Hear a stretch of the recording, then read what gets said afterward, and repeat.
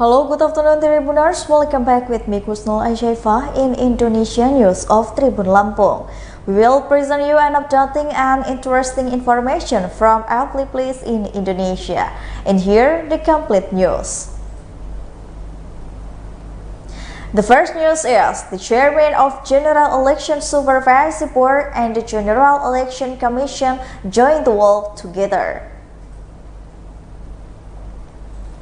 The election supervisory body of the Republic of Indonesia carried out a walk and the socialization of supervision of the 2024 election Sunday 18 December 2022.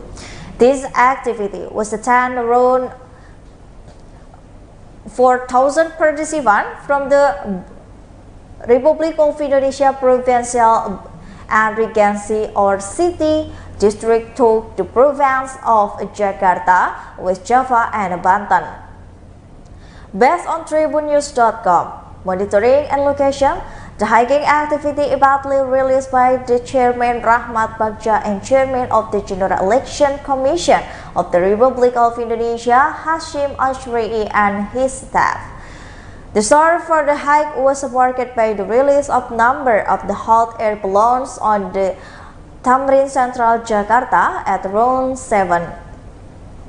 It can be seen the part of the chair of the Bawaslu and the chairman of the three as a member of both Ileli Suhanti and staff. They wore back clothes and words written on them. The serious activity were carried out in the front toward and the national consolidation of the entering straighten of the performance and solidarity and election of supervision in overseeing in the prevision of the stage of 2024 election. In addition to hiking activity, it is planned to resuble also explanation of monitoring result from the 34 provinces in Indonesia. After holding the walk in Chairman Rahmat Bagja closed the 2022 national consideration activity, he invited Hashim Ari to sing together on the stage.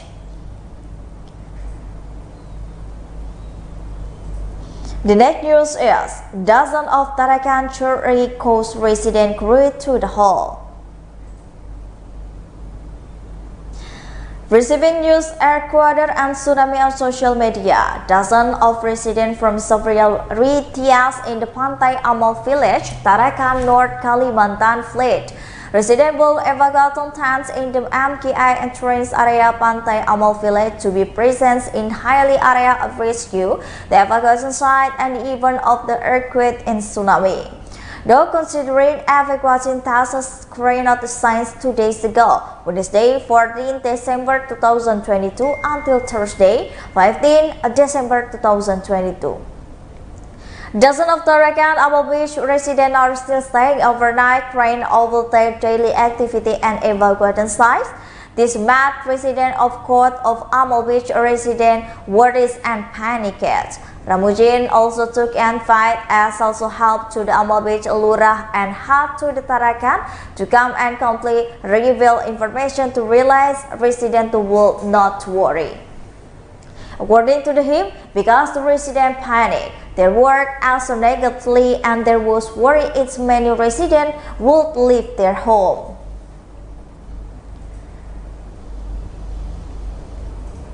The next news is the Red and White Carnival in the Tegal Regency set as a record 80,000 banners. The Red and White Harmony Nusantara Racing Carnival took place in Tegal Regency, which under 1,000 meters of flags, 7 flags measuring meters by the 30 meters in the pancake is fought and 8 red and white panas finished to set a new record even the world level. This information was confirmed by the General Chairman and the founder Indonesia World Achievement Institute, Paulus Panca, when met by the Tribune Jateng on the main stage Saturday, 17 December 2022. Paulus explained the Red White Harmony Nusantara Awakening Carnival activity with the most red and white banners numbering 8, raised by teenagers managed to break a new record even at the world level. In fact, record can be considered new world record a world record as well, because there was never have been anyone in the world has been raised their national flag as much as they did in Tegal Regency. Paulus even mentioned in Indonesia World Achievement Institute record of 9 by Tegal Regency in the furthest record in the red and white carnival category with the most banners, namely 8,000 banners.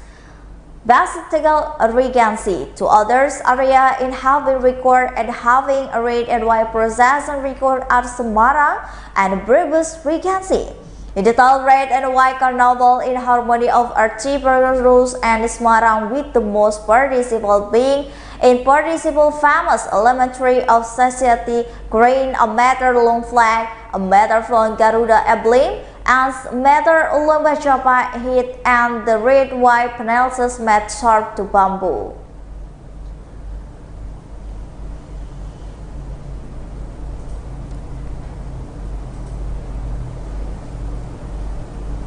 The next news is the Ministry minibus carrying the Woro Sukarjo group of teachers overturned.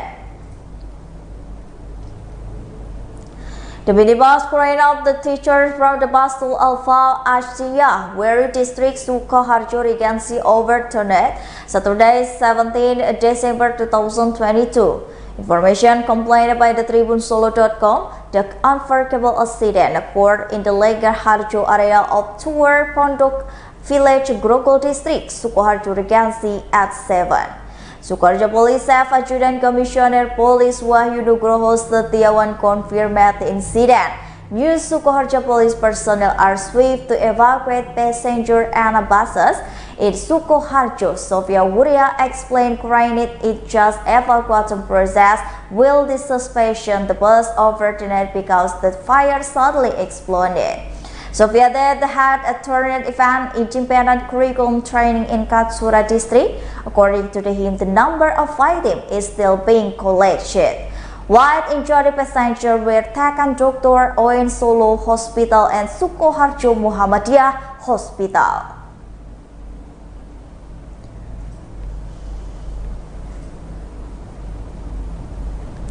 The next news is the state gives host for Jokowi book from the book Rosso. After this team president ends in 2024, Joko Widodo will receive a host of gift from this country as in tradition that has received by the president of Indonesia every time he takes office. The gift house for Jokowi is not located in Jakarta, but in Karanganyar Regency, Central Java. The land to be used, the location is of the Taman Sari Restaurant in the Adi Sucipto Blulukan Road, Kolomandu, Karanganyar, Blulukan Village, Hit, Kolomandu, Karanganyar, Slamet Wijoyo said. The land was in the form of amphitheater. He revamped New Year yet was planning to be used as an treatment home to the former president, and the permit process was still ongoing. Slamet Itmai didn't know to extend the land purchase process, but it might. The recent information that the land will be purchased to be used a gift house from the stage for Jokowi reached 3 stacks. The land of Kolomandu is a kilometer stage because it has access to the Sumarno airport and quite close, likewise access to toll road.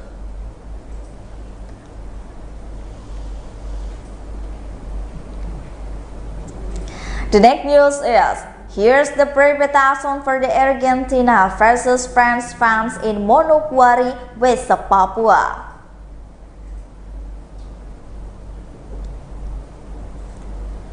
Fanatical fans of the French national team or the Les Bleus Manokwari were warned when a number of the key French players were not back to 2022 World Cup in Qatar. France 4-1 landslide victory over Australia in the first match of the group herself gave hope to the Superstars, including the badly battered in the French is Manokwari. Argentina Super will be removed from the will a photo videography competition apart from the holding of viewers together.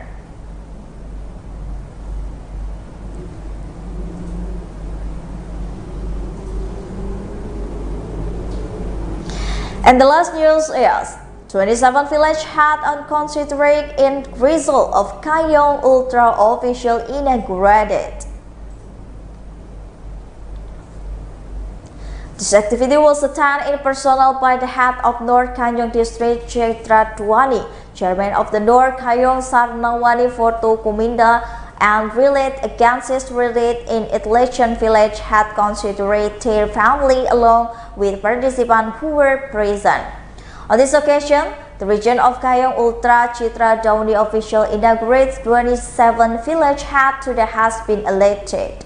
Regarding inauguration, the region of the North Kayong Citra Dwani said the 27 village had candidates were election today and took the oath of the votes. Furthermore, Citra region in places to the 27 election with the head of many villages found as much as possible and completely applicable law and regulation.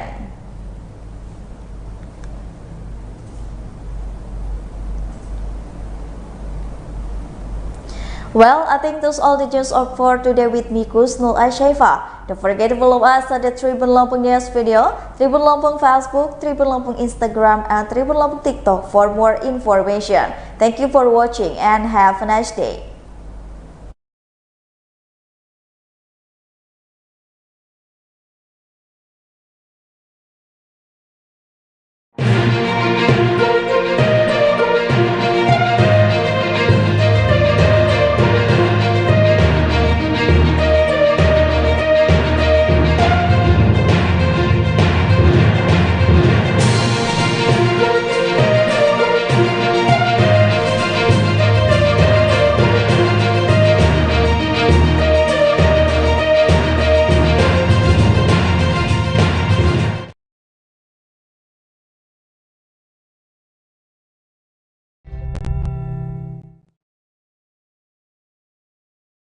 Selamat siang, Tribuners, kembali hadir di depan Anda live update siang edisi Senin 19 Desember 2022.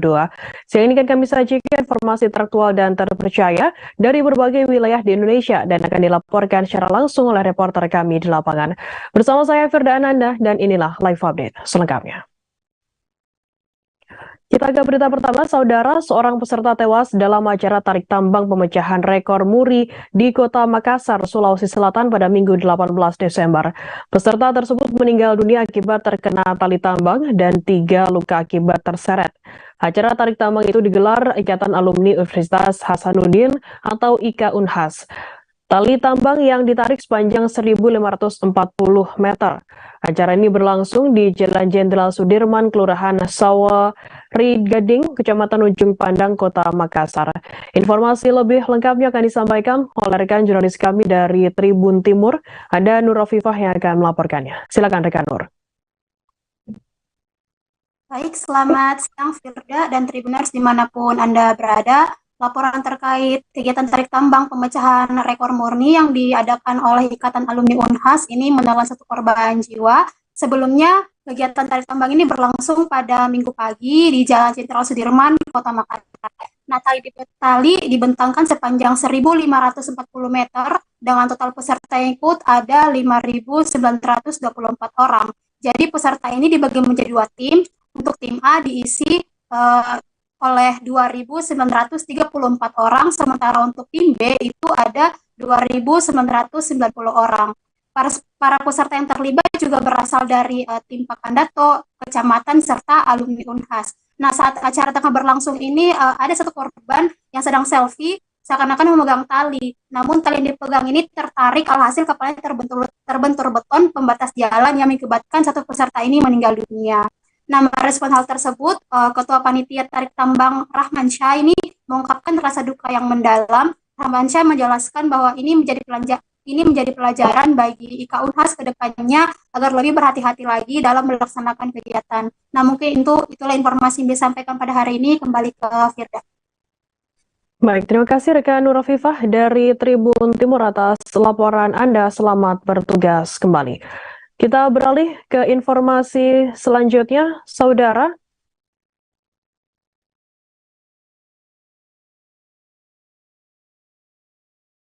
Pengadilan Negeri Jakarta Selatan kembali menggelar sidang lanjutan perkara dugaan pembunuhan berencana terhadap Brigadir Nofriansyah Yosua Huta Barat alias Brigadir J pada Senin 19 Desember hari ini. Sidang pada hari ini sendiri diagendakan untuk kelima terdakwa pembunuhan berencana, yakni Ferdi Sambo, Putri Chandrawati, Richard Eliezer atau Baradae, Ricky Rizal, dan juga Kuat Ma'ruf. Untuk agenda persidangan pada hari ini sendiri, Jaksa Penuntut Umum menghadirkan beberapa saksi ahli untuk didengarkan keterangannya. Informasi lebih lengkapnya akan disampaikan oleh rekan jurnalis kami dari tribunnews.com, ada Rizky Sandi Saputra yang akan melaporkannya. Silakan rekan Rizky. Ya, Firda dan juga Tribuners, benar pada hari ini Senin 19 Desember 2022, Pengadilan Negeri Jakarta Selatan kembali menggelar sidang lanjutan dugaan pembunuhan berencana terhadap Nofriansyah Yosua Huta Barat atau Brigadir Yosua, di mana pada hari ini beragendakan sidang pemeriksaan keterangan ahli dari Jaksa Penuntut Umum. Setidaknya ada 5 orang ahli yang dihadirkan begitu, mulai dari ahli forensik, ahli digital forensik, ahli kriminologi, dan juga tadi juga ada ahli dari Inavis. Dalam keterangannya mereka dalam hal ini ahli forensik sekaligus dokter pertama yang melakukan autopsi terhadap jenazah Brigadir Yosua, yakni Fahra Primadani, menyatakan kalau pihaknya menemukan adanya 7 luka tembak masuk gitu, dengan 6 luka tembak diantaranya keluar dari tubuh Yosua dan 1 peluru atau proyektil masih bersarang di dada Yosua saat proses otopsi pertama di tanggal 8 Juli 2022 lalu. Tak hanya itu, tadi juga ada keterangan dari ahli kriminologi atau kriminolog, dalam hal ini Muhammad Mustafa, yang dihadirkan dalam persidangan. Dirinya menyatakan kalau dugaan pelecehan seksual yang diskenariokan oleh Putri Chandrawati dan juga Ferdi Sambo dikatakan oleh dia tidak bisa menjadi motif atau dasar adanya penembakan terhadap Brigadir Yosua, karena memang dalam keterangan Mustafa tadi Ferdi Sambo maupun Putri Chandrawati tidak menyajikan menyajikan fakta atau bukti terhadap dugaan pelecehan tersebut di saat melaporkan ke kantor kepolisian. Di kata Mustafa, setidaknya ada 2 bukti yang harusnya dicukupkan oleh Ferdi Sambo dan juga Putri Chandrawati, yakni pertama keterangan dari saksi, dan kedua hasil visum terhadap Putri Chandrawati, dan kedua bukti ini tidak dapat dibawa oleh Ferdi Sambo dan juga Putri Chandrawati untuk meyakinkan adanya dugaan pelecehan seksual yang dilakukan oleh Yosua. Tadi juga atas hal itu Mustafa menyebut kalau penembakan ini ya dilatar belakangi karena adanya kemarahan terkait dengan cerita Putri Chandrawati yang menyebut dirinya dilecehkan oleh Brigadir Yosua. Dan Firda dan juga Tribuners, sebagai informasi saat ini sidang masih terus berlanjut gitu dengan agenda pemeriksaan 5 orang ahli untuk 5 terdakwa, dalam hal ini Ferdi Sambo, Putri Chandrawati, Richard Eliezer, Ricky Rizal, dan juga Kuat Ma'ruf. Dan sebagai informasi, karena memang Baradae atau Richard Eliezer merupakan statusnya justice kolaborator atau saksi pelaku dalam perkara ini, dirinya tadi disidang di ruang terpisah di Command Center di Pengadilan Negeri Jakarta Selatan. Mungkin itu Firda dan juga Tribunus yang bisa disampaikan langsung dari Pengadilan Negeri Jakarta Selatan. Kembali ke studio. Baik, terima kasih rekan Rizky dari tribunnews.com atas laporan Anda. Selamat bertugas kembali. Kita beralih ke informasi lainnya, Saudara. Seorang warga Lambegak, Kecamatan Kuta Jot Gili, Aceh Besar berinisial SM 58 tahun menjadi korban penipuan dengan modus pemerasan dan janji damai. Pelaku diketahui berinisial JO 28 tahun, warga Rantau Pauh, Kecamatan Rantau, Aceh Tamiang pada 16 November 2022 lalu.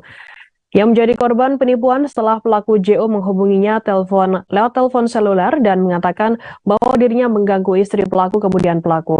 Informasi lebih lengkapnya akan disampaikan oleh rekan jurnalis kami dari Serami News Indonesia, ada Indra Wijaya yang akan melaporkannya. Silakan rekan Indra.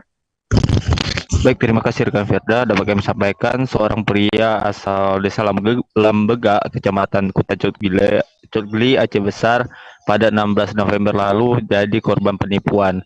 Nah, korban penipuan itu sendiri dilakukan oleh pria berinisial JO yang berasal dari Kabupaten Aceh Tamiang. Berdasarkan keterangan yang kami terima dari Kasarreskrim Polres Aceh Besar, AKBP Ferdian Chandra mengatakan bahwa modus operandi yang dilakukan oleh pelaku di mana pelaku menghubungi korban dan menuduh korban bahwa dirinya telah melakukan pelecehan atau mengganggu istri pelaku.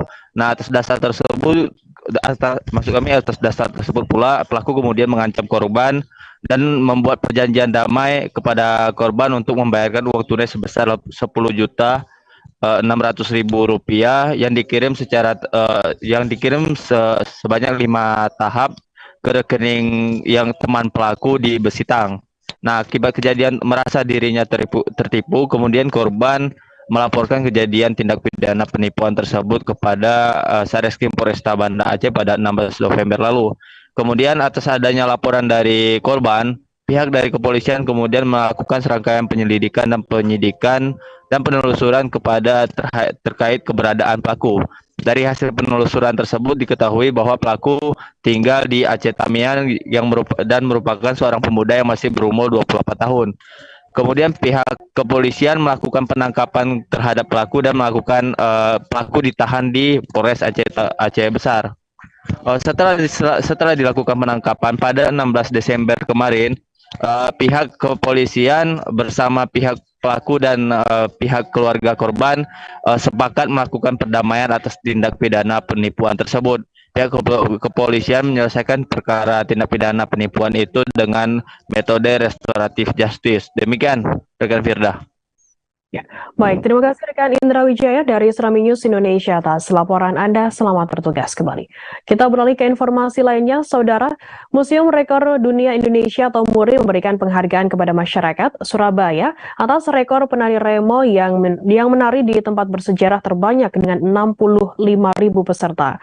Penghargaan ini diberikan atas keberhasilan penyelenggaraan menari massal di 10 tempat bersejarah hingga ratusan sekolah di Surabaya. Total ada 65.945 penari dari berbagai usia yang mengikuti pemecahan rekor ini. Penghargaan tersebut diserahkan oleh Direktur Operasional Rekor MURI, Yusuf Ngadri, kepada Wali Kota Surabaya Eri Cahyadi di Jembatan Surabaya, Kecamatan Kenjeran, pusat lokasi acara tersebut.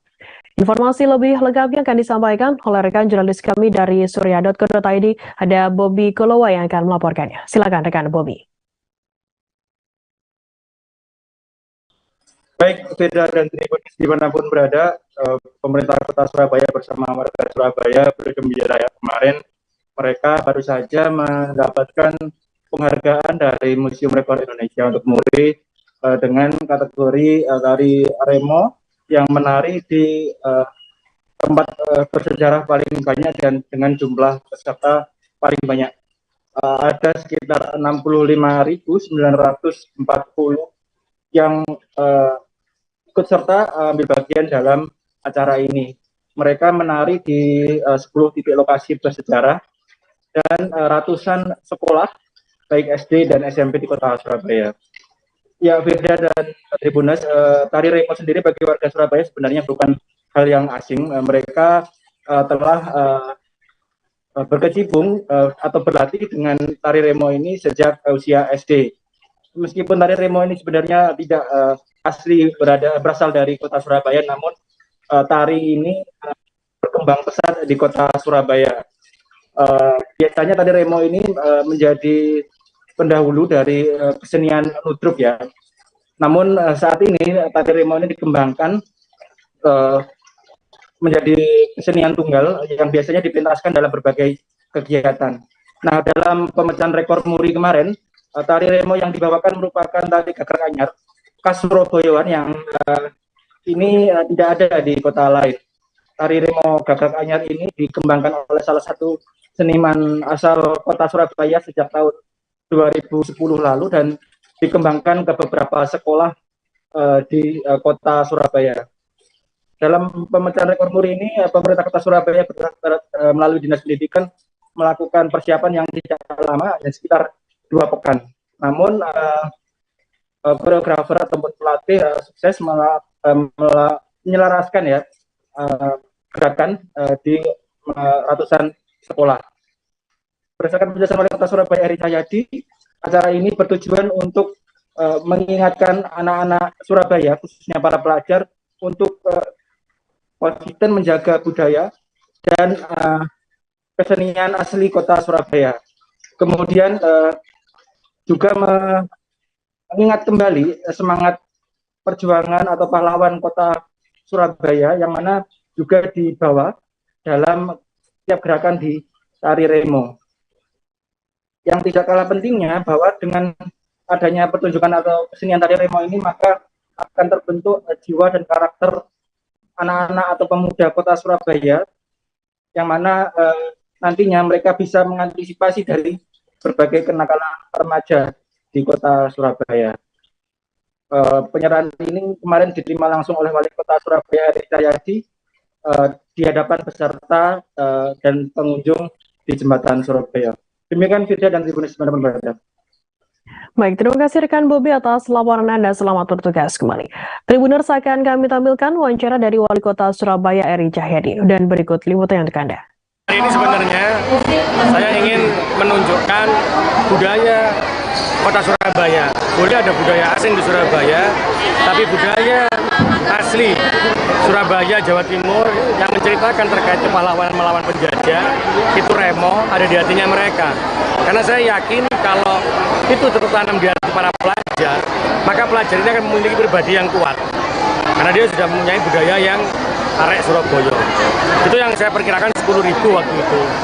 Tapi ternyata setelah disampaikan ke sekolah-sekolah, dan di situ ternyata yang daftar banyak betul di luar prediksi kami. Akhirnya terdaftar sampai hari ini adalah 65.946 yang ikut tari remo di Kota Surabaya. Saya matur nuwun untuk semua para guru, para murid, para orang tua siswa, dan seluruh semua stakeholder yang ada di Kota Surabaya, untuk komunitas sanggar seni semuanya. Inilah yang menunjukkan kebersamaan kita Surabaya. Dan rekor muri ini bukan untuk Pemkot Surabaya, tapi saya persembahkan untuk seluruh warga Kota Surabaya yang sudah menjaga kekompakannya, yang sudah menjaga budaya di dalam hatinya. Ayo kita bangun Kota Surabaya ini dengan budaya dan bermartabat. Karena saya yakin dengan filosofi tari remo, maka kekuatan budaya, kekuatan karakter kita pasti akan terbentuk. Anggota Opsenal Satres Narkoba Polres Pamekasan menangkap IN, 23 tahun, DPO penjual sabu-sabu warga Dusun Keramat, Desa Panglegur, Kecamatan Telanakan. Kasatres Narkoba Polres Pamekasan AKP Junairi Tirtoatmojo menjelaskan ditangkapnya DPO itu dari inisial IN itu berdasarkan pengembangan dari tersangka D 20 tahun dan J 22 tahun. Ia diketahui telah menjual sabu-sabu seharga Rp100.000 terhadap D dan J, warga Dusun Keramat, Desa Panglegur, Kecamatan Telanakan, Kabupaten Pamekasan. Informasi lebih lengkapnya akan disampaikan oleh rekan jurnalis kami dari Tribun Madura, ada Kuswanto Ferdian yang akan melaporkannya. Silakan rekan Kuswanto. Baik, terima kasih rekan Firda. Selamat siang seluruh penonton Tribuners yang ada di seluruh Indonesia. Satres Narkoba Polres Pamekasan menangkap seorang anggota aktif Polres Pamekasan yang terlibat dalam penjualan sabu-sabu di Kabupaten Pamekasan. Diketahui anggota aktif Polres Pamekasan yang juga terlibat dalam penjualan sabu-sabu ini merupakan anggota Sat Sabara Polres Pamekasan yang saat ini sudah menjalani penahanan di rumah Mapolres Pamekasan.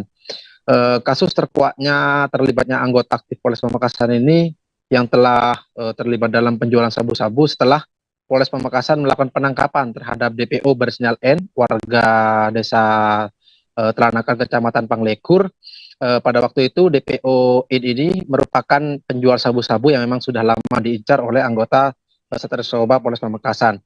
Nah, pengakuan IN setelah dilakukan penangkapan oleh anggota Satres Narkoba Polres Pamekasan, dia membeli sabu-sabu tersebut dengan harga Rp100.000 dari seorang pria berinisial WB, dan WB ini diketahui merupakan seorang anggota aktif Polres Pamekasan yang merupakan sebagai anggota Sat Sabara Polres Pamekasan.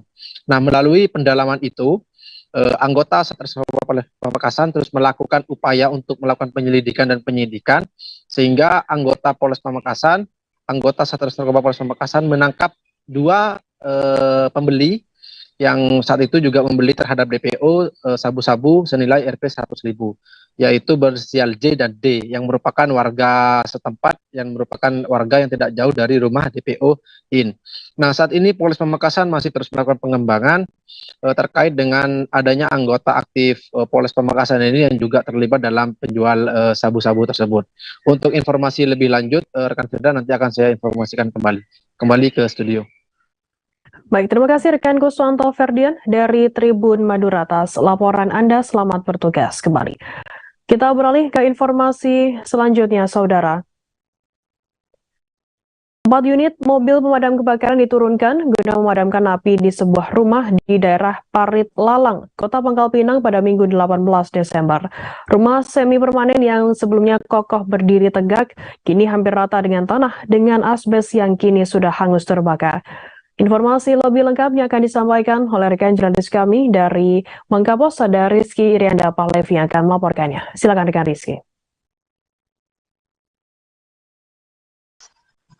Ya, Firda, kejadian naas terjadi pada Minggu malam kemarin sekitar pukul 8 malam, di mana sebuah rumah semi permanen yang terbakar, yang membuat 4 unit mobil pemadam kebakaran harus dikerahkan untuk memadamkan api.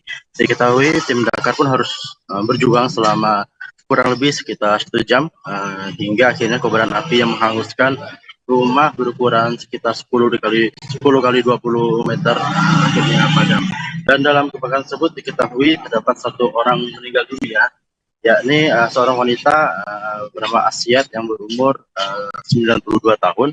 Selain itu juga ada pula 1 orang asisten rumah tangga dan 1 orang anak kecil berusia 9 tahun yang juga dari informasi yang kami terima juga menjadi korban. Namun untuk keduanya ini berhasil selamat. Kini pihak dari Polresta Pangkal Pinang masih terus melakukan penyelidikan terkait kebakaran, namun kuat dugaan api ini muncul dikarenakan adanya korsleting listrik. Selain itu, Kabid Pelayanan RSUD Depati Hamzah Dr. Tamrin juga mengatakan untuk kondisi Asyad ini mengalami luka bakar yang parah, bahkan terungkap luka bakar yang dialami Asyad ini mencapai 98% atau hampir di sekujur tubuhnya ini habis terbakar.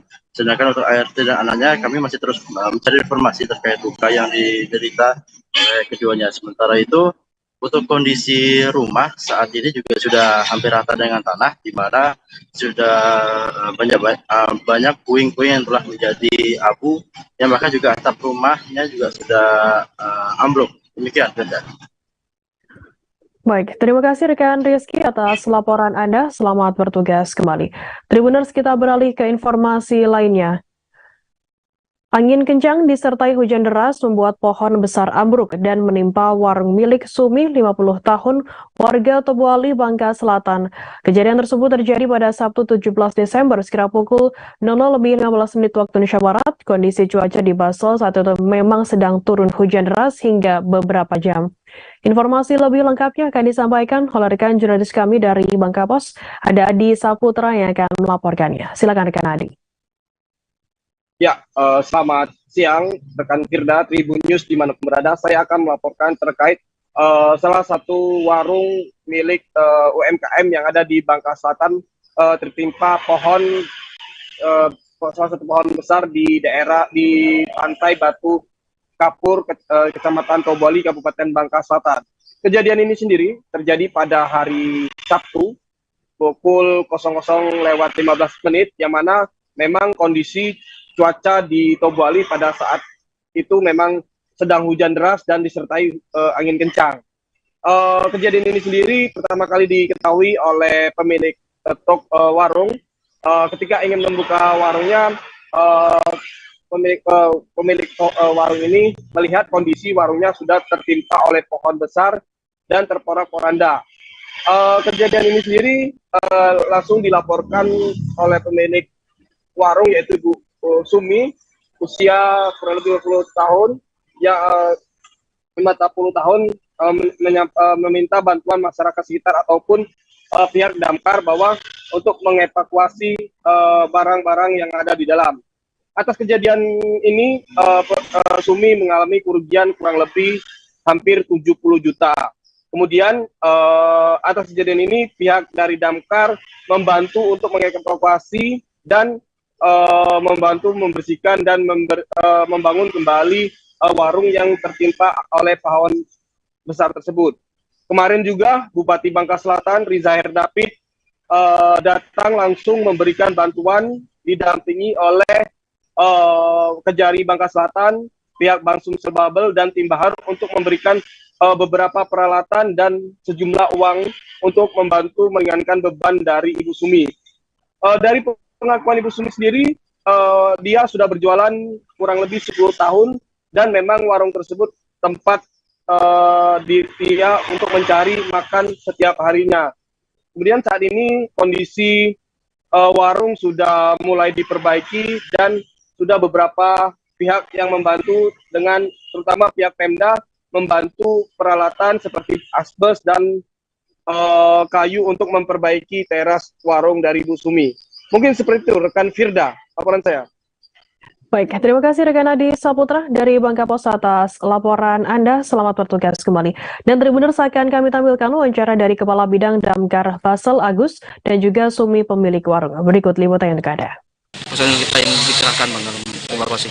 Kejadian puting malam tadi terjadi sekitar pukul 12 malam dengan hujan, intensi hujannya sangat cukup deras dengan angin yang cukup kuat, sehingga pada pagi ini kami mengetahui bahwa ada terjadinya patahnya pohon kayu yang menimpa warung saudara Heri di lokasi Batu Kapur. Nah, alhamdulillah pagi ini kita dari tim damkar mendapat kabar bahwa ada kejadian pohon tumbang ini, sehingga kami secara cepat langsung ke lokasi. Dan sekarang aktivitas kita itu dalam hal pembuatan pemotongan kayu dan pembuangan dahan-dahan yang menimpa warung tersebut. Untuk sementara itu yang kita lakukan. Mudah-mudahan habis ini kita melakukan pembersihan dan pembuangan sampah-sampah yang ada di lokasi. Banyaklah etalase kacau, baja-baja hancur, asbes hancur, kulkas. Minta bantunya Pak. Minim lagi Pak. Berapa total kerugian kita Pak Imai dalam? Minimal 70 juta. Minimal ya. Harapanku untuk pemerintah bisa membantu aku. Karena inilah mata pencarian kami. Biasa omset berapa per hari ya? Minimal 2 juta kurang lebih per hari. Itu belum terhitung hari Minggu. Kalau hari Minggu bisa naik 5 juta. Bisa naik ya.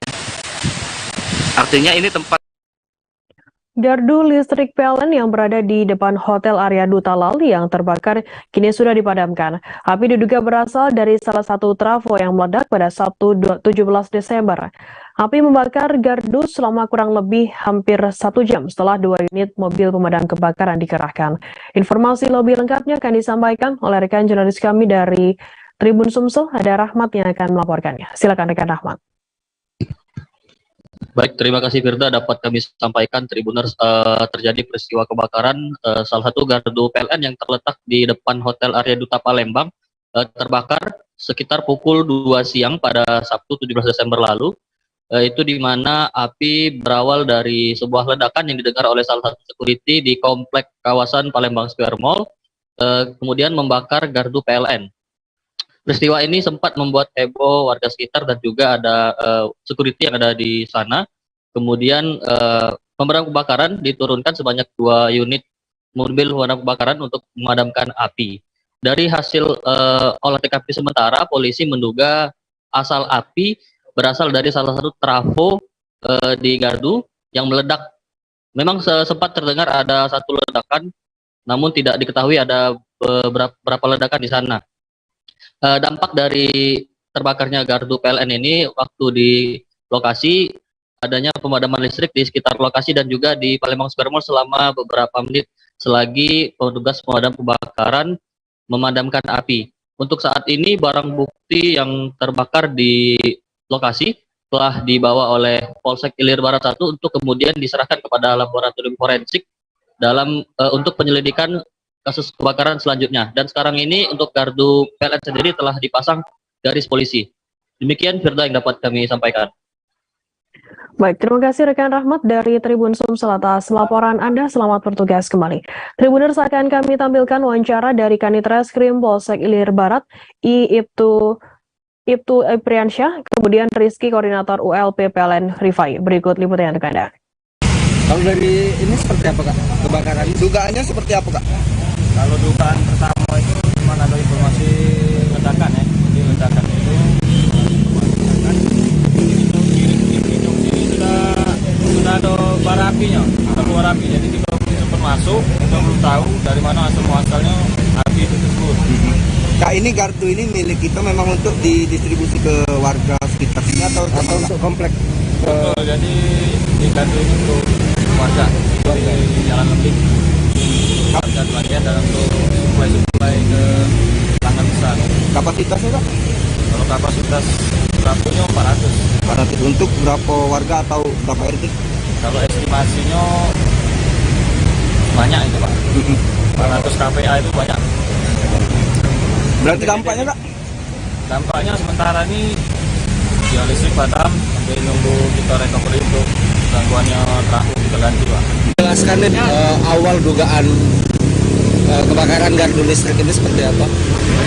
Dapat kami jelaskan itu sementara data-data yang kita ambil bahwasanya sekitar pukul 14.15 di gardu ini ada sedikit keluar asap setelah dicek oleh saksi atas nama AF dan rekannya JS.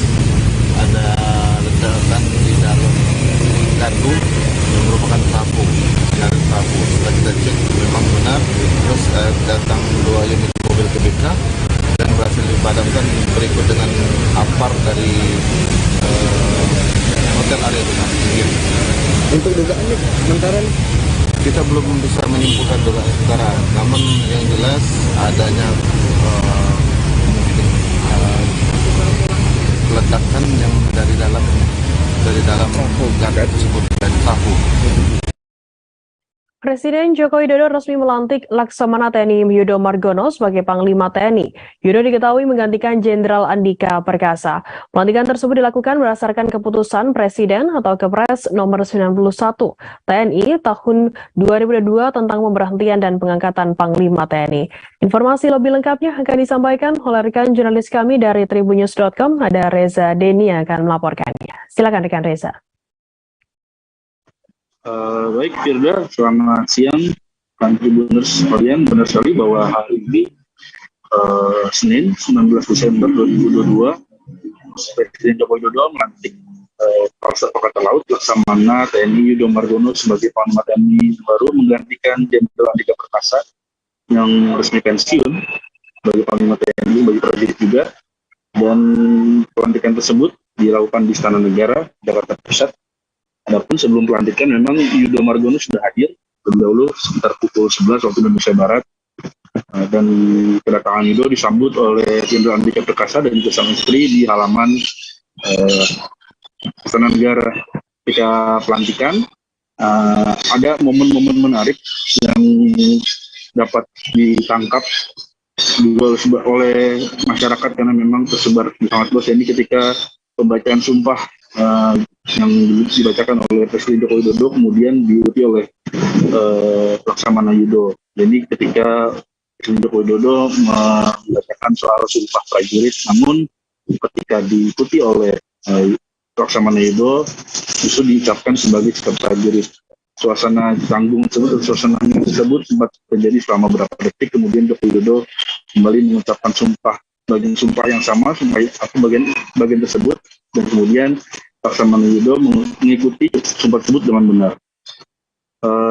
Saat di satu wawancara dengan awak media, Presiden Joko Widodo berpesan kepada Laksamana Yudo sebagai Panglima TNI yang baru untuk tetap menjaga persatuan dan kesatuan NKRI dan juga tetap menjaga persatuan kedaulatan negara Indonesia yang notabene merupakan negara maritim yang adalah representasi dari Angkatan Laut itu sendiri. Kemudian Joko Widodo juga berpesan kepada Laksamana Yudo agar tetap menjaga dan meningkatkan tingkat kepercayaan masyarakat atau publik terhadap TNI, karena memang dalam sejumlah lembaga survei tingkat kepercayaan publik terhadap TNI ini masih yang menjadi paling tertinggi begitu di antara lembaga-lembaga lainnya. Kemudian Panglima TNI yang baru Yudo Margono juga menjawab sejumlah pertanyaan terkait diantaranya soal isu PKB di Papua dengan pendekatan dan juga dengan pendekatan humanis. Itu akan dilakukan koordinasi dengan kepala staf yang lainnya, dan juga sembari menunggu siapa yang akan dilantik oleh Presiden Joko Widodo menggantikan Yudo Margono sebagai kepala staf TNI Angkatan Laut. Memang belum ada nama-nama yang beredar dari calon kepala staf TNI Angkatan Laut ini, namun nampaknya memang Jokowi hanya memberikan semacam tunjuk, yakni bahwa mengganti Yudo Margono di kepala staf Angkatan Laut, yakni dari bintang 3 di Angkatan Laut. Kemudian Yudo Margono juga menjawab soal bagaimana jabatan dirinya yang hanya berlaku selama setahun, karena memang Panglima TNI sebelumnya juga Panglima TNI Jenderal Andika juga menjabat sebagai Panglima TNI selama 1 tahun. Menurutnya jabatan selama 1 tahun itu tidak masalah karena dia bekerja atau mengabdikan diri sebagai prajurit TNI, tidak mengenal masa jabatan. Yang paling dia tekankan adalah bagaimana TNI bisa profesional, kemudian membanggakan harkat martabat bangsa Indonesia baik di dalam negeri maupun di dunia internasional. Dan rencananya serah terima jabatan dari Panglima TNI Jenderal Andika Perkasa kepada Panglima TNI yang baru ini, Laksamana Yudo, akan dilakukan di markas besar TNI di Jakarta Timur pada Selasa besok, tanggal 20 Desember 2022, sekitar pukul 7.30 waktu Indonesia Barat. Dan suasana guyup terlihat ketika sejumlah petinggi negara hadir memberikan selamat pada Laksamana Yudo yang resmi menyandang status sebagai Panglima TNI yang baru. Demikian, Firda, yang dapat disampaikan. Baik, terima kasih rekan Reza Denny dari Tribunnews.com atas laporan Anda. Selamat bertugas kembali. Kita beralih ke Jawa Tengah, Saudara. Daihatsu Xenia bernomor polisi AD 9202HR terbakar setelah selesai isi bensin di SPBU Biting, Kecamatan Purwantoro pada Minggu 18 Desember. Pemilik mobil tersebut adalah Triantno, warga Gumpakan, RT 1 RW 7 Desa Pucung, Kecamatan Kismantono. Awalnya Triantno mengisi bensin seperti biasa, namun saat selesai mengisi bensin di SPBU Biting, tiba-tiba ada asap tebal keluar dari kap mobilnya. Informasi lebih lengkap yang akan disampaikan oleh rekan jurnalis kami dari Tribun Solo, ada Tri Widodo yang akan melaporkannya. Silakan rekan Tri Widodo. Ya, tidak dapat kami laporkan dari Walabi bahwasanya kemarin yang tepatnya sekira pukul 14.38 waktu Indonesia Barat telah terjadi peristiwa yang cukup memilukan, di mana ada sebuah minibus jenis Daihatsu Xenia yang lagi selesai isi bensin, namun saat sebelum meninggalkan SPBU di wilayah Biting yang berada di Kecamatan Purwantoro ini, mobil tersebut mengalami terbakar. Hal itu diketahui saat Triantno tidak meninggalkan mobil tersebut, namun dia melihat ada sebuah kepulan asap yang keluar dari kap mobil bagian depannya. Dia pun langsung keluar dan seketika langsung mendorong mobilnya menjauh dari SPBU. Beruntung di depannya SPBU ini ada 2 jalan, dan lalu di seberang jalannya itu ada sebuah lahan kosong. Mobil itu langsung didorong dengan sekuat tenaga menuju lahan kosong tersebut supaya saat terjadi kebakaran tidak menimbulkan ledakan yang bisa mengakibatkan adanya korban luka maupun korban jiwa. Beruntung tidak Triantno bisa segera cepat mengevakuasi atau membawa lari mendorong mobilnya tersebut sehingga ledakan bisa terhindarkan. Kasus ini ataupun musibah kebakaran ini telah ditangani oleh jajaran Polres Wonogiri. Hanya saja sampai saat ini masih dilakukan proses penyelidikan, sehingga untuk penyebab pasti apakah akibat dugaan korsleting listrik ataupun penyebab lainnya, jajaran kepolisian masih mendalami kasus tersebut. Hanya saja dipastikan sampai saat ini tidak ada korban jiwa maupun korban luka akibat insiden peristiwa itu. Sudah. Baik, terima kasih rekan Triwidodo dari Tribun Solo atas laporan Anda. Selamat bertugas kembali. Kita beralih ke informasi selanjutnya, Saudara.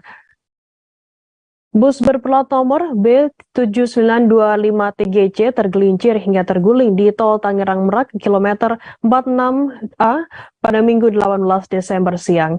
Kepala Induk PCR Serang Korlantas Polri Tol Tangerang Merak, Hombal Wiratno mengatakan, berdasarkan keterangan sang sopir, bus tergelincir diduga lepas kontrol saat hujan. Bus yang dikendarai oleh Lindra, 53 tahun, melaju dari arah Jakarta menuju Serang di lajur 2. Namun di tempat kejadian perkara, kondisi hujan dan jalan licin, sehingga membuat sopir lepas kendali hingga bus tergelincir dan juga terguling. Informasi lebih lengkapnya akan disampaikan oleh rekan jurnalis kami dari Tribun Banten, ada Ahmad Tajudin yang akan melaporkannya. Silakan rekan Tajudin.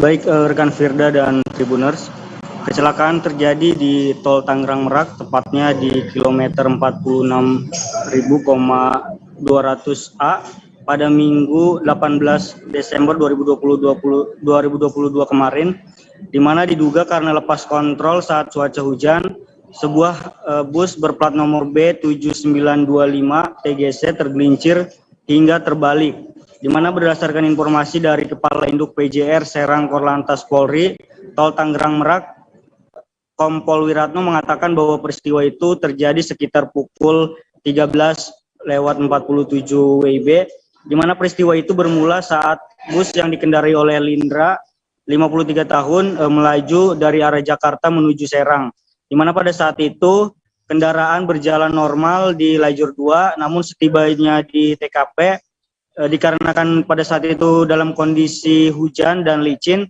pengendara mengaku lepas kendali sehingga mobil yang dikendarainya terjatuh dan terbalik miring. Akibatnya dari kecelakaan tersebut, sekitar 10 orang mengalami luka-luka dan saat ini dirawat di Rumah Sakit Tobat Belaraja, dan 1 orang dinyatakan telah meninggal dunia. Adapun untuk nama-nama korban tersebut diantaranya yaitu Fatih Hekmatyar Sainudi, usia 26 tahun, mengalami lecet pada bagian belakang, punggung belakang. Kemudian ada yang kedua, IGD Parta Arya Suta, 24 tahun, warga asal Kabupaten Serang, mengalami robek di bagian kaki kanan. Kemudian ada Soleman, 39 tahun, warga Kecamatan Carenang, Kabupaten Serang, mengalami robek bagian tangan kiri. Dan ada Dedi Alfian, warga asal Perumahan Cikande Permai, beliau mengalami lecet pada bagian kaki dan tangan kiri. Kemudian ada juga Naman, 57 tahun, warga asal Carenang, Kabupaten Serang, mengalami robek pada bagian kepala dan tangan bagian kiri. Ada juga Arifin Herianto, warga asal Kecamatan Cipocok Jaya, Kota Serang, mengalami terkilir pada bagian leher dan juga benjolan pada bagian kepala. Ada juga Kevin, 11 tahun, warga asal Kota Serang, mengalami sesak dada. Dan kemudian yang ke-8 ada Nindya, 5 tahun, asal Kota Serang, mengalami lecet pada bagian mata. Dan yang ke-9 ada Sri Handayani, 30 tahun, warga asal Kabupaten Tabanan, Provinsi Bali, yang juga mengalami lecet pada bagian kaki kiri dan leher terkilir. Dan yang ke-10 ada Nurali, 44 tahun, warga asal Kampung Kebon, Kabupaten Pandeglang, mengalami benjol berdarah di bagian kepala bagian kiri. Dan yang terakhir yaitu atas nama Soeharto, warga asal Kampung Kebon Cau, Desa Palanyar, Kecamatan Cipucang, Kabupaten Pandeglang, dinyatakan telah meninggal dunia saat kecelakaan. Firda.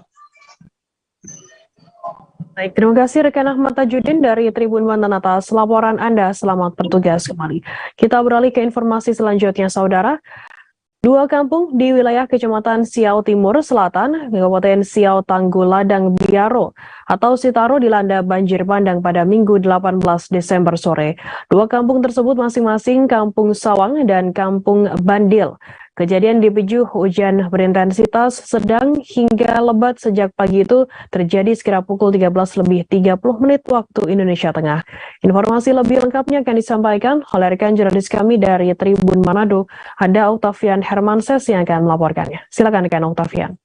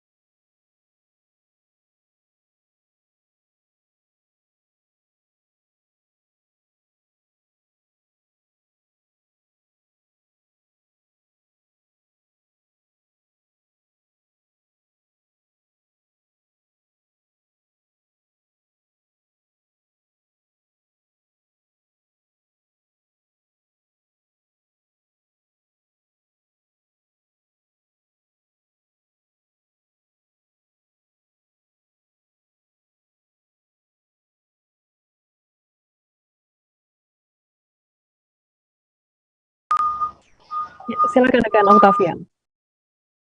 Baik, selamat siang Tribuners.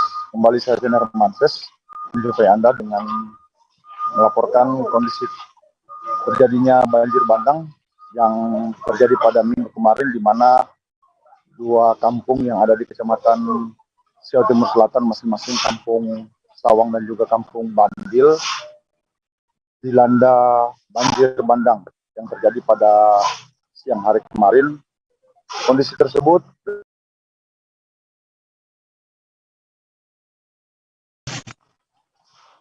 curah hujan yang tinggi yang terjadi sejak minggu pagi, dan akibat hujan dengan intensitas sedang hingga lebat Kecamatan Siau Selatan mengakibatkan adanya ancaman banjir bandang di dua kampung tersebut.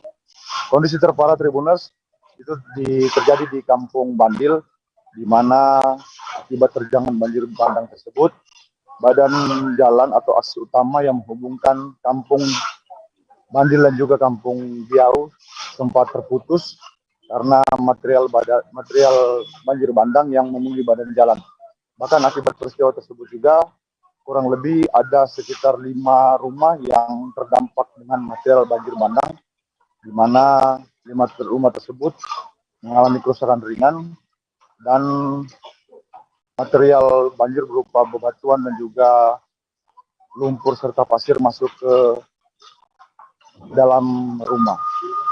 Sementara itu dari Kampung Sawang dilaporkan juga salah satu warga setempat meninggal dunia akibat terseret arus banjir, dan rencananya hari ini juga akan dimakamkan oleh keluarga dan juga warga setempat.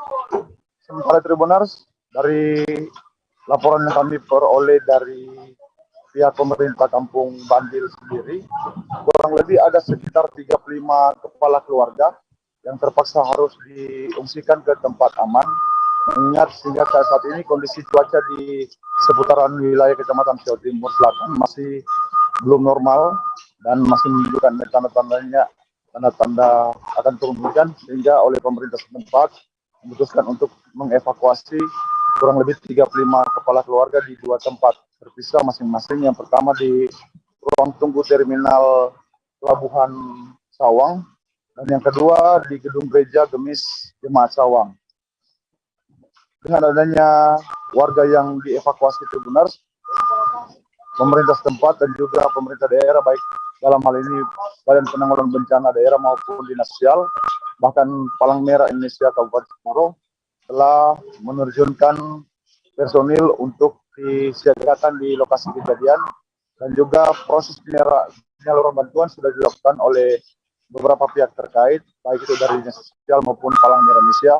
Bahkan siang ini dikabarkan Tribuners dari BPBD juga langsung akan menyalurkan bantuan untuk para warga yang menjalani evakuasi. Nah, saat ini Tribuners, saya sedang berada di lokasi kejadian dan memantau kondisi terkini di tempat kejadian terjadi banjir bandang, di mana saat ini masyarakat dibantu oleh aparat dari TNI maupun Polri, bahkan dari jajaran pemerintah daerah atau SKPD terkait, sedang bergotong royong untuk membersihkan tumpukan material yang memenuhi badan jalan. Kurang lebih ada puluhan personil gabungan dari TNI maupun Polri, bahkan untuk mempermudah jalannya proses pembersihan material yang menumpuk di badan jalan, pemerintah daerah menerjunkan 1 unit alat berat berupa loader untuk mempercepat proses pembersihan material di lokasi kejadian ini. Sementara itu, pantauan kami Tribuners, di beberapa titik juga masyarakat masih nampak memenuhi lokasi kejadian, baik itu yang ada dari luar wilayah Kampung Bandil untuk melihat kondisi terkini yang ada di lokasi kejadian di Kampung Bandil, Kecamatan Siau Timur Selatan ini. Sementara itu juga Tribuners, Bupati Kepulauan Sitaro Epamilian Susingen melalui penyampaian di beberapa grup WhatsApp telah menegaskan kepada jajaran SKPD teknis untuk segera menindaklanjuti, bahkan mengambil langkah-langkah konkret terkait penanganan bencana di Kampung kami ulangi di Kampung Bandil dan juga Kampung Sawang ini. Ia pun menginstruksikan seluruh jajarannya untuk segera memenuhi kebutuhan para warga yang dievakuasi akibat banjir bandang yang terjadi pada kemarin hari. Mungkin Tribuners yang dapat kami laporkan terkait kondisi yang terjadi di Kampung Bandil dan juga Kampung Sawang, Kecamatan Siau Timur Selatan. Demikian, Baik, terima kasih rekan Octavian atas laporan Anda. Selamat bertugas kembali. Kita beralih ke informasi lainnya, Saudara. Seorang kakek bernama Musa Toryani, warga desa Jiko, Kecamatan Obi, Halmahera Selatan, Maluku Utara, meminta kepada Presiden Joko Widodo agar memperbaiki jalan sebelum pemilu 2024 tiba. Pria 74 tahun yang berprofesi sebagai buruh pelabuhan belum pernah merasakan jalan mulus layaknya di daerah lain. Musa menambahkan saat tiba waktunya pilkada, pihaknya selalu saja mendapat janji manis. Satu di antaranya yakni perbaikan jalan. Namun janji tersebut tak kunjung dipenuhi ketika mereka sudah dilantik sebagai kepala daerah kabupaten maupun provinsi. Informasi lebih lengkapnya akan disampaikan oleh rekan jurnalis kami dari Tribun Ternate, ada Nur Hidayat Yani yang akan melaporkannya. Silakan rekan Gani. Ya, rekan Firda di studio dan Tribuners, terkait dengan permintaan seorang kakek di Halmahera Selatan kepada Presiden Joko Widodo untuk memperbaiki jalan di Kepulauan Obi. Ini disampaikan pada hari Minggu kemarin, di mana kakek tersebut semasa hidupnya belum pernah merasakan jalan mulus layaknya di daerah-daerah lain, sehingga itu dia meminta kepada orang nomor satu di Republik Indonesia, yang dalam hal ini Presiden Joko Widodo, agar memperbaiki ruas jalan di desanya, yaitu Desa Jiko, Kecamatan Obi, untuk sebelum pemilu 2024 jalan tersebut sudah harus diperbaiki oleh Presiden. Firda dan Tribuners, kakek Musa Toryani juga semasa hidupnya mengaku belum pernah merasakan jalan mulus.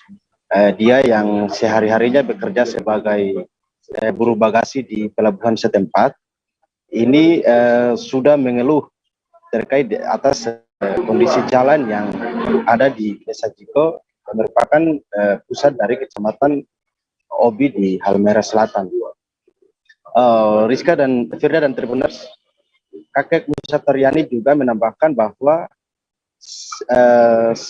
selama menjelang momentum pemilihan kepala daerah maupun kepala daerah kabupaten maupun provinsi, pihak desa mereka sering didatangi oleh paslon-paslon tertentu, dalam hal ini melakukan kampanye terkait dengan pembangunan ruas jalan di daerah tersebut, di mana janji-janji itu selalu disampaikan namun tidak ditunaikan ketika para paslon atau mereka yang terpilih sebagai kepala daerah.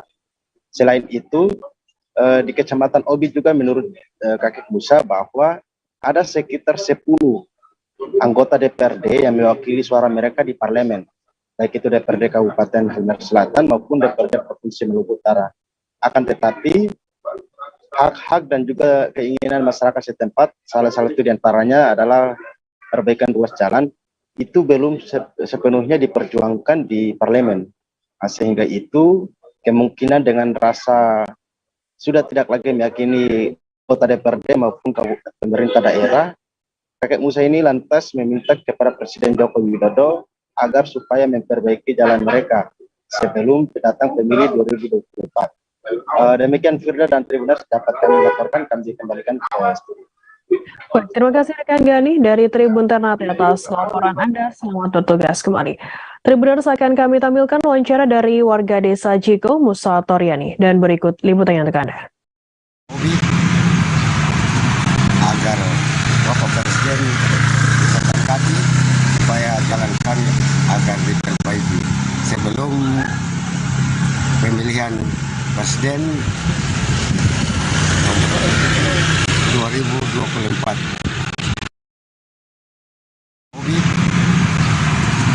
Agar Bapak Presiden bisa kaki supaya jalan kami agar diperbaiki sebelum pemilihan presiden 2024.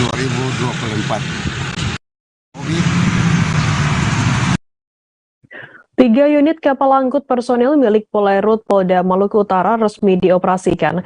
Hal itu setelah adanya penyiraman air dari 3 kesultanan di Maluku Utara. Penyiraman air itu dilakukan langsung oleh Kapolda Maluku Utara, Irjen Pol Midi Siswoko. Informasi lebih lengkapnya akan disampaikan oleh rekan jurnalis kami dari Tribun Ternate, ada Randi Basri yang akan melaporkannya. Silakan rekan Randi.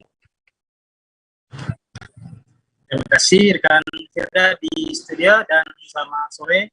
Dapat kami laporkan memang di Ternate saat ini tadi Polda Maluku Utara tengah meresmikan 3 unit kapal pengangkut personil, di mana 3 kapal tersebut merupakan kapal pemberian dari Mabes Polri itu sendiri.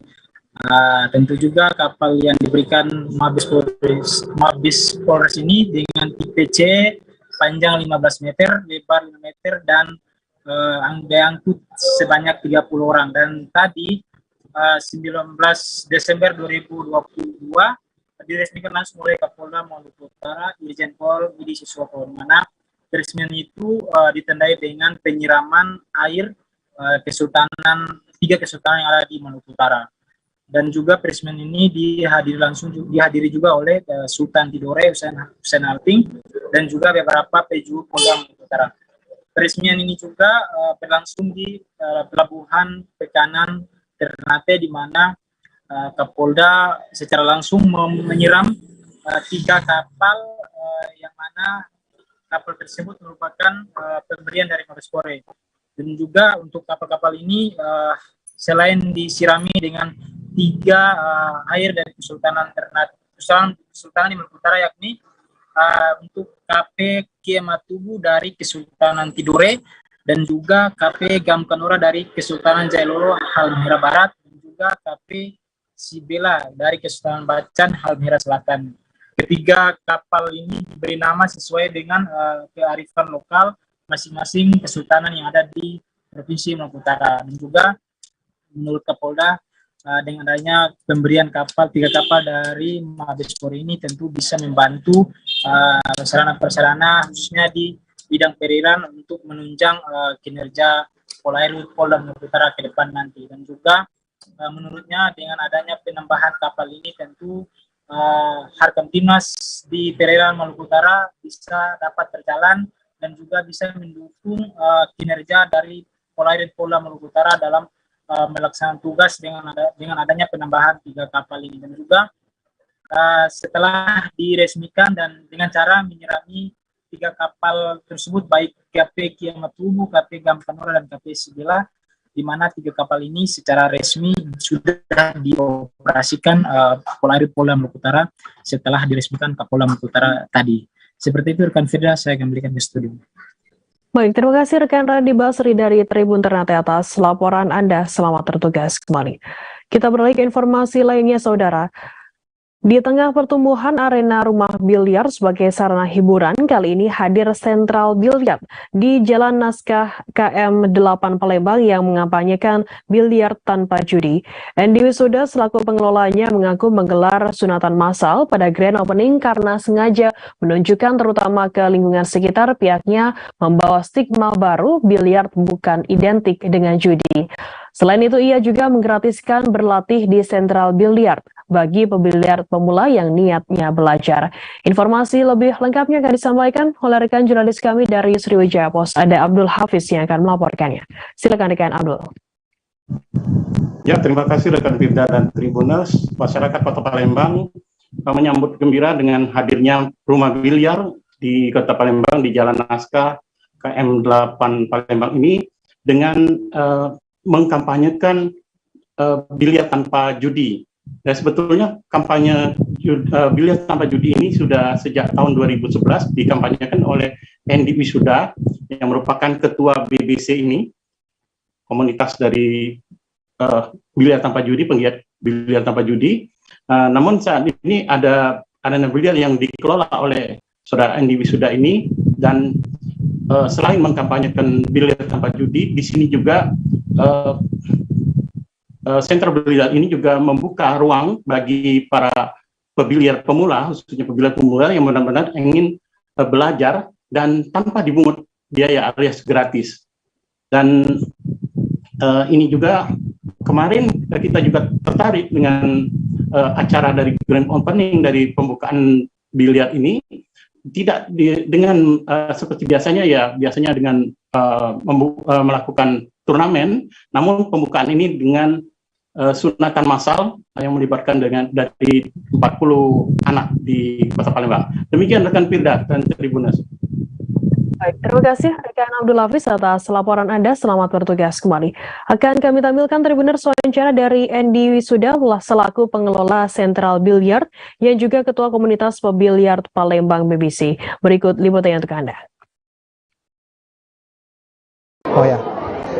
Jadi sebenarnya saya ini merupakan dulunya seorang pemain, kemudian sekarang aktif di gerakan biliar tanpa judi. Kebetulan biliar tanpa judi itu adalah jargon saya buat, sekarang sudah nasional tingkatnya. Dan memang dengan harapan biliar ini bisa diterima positif sama masyarakat awam, karena biliar ini sudah dianggap negatif, berhubungan dengan minuman keras, kemudian perjudian, dan kegiatan negatif lainnya. Makanya kita berangkat membuka sentral biliar ini dan selalu mengedukasi bahwa biliar ini adalah benar-benar olahraga positif yang berhubungan dengan konsentrasi, fokus, dan lain-lain. Maka dari itu kita di sini bukan mengadakan open turnamen, malahan mengadakan sunatan massal biar ada sejenis menjadi barometer tempat biliar di Indonesia, bahwa sentral biliar adalah ini loh tempat biliar yang sesungguhnya yang memang benar-benar ada untuk pembinaan atlet, kemudian untuk membawa biliar ini bisa diterima oleh masyarakat awam. Lautan manusia di depan rumah dinas Wali Kota Bitung, Kelurahan Kadudan, Kecamatan Madidir, Kota Bitung pada Minggu 18 Desember malam. Sekitar 10-an ribu masyarakat Kota Bitung menyemut di tempat itu untuk nonton bareng partai final World Cup Qatar 2022 antara Argentina versus Perancis. Argentina keluar sebagai juara dunia setelah menang adu penalti. Pelaksanaan nobar Piala Dunia secara gratis ini merupakan ide dan gagasan Wali Kota Bitung untuk masyarakat menyaksikan langsung Piala Dunia secara gratis. Informasi lebih lengkapnya akan disampaikan oleh rekan jurnalis kami dari Tribun Manado. Ada Cristiano Yongkir yang akan melaporkannya. Silakan rekan. Ya, selamat sore rekan Firda dan Tribuners dimanapun Anda berada. Benar sekali, jadi pada minggu malam kemarin telah berlangsung nonton bareng atau nobar yang digagas oleh pemerintah Kota Bitung di bawah kepemimpinan Bapak Wali Kota Moritz Mantiri dan Wakil Wali Kota Hengki Honandar, dan dihadiri oleh belasan ribu masyarakat Kota Bitung pendukung kesebelasan Argentina dan Perancis yang menyaksikan jalannya nobar. Dan puncak nobar yang digagas oleh pemerintah Kota Bitung ini benar-benar antusias dilakukan oleh seluruh masyarakat Kota Bitung yang menyemut duduk maupun berdiri di jalan dua arah depan rumah dinas Wali Kota Bitung di Kecamatan Madidir ini. Dan selain melaksanakan nobar, pihak pelaksana juga membagi-bagikan door prize seperti beras, pulsa, voucher pulsa, handphone, dan beberapa door prize lainnya. Pada kesempatan ini juga nobar yang diselenggarakan tadi malam diikuti langsung oleh Wali Kota Bitung, Insinyur Moritz Mantiri MM, dan Ketua Tim Penggerak PKK Nyonya Rita Mantiri Tangkudung, Ketua Tim Penggerak PKK, Sekretaris Daerah Kota Bitung Budi Tenot, beberapa Kepala Perangkat Daerah Kota Bitung, beberapa camat, dan Forkopimda Kota Bitung. Dan pada puncaknya masa atau pendukung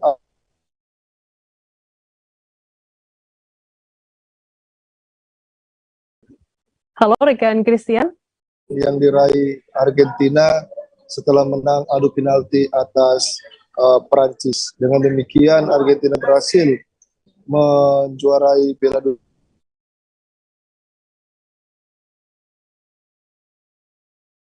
Halo rekan Christian, bisa mendengar kami dari studio? Ya, rekan Firda, demikian laporan dari kami. Baik, terima kasih rekan Christian atas laporan Anda. Selamat bertugas kembali. Tribuners, akan kami tampilkan wawancara dari juru bicara pemerintah Kota Bitung, Albert Sergius. Berikut liputannya untuk Anda. Terkait pelaksanaan nonton bareng final World Cup 2002 tadi malam, pemerintah Kota Bitung mengucapkan banyak terima kasih kepada seluruh masyarakat yang sudah berpartisipasi dan juga turut menjaga keamanan, ketertiban sehingga semuanya boleh berjalan dengan segala baik.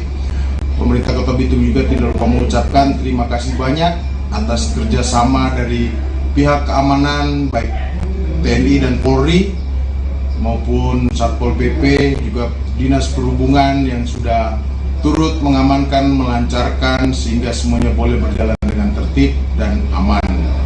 Selamat untuk Argentina yang sudah menjadi juara dunia. Polres Nunukan berhasil meringkus seorang pria yang diduga tega menganiaya dan membakar kekasihnya hingga meninggal dunia. Diberitakan sebelumnya, mayat seorang wanita ditemukan dalam semak dengan kondisi terbujur kaku di Jalan Anasta Wijaya, Kelurahan Mansapa, Kecamatan Nunukan Selatan pada Jumat 16 Desember 2002 malam. Mayat wanita malang tersebut awalnya ditemukan oleh dua pria yang sedang berburu burung tak jauh dari tempat kejadian perkara atau TKP sekira pukul 23:30 waktu Indonesia Tengah. Polres Nunukan, Riki Hadianto mengatakan tersangka berinisial MH, 25 tahun, berhasil mereka amankan di Jalan Kiai Haji Agus Salim atau Kampung Jawa. Tempat tersebut disinyalir menjadi lokasi persembunyian tersangka seusai membunuh kekasihnya berinisial SMR, 21 tahun. Untuk memudahkan, tersangka memindahkan mayat SMR dari tempat awal pembunuhan hingga ke TKP ditemukannya mayat dengan cara memasukkan korban ke dalam karung. Riki menyebut tersangka memang menjalin hubungan pacaran dengan korban. Tersangka merupakan seorang karyawan di sebuah toko bangunan, sedangkan korban bekerja sebagai pelayan sebuah warung makan di Jalan Lingkar Nunukan. Mengenai motif pembunuhan yang dilakukan oleh MH kepada SMR karena sakit hati lantaran korban menolak menikah dengan tersangka. Dari tangan tersangka diamankan barang bukti berupa 1 unit sepeda warna putih, kemudian handphone milik korban, 1 botol aqua yang digunakan tersangka untuk mengisi bensin lalu membakar korban, 1 buah korek api, 1 pasang sepatu milik korban, 1 lembar baju dan celana termasuk dalaman wanita yang diduga milik korban, kemudian 1 karung bekas terbakar dan seutas benang atau gelang perut yang diduga milik korban. Terhadap MH sendiri disangkakan pasal 340 subsidiar pasal 338, subsidiar pasal 351, ayat 3 KUHP dengan ancaman pidana penjara maksimal seumur hidup atau penjara selama-lamanya 20 tahun. Yang dilakukan pada hari ini, Minggu tanggal 18 Desember 2022, sekira pukul 10 WITA. Keberadaan tersangka kami ketahui. Selanjutnya tim gabungan dari Polsek, Polres Nunukan, dan Jatanas Polda Kaltara melakukan upaya paksa di Jalan Kiai Haji Agus Salim, Kampung Jawa. Dari tangan tersangka kami temukan handphone milik korban. Dan tersangka mengakui telah membunuh korban atas nama Sumirah.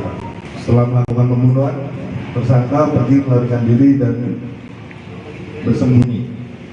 Ya, disitulah dilakukan upaya paksa penangkapan dari personil gabungan dan dari tersangka berupaya melawan petugas dan melarikan diri sehingga dilakukan tindakan tegas terukur pada tersangka. Penangkapan yang dilakukan pada hari ini, Minggu tanggal 18 Desember 2022, sekira pukul 10 WITA. Keberadaan tersangka kami ketahui. Selanjutnya tim gabungan dari Polsek, Polres Nunukan, dan Jatanas Polda Kaltara melakukan upaya paksa di Jalan Kiai. Dinas Koperasi dan UKM DIY berkolaborasi dengan berbagai komunitas menggelar agenda Sibakul Urban Sportpreneur di Plaza Ngasem, Kota Yogyakarta pada 17 hingga 18 Desember 2022. Perpaduan kekuatan komunitas dan produk-produk unggulan UMKM pun ditampilkan di event tersebut. Kepala Dinas Koperasi dan UKM DIY Sri Nur Nurkiat Siwi menandaskan beragam kegiatan digelar selama 2 hari berlangsungnya Sibakul Urban Sportpreneur, mulai lari murari Jeron Beteng, kemudian Sporty Talk Show, lomba konten vlog, kemudian lomba mewarnai untuk siswa tingkat TK SD, Zumba, dan juga lomba menari.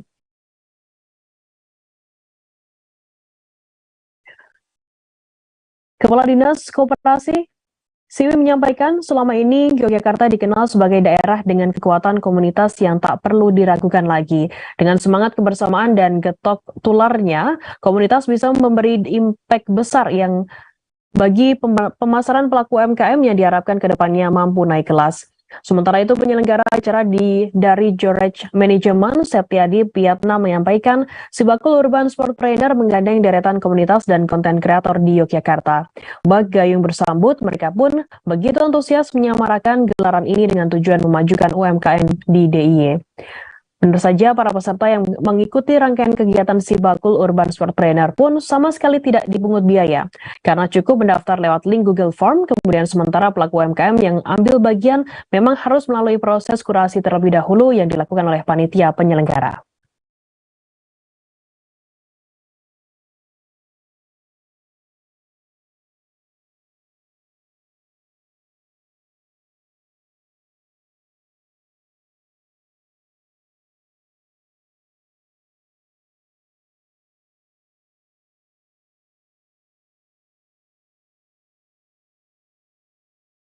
Wacana Jokowi memilih tanah hadiah dari negara di Colomadu Karanganyar, Jawa Tengah bukan lagi menjadi isapan jempol. Negara rupanya sudah menjalin transaksi dengan pemilik tanah di Blulukan Colomadu, yakni Bos PO Rosalia Indah Justinus Suroso. Hal itu disampaikan oleh Camat Colomadu, Sriono. Ia mengatakan Kementerian Sekretariat Negara membeli tanah tersebut sekira 6.000 hingga 8.000 meter persegi. Informasi lebih lengkapnya akan disampaikan oleh rekan jurnalis kami dari Tribun Solo. Ada Mardon Widianto yang akan melaporkannya. Silakan rekan Mardon. Terima kasih rekan Firda. Saya akan menyampaikan terkait informasi terkait tanah yang akan yang dibeli oleh negara untuk Bapak Presiden Jokowi Dodo usai pensiun dari jabatannya akan berada di Colomadu, tepatnya di Desa Meluluan, Karanganyar, Colomadu Karanganyar, dan negara rupanya sudah menjalin transaksi dengan pemilik tanah yang rupanya merupakan seorang pengusaha, Bos PO Rosalia Indah Justinus Suroso. Sriono mengatakan Kementerian Sekretariat Negara membeli tanah tersebut sekira 6 sampai 8.000 meter persegi, dan diperkirakan akan lebih luasannya akan lebih luas lagi hingga 9.000 meter persegi. Dan dari Sriono mengatakan bahwa pajak untuk biaya perolehan hak atas tanah dan bangunan atau BPHTB sudah dilunasi oleh mereka, sehingga untuk sedangkan BPHTB tersebut merupakan salah satu syarat untuk transaksi jual beli tanah. Namun meskipun demikian, dari camat belum mengetahui nilai atau besaran dari nilai jual dari tanah tersebut. Demikian dari saya. Baik, terima kasih rekan Marsul atas laporan Anda. Selamat bertugas kembali. Tribuners, informasi tadi sekaligus menutup perjumpaan kita dalam live update siang hari ini. Setelah ini masih ada program live update sport yang akan dipandu host Yesi Winata. Dan akhirnya saya Firda Ananda, beserta kru bertugas pamit undur diri. Terima kasih dan sampai jumpa.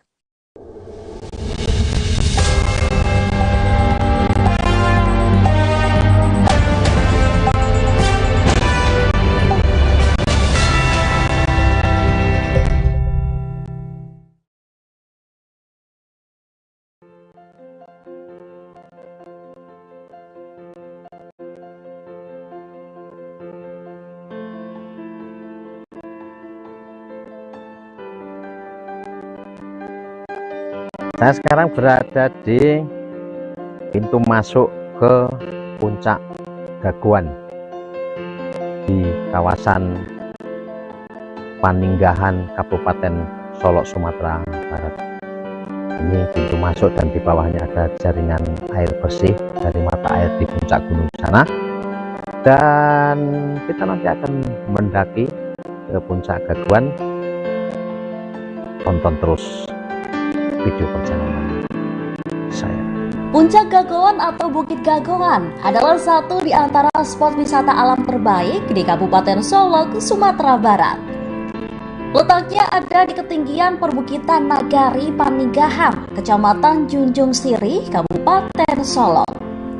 Lokasinya cukup mudah dicapai menggunakan kendaraan bermotor roda 2 maupun 4, tapi hanya sampai di pelataran parkir sebelum pendakian. Oke guys, kita akan jalan menuju ke tempat parkir kendaraan sebelum mendaki ke puncak Gaguan, dan di depan inilah Bukit Gaguan, dan kita bisa melihat panorama yang istimewa. Oke guys, kita tiba di kaki Bukit Gaguan dan di belakang ini adalah tangga naiknya. Katanya sih baru setengah jalan tangganya. Seperti apa? Ikuti terus perjalanan saya berikut ini. Muncak ke Bukit Gaguan. Nanti akan kita lihat panoramanya seperti apa. Oke, ini tangga pertama. Naik sudah ada tali di kiri. Kemudian tangganya ya lumayan. Berapa menit pendakian? Katanya paling lama setengah jam. Paling cepat ya 10 menit katanya. Oke, kita jajal seperti apa.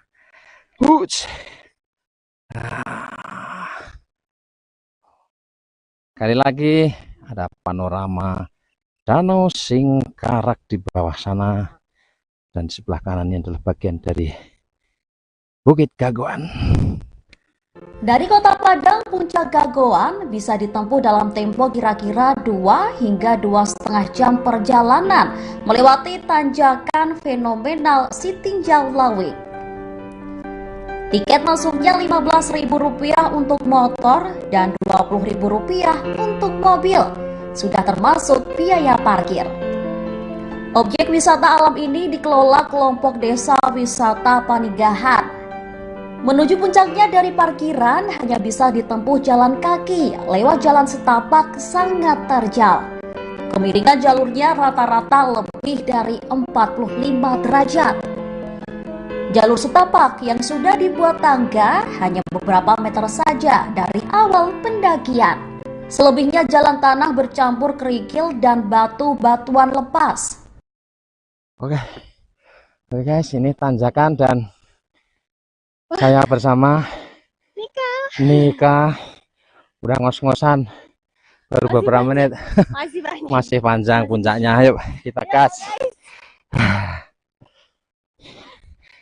Jalan. Oke. Untungnya ada tali, jadi kita tertolong ya kak ya.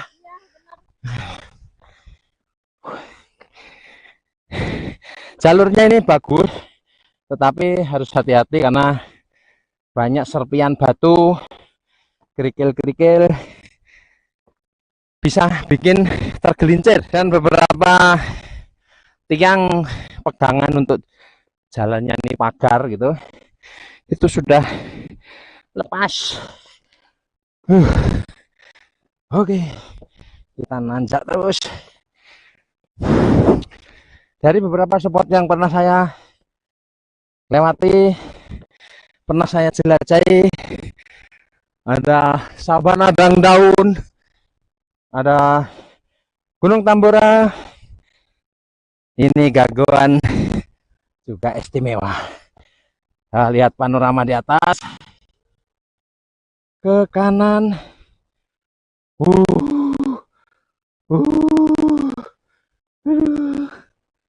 ya, Danau Singkarak ada di sana.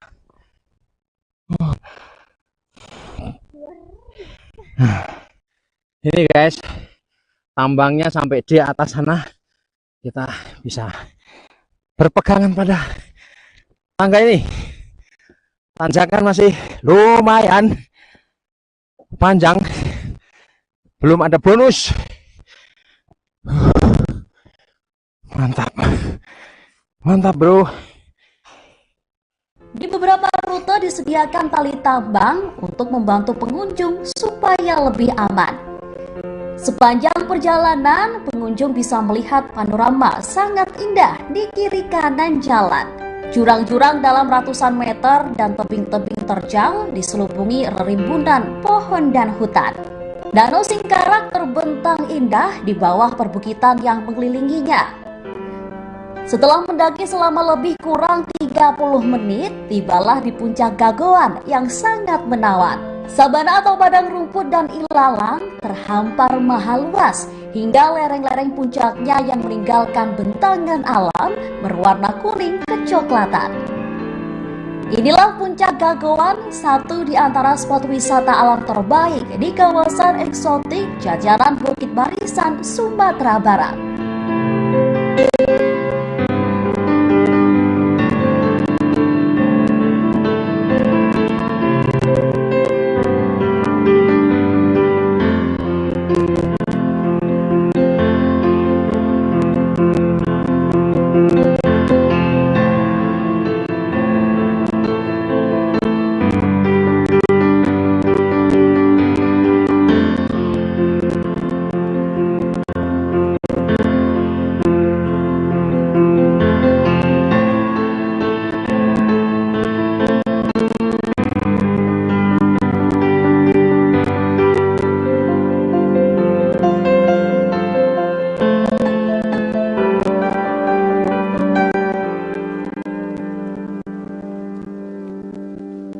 Ya, oh ini nih.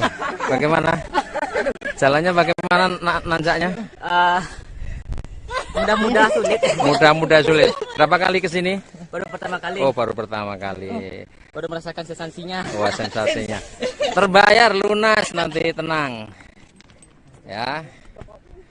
Ini juga baru pertama kali? Iya, Pak. Woi. Makasih ya, Pak. Wah, tinggal 2 meter lagi nyampe itu. Oke, pelan-pelan. Kak, geser ke kiri, Kak, pegangan tali. Aman. Yuk, tinggal sedikit lagi. Gantian. Mari, Kak. Yuk. Gak apa-apa duluan ya. Ini pegang tali aja daripada begitu. Yuk. Babak terakhir. Kita akan segera sampai di bawah dan parkiran, dan kita bisa istirahat menutup perjalanan kita Carito Ranah Minang. Ya, mantap, jaya. Tuh. Terima kasih sudah nonton. Jangan lupa like, subscribe, dan share ya.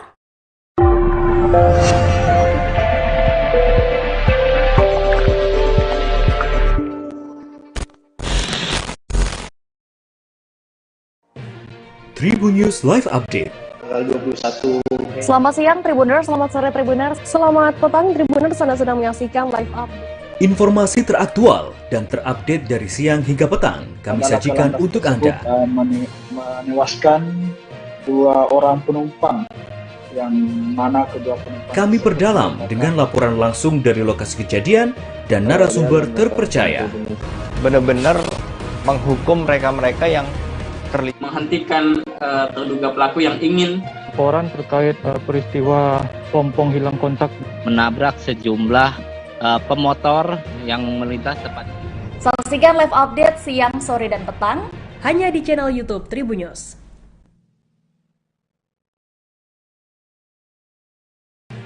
Tribun News Live Update.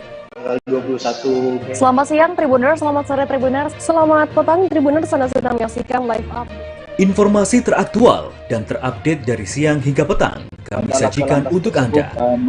Menewaskan 2 orang penumpang yang mana kedua penumpang Kami perdalam dengan laporan langsung dari lokasi kejadian dan narasumber terpercaya. Benar-benar menghukum mereka-mereka yang terlibat, menghentikan terduga pelaku yang ingin Laporan terkait peristiwa pompong hilang kontak menabrak sejumlah pemotor yang melintas tepat. Saksikan live update siang, sore, dan petang hanya di channel YouTube Tribun News.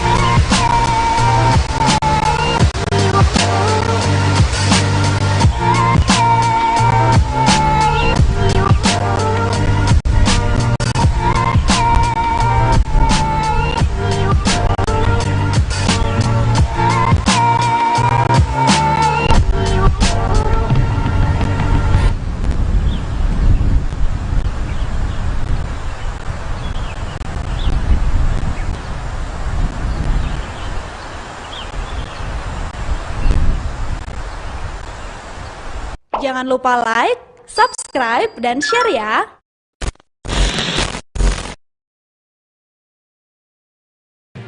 Tribun News Live Update.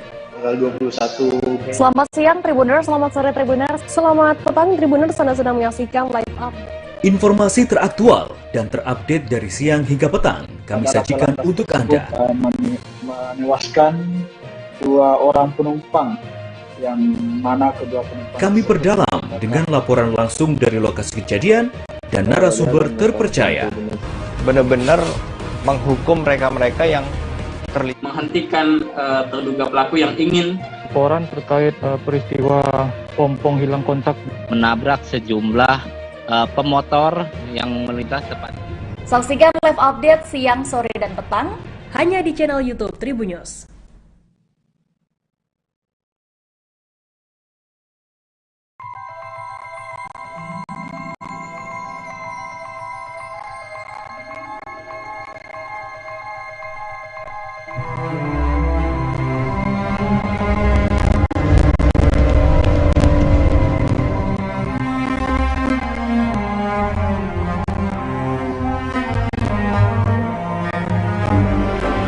Papua adalah surga kecil yang jatuh ke bumi.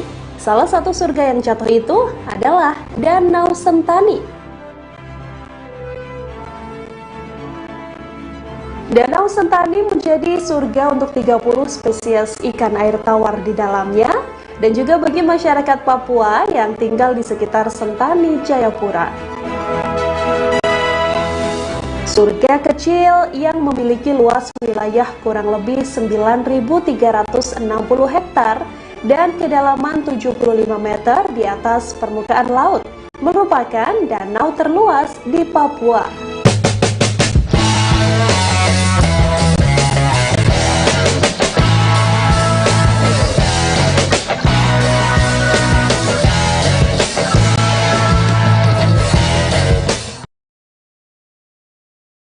Hai Tribuners, live update Piala Dunia kembali hadir menjumpai Anda pada siang hari ini, Senin 19 Desember 2022.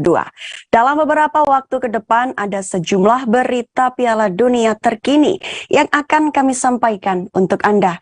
Bersama saya Yesi Winata, kita jelang live update Piala Dunia selengkapnya.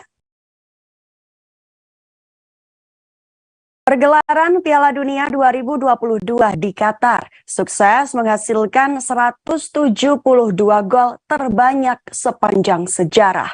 Rekor gol Piala Dunia tersebut pecah setelah pertandingan Argentina versus Prancis berakhir pada Senin 19 Desember dini hari waktu Indonesia Barat. Duel Argentina versus Prancis merupakan laga final Piala Dunia 2022 Qatar yang dihelat di Lusail Stadium.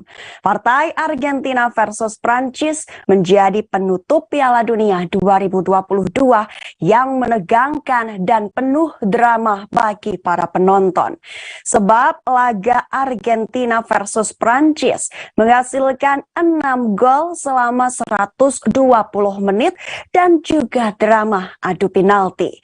Timnas Argentina pada akhirnya berhak naik podium juara Piala Dunia 2022 setelah mengalahkan Prancis dengan skor 4-2 yang sebelumnya 3-3 di waktu normal. Hasil akhir laga Argentina versus Prancis melahirkan rekor baru Piala Dunia.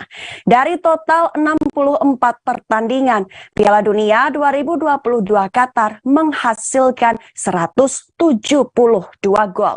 Itu adalah jumlah gol terbanyak dalam satu edisi Piala Dunia.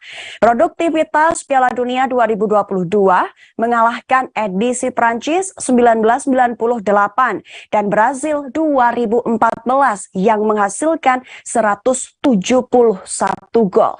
Fakta itu sangat menarik karena 8 tim peserta Piala Dunia 2022 mengawali perjuangan dengan hasil imbang tanpa gol. Piala Dunia 2022 Qatar juga menyamai catatan edisi 1982, 2006, 2019, dan 2014 yang menghasilkan 7 laga seri 0-0. Tim yang paling banyak mencetak gol dalam satu laga Piala Dunia 2022 adalah Spanyol berkat kemenangan telak 7-0 atas Costa Rica.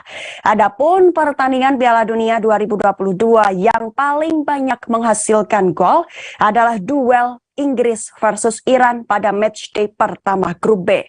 Pertandingan tersebut berakhir 6-2 untuk kemenangan timnas Inggris. Secara keseluruhan, timnas Prancis menjadi tim tersubur Piala Dunia 2022. Timnas Prancis sukses mencetak 16 gol dari 7 laga Piala Dunia 2022 hingga partai final. Statistik itu sejalan dengan keberhasilan bintang timnas Prancis Kylian Mbappe menyabet sepatu emas Piala Dunia 2022. Mbappe sukses meraih gelar top skor Piala Dunia 2022 berkat torehan 8 gol dari 7 pertandingan. Qatar 2022 juga kerap disebut Piala Dunia terbaik dalam sejarah karena tidak hanya menghasilkan banyak gol, melainkan juga penuh drama dan kisah inspiratif.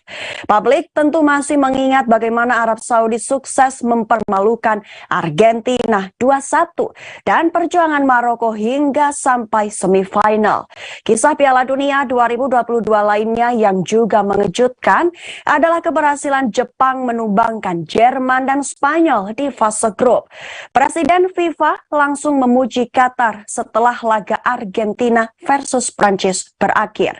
Gianni Infantino menilai Qatar 2022 adalah Piala Dunia terbaik sepanjang sejarah. Lanjutnya, Piala Dunia akan kembali ke benua Amerika 4 tahun mendatang. Piala Dunia 2026 akan dihelat di 3 negara berbeda, yaitu Amerika Serikat, Kanada, dan juga Meksiko.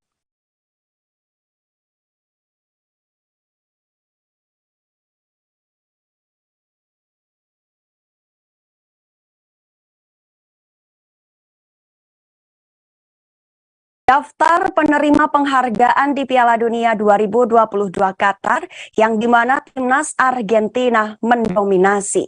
Argentina sudah dipastikan menjadi juara Piala Dunia 2022 setelah mengalahkan Prancis di partai final. Pertandingan Argentina versus Prancis dalam jadwal Piala Dunia 2022 telah berlangsung di Stadion Lusail Minggu 18 Desember malam waktu Indonesia Barat. Argentina mengangkat trofi Piala Dunia 2022 dengan perjuangan besar. Tim Tango meraih kemenangan 4-2 atas Prancis melalui babak adu penalti. Selepas pertandingan final Piala Dunia 2022, FIFA memberikan penghargaan kepada pemain yang berpartisipasi di ajang paling prestisius tersebut. Kylian Mbappe sukses menyabet sepatu emas. Ia menjadi pemain tersubur di Piala Dunia 2022 dengan raihan 8 gol. Kapten timnas Argentina Lionel Messi meraih Golden Ball atau pemain terbaik Piala Dunia 2022. Rekan setim Lionel Messi, Enzo Fernandez, juga meraih FIFA Young Player Award Piala Dunia 2022. Ia menjadi pemain muda terbaik sepanjang turnamen. Bukan hanya Messi dan Enzo Fernandez di timnas Argentina yang menerima penghargaan, tetapi juga sang kiper Emiliano Martinez. Emiliano Martinez mendapatkan penghargaan Golden Glove Award atau kiper terbaik di Piala Dunia 2022. Dan berikut daftar penerima penghargaan Piala Dunia 2022. Pertama, Young Player Award Enzo Fernandez, Argentina. Kedua, Golden Glove Award Emiliano Martinez, Argentina. Ketiga, Golden Boot Award Kylian Mbappe, Prancis. 4, Golden Ball Award Lionel Messi, Argentina. Dan terakhir kelima, FIFA Fair Play Award dipegang oleh Inggris.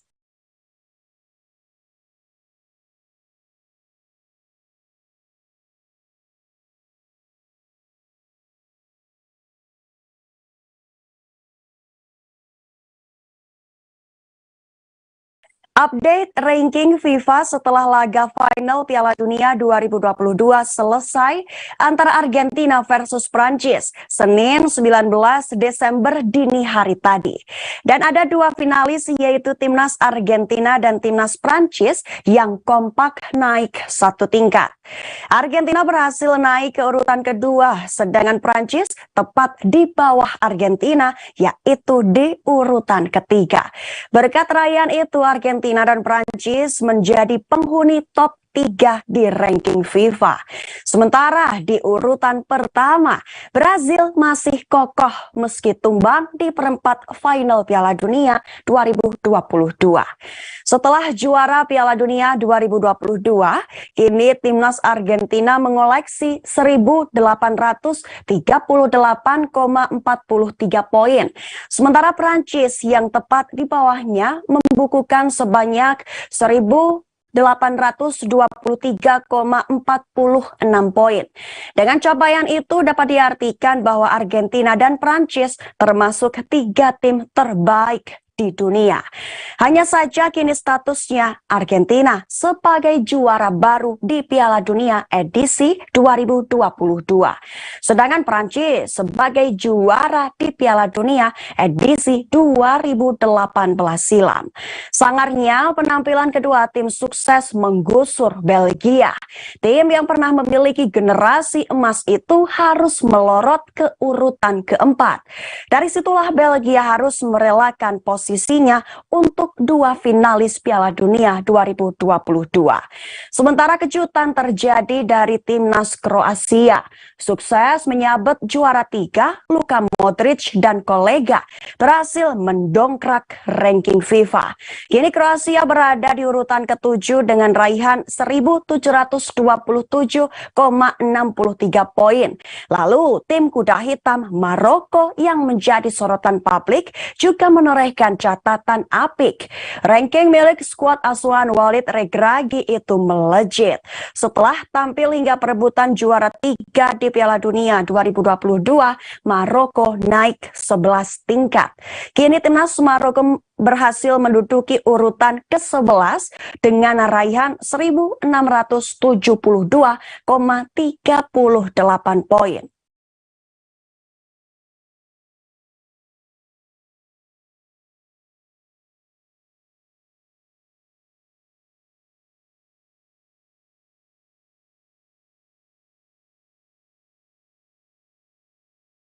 Ada 4 rekor yang mengiringi keberhasilan timnas Argentina menjadi juara Piala Dunia 2022 Qatar.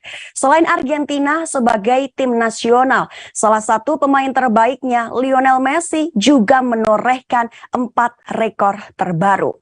Argentina juara Piala Dunia 2022 setelah mengalahkan Prancis pada laga final di Stadion Lusail, Qatar, Minggu 18 Desember malam waktu Indonesia Barat. Pertandingan Argentina versus Prancis berlangsung hingga babak adu penalti. Seusai kedua tim bermain imbang 3-3. Babak adu penalti dimenangi Argentina dengan skor 4-2. 4 penendang pertama Argentina berhasil menyelesaikan tugasnya. Mereka adalah Lionel Messi, Paulo Dybala, Leandro Paredes, dan Gonzalo Montiel. Sementara eksekutor penalti Prancis yang berhasil mencetak gol adalah Kylian Mbappe dan Randal Kolo Muani. Adapun penendang Prancis yang gagal mengeksekusi gol ada Kingsley Coman dan Aurelien Tchouameni. Keberhasilan Argentina mengalahkan Prancis membuat Lionel Messi mengukir berbagai rekor. Berikut rekor Messi seusai juara Piala Dunia 2022. Pertama, Messi menjadi pemain dengan jumlah penampilan terbanyak dalam sejarah Piala Dunia. Ia melewati torehan legenda timnas Jerman Lothar Matthäus yang tampil 25 kali. Kedua, Messi merupakan pesepak bola pertama yang mencetak gol di fase grup babak 16 besar, perempat final, semifinal, dan final dalam satu edisi Piala Dunia. Ketiga, Messi mencetak 26 gol di turnamen elit bersama Argentina dengan rincian 13 gol Piala Dunia dan 13 gol Copa America. Ia menjadi pesepak bola Amerika Selatan dengan gol terbanyak pada 2 kompetisi itu melewati Ronaldo Luis Nazario. Keempat, Lionel Messi meraih Golden Ball yang merupakan penghargaan untuk pemain terbaik Piala Dunia. Messi menjadi satu-satunya pesepak bola yang mendapatkan 2 Golden Ball, yaitu pada edisi 2014 dan 2022. Dan berikut juga ada rekor-rekor lain yang dicatatkan Argentina setelah menjadi juara Piala Dunia 2022. Pertama, gol penalti Messi merupakan gol ke-150 Argentina di Piala Dunia. Tim tangguh menjadi negara ketiga yang mencapai plafon 150 gol setelah Brazil 237 gol dan Jerman 232 gol. Kedua, Argentina mengakhiri penantian 36 tahun sejak terakhir menjuarai Piala Dunia edisi 86. Kini Argentina sudah meraih 3 gelar juara Piala Dunia pada tahun 1978, 1986, dan terakhir 2022. Ketiga, Argentina mengikuti jejak Spanyol yang menjadi juara Piala Dunia seusai mengalami kekalahan pada laga pertama fase grup.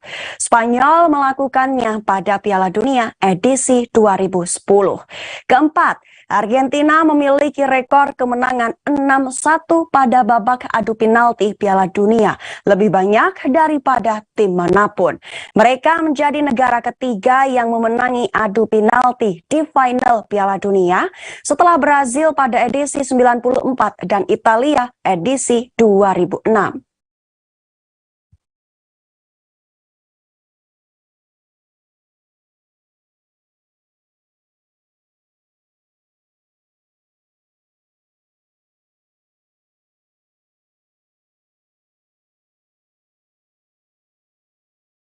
Mengenal jubah kain yang dikenakan Lionel Messi saat mengangkat trofi juara Piala Dunia 2022 Qatar. Lionel Messi akhirnya bisa mengangkat trofi Piala Dunia yang ia idam-idamkan selama ini. Messi mencatatkan namanya di buku sejarah sepak bola sebagai yang terbaik. Saat merayakan gelar Piala Dunia 2022 di podium juara, Messi terlihat mengangkat trofi dengan mengenakan jubah kain di badannya. Kain apakah yang dipakai oleh Messi tersebut? Sebelumnya, Messi dan timnas Argentina berhasil mengatasi perlawanan Prancis melalui adu penalti 4-2 setelah bermain imbang 3-3 di waktu normal. Sesaat sebelum mengangkat trofi di podium, Messi menerima sebuah jubah kain berwarna hitam dan emas dari Emir Negara Qatar, Tamim bin Hamad Al Thani. Kain tersebut biasa dikenal dengan nama Bisht, sebuah jubah yang lebih sering dipakai oleh emir dan juga menteri serta orang penting di Qatar ketika ada hari besar nasional. Final Piala Dunia 2022 menjadi hari besar yang dirayakan oleh seluruh warga Qatar. Hal itu disebut karena menjadi penutup dari Piala Dunia pertama yang diadakan di Timur Tengah tersebut. Jubah ini juga biasa dipakai oleh keluarga di Qatar untuk acara-acara spesial. Biasanya seorang ayah memakaikan bisht kepada anaknya untuk merayakan pernikahan. Dengan memberikan kain bisht kepada Messi, seolah menandakan bahwa ia sudah menjadi seorang legenda dengan kehormatan tertinggi setelah meraih trofi Piala Dunia. Laga final Piala Dunia 2022 berjalan sengit. Argentina berhasil unggul terlebih dahulu melalui gol dari Messi lewat titik putih dan Angel Di Maria memanfaatkan serangan balik. Argentina terlihat mendominasi jalannya pertandingan sebelum akhirnya pada penalti menjadi gol dan menyamakan kedudukan 1 menit setelahnya. Pada babak perpanjangan waktu, Messi mencetak gol keduanya untuk kembali memimpin, namun bisa dibalas lewat penalti Mbappe di menit 118 untuk mencetak hat-trick. Pertandingan dilanjutkan ke babak adu penalti. Kiper Argentina Emiliano Martinez menjadi pahlawan dengan menghalau tendangan Kingsley Coman, sementara eksekusi Aurelien Tchouameni melebar.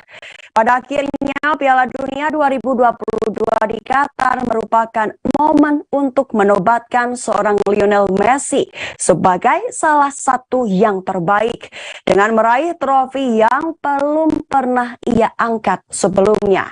Gelar individu di Piala Dunia 2022 juga didominasi oleh pemain Argentina. Messi dinobatkan sebagai pemain terbaik dan mendapatkan trofi bola emas Piala Dunia 2022. Sementara ada 2 pemain Argentina lainnya, yaitu Emiliano Martinez terpilih menjadi kiper terbaik dan Enzo Fernandez menjadi pemain muda terbaik Piala Dunia 2022.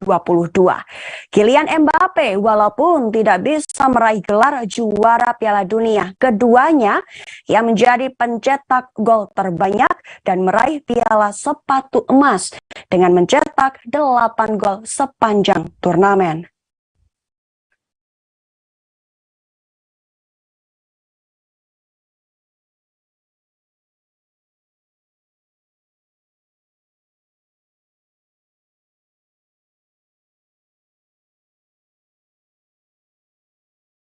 Ketua Umum PSSI Muhammad Iriawan ikut bergembira setelah Argentina dipastikan menjadi juara Piala Dunia 2022 Qatar. Muhammad Iriawan mengekspresikan kegembiraannya itu dengan mengangkat trofi Piala Dunia berukuran besar di tengah acara nonton bareng bersama PSSI Pers. Kegiatan tersebut digelar di Lagon Lounge Hotel Sultan Jakarta Minggu 18 Desember malam waktu Indonesia Barat. Sebelum final Piala Dunia 2022 Argentina versus Prancis berlangsung, Muhammad Iriawan telah mengutarakan dukungannya kepada Lionel Messi CS. Lalu pria yang akrab disapa Iwan Bule itu terlihat ekspresif pada beberapa momen pertandingan, terutama ketika serangan Argentina mendekati kotak penalti Prancis. Muhammad Iriawan pun melonjak kegirangan setiap Argentina mencetak gol dan mengungguli Prancis.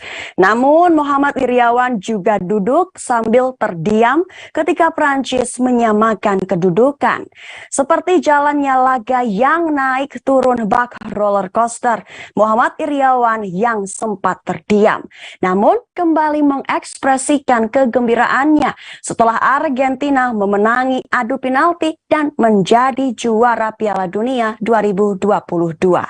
Ia bergembira bersama para jurnalis yang juga mendukung Argentina pada final Piala Dunia 2022 Qatar.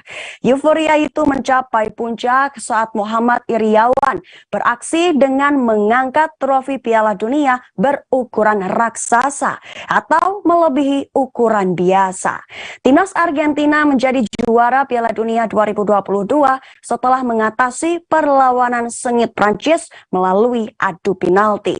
Laga Argentina versus Prancis harus ditentukan lewat adu penalti setelah kedudukan imbang 3-3 bertahan hingga babak tambahan waktu selesai. Gol-gol Argentina dicetak oleh Lionel Messi dan Angel Di Maria di menit 36.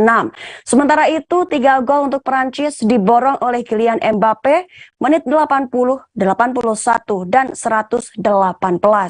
Berkat kemenangan ini Argentina berhasil mengembalikan kejayaan yang telah luput dari genggaman sejak kali terakhir menjadi juara edisi 1986. Trofi Piala Dunia yang ketika itu diangkat oleh Diego Maradona kini kembali ke pelukan timnas Argentina. Pencapaian Argentina pada Piala Dunia 2022 dilengkapi dengan prestasi individu yang diukir oleh Lionel Messi, Enzo Fernandez, dan Emiliano Martinez. Lionel Messi dinobatkan sebagai pemain terbaik Piala Dunia 2022 dan berhak meraih Golden Ball. Sementara Enzo Fernandez dan Emiliano Martinez masing-masing dinobatkan sebagai pemain muda terbaik dan kiper terbaik Piala Dunia 2022.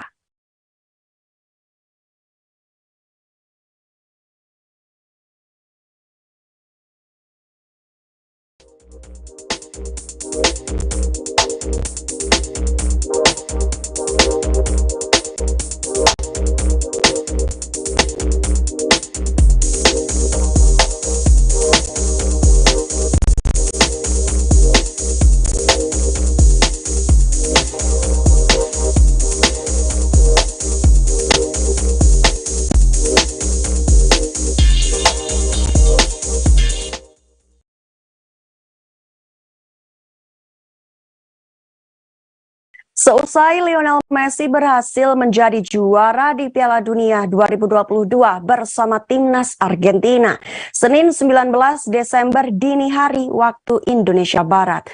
Pemain bintang PSG itu langsung mendapat sorotan lantaran salah satu bintang MotoGP Marc Marquez turut mengucapkan selamat kepadanya.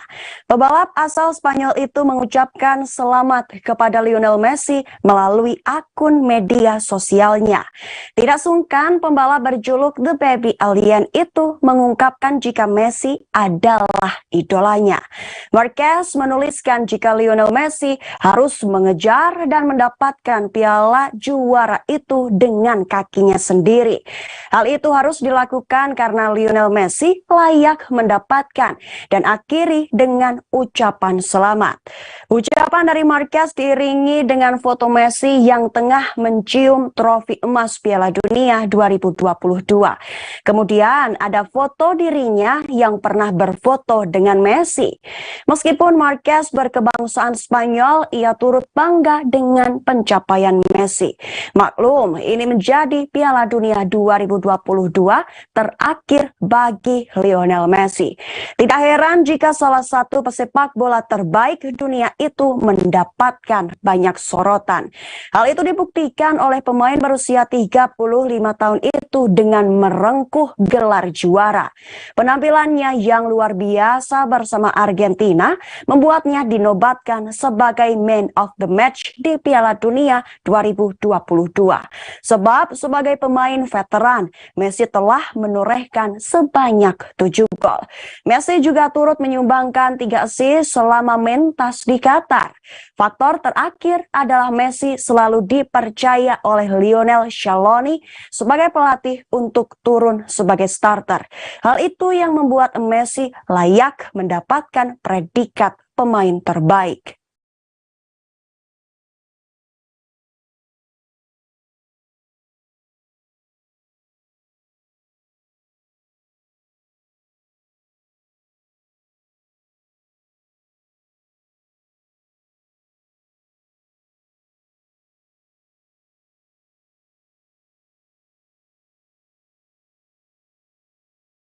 Presiden Rusia Vladimir Putin menelpon mitranya Presiden Argentina Alberto Fernandez untuk menyampaikan ucapan selamat atas kemenangan timnas Argentina dalam merengkuh juara Piala Dunia 2022 di Qatar.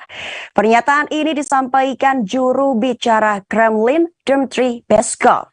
Dikutip dari laman salah satu sumber Senin 19 Desember 2022, Presiden terpilih Brazil Luiz Inácio Lula da Silva juga mengucapkan selamat kepada Argentina atas kemenangan timnas negara tersebut.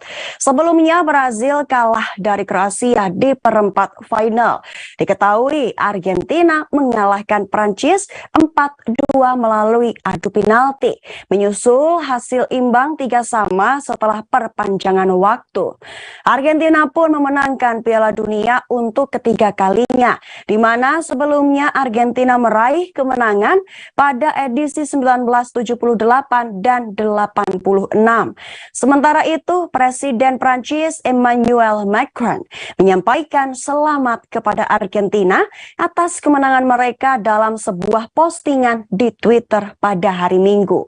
Sebagai informasi, dalam pertandingan semifinal pada Rabu lalu, Prancis mengalahkan Maroko 2-0.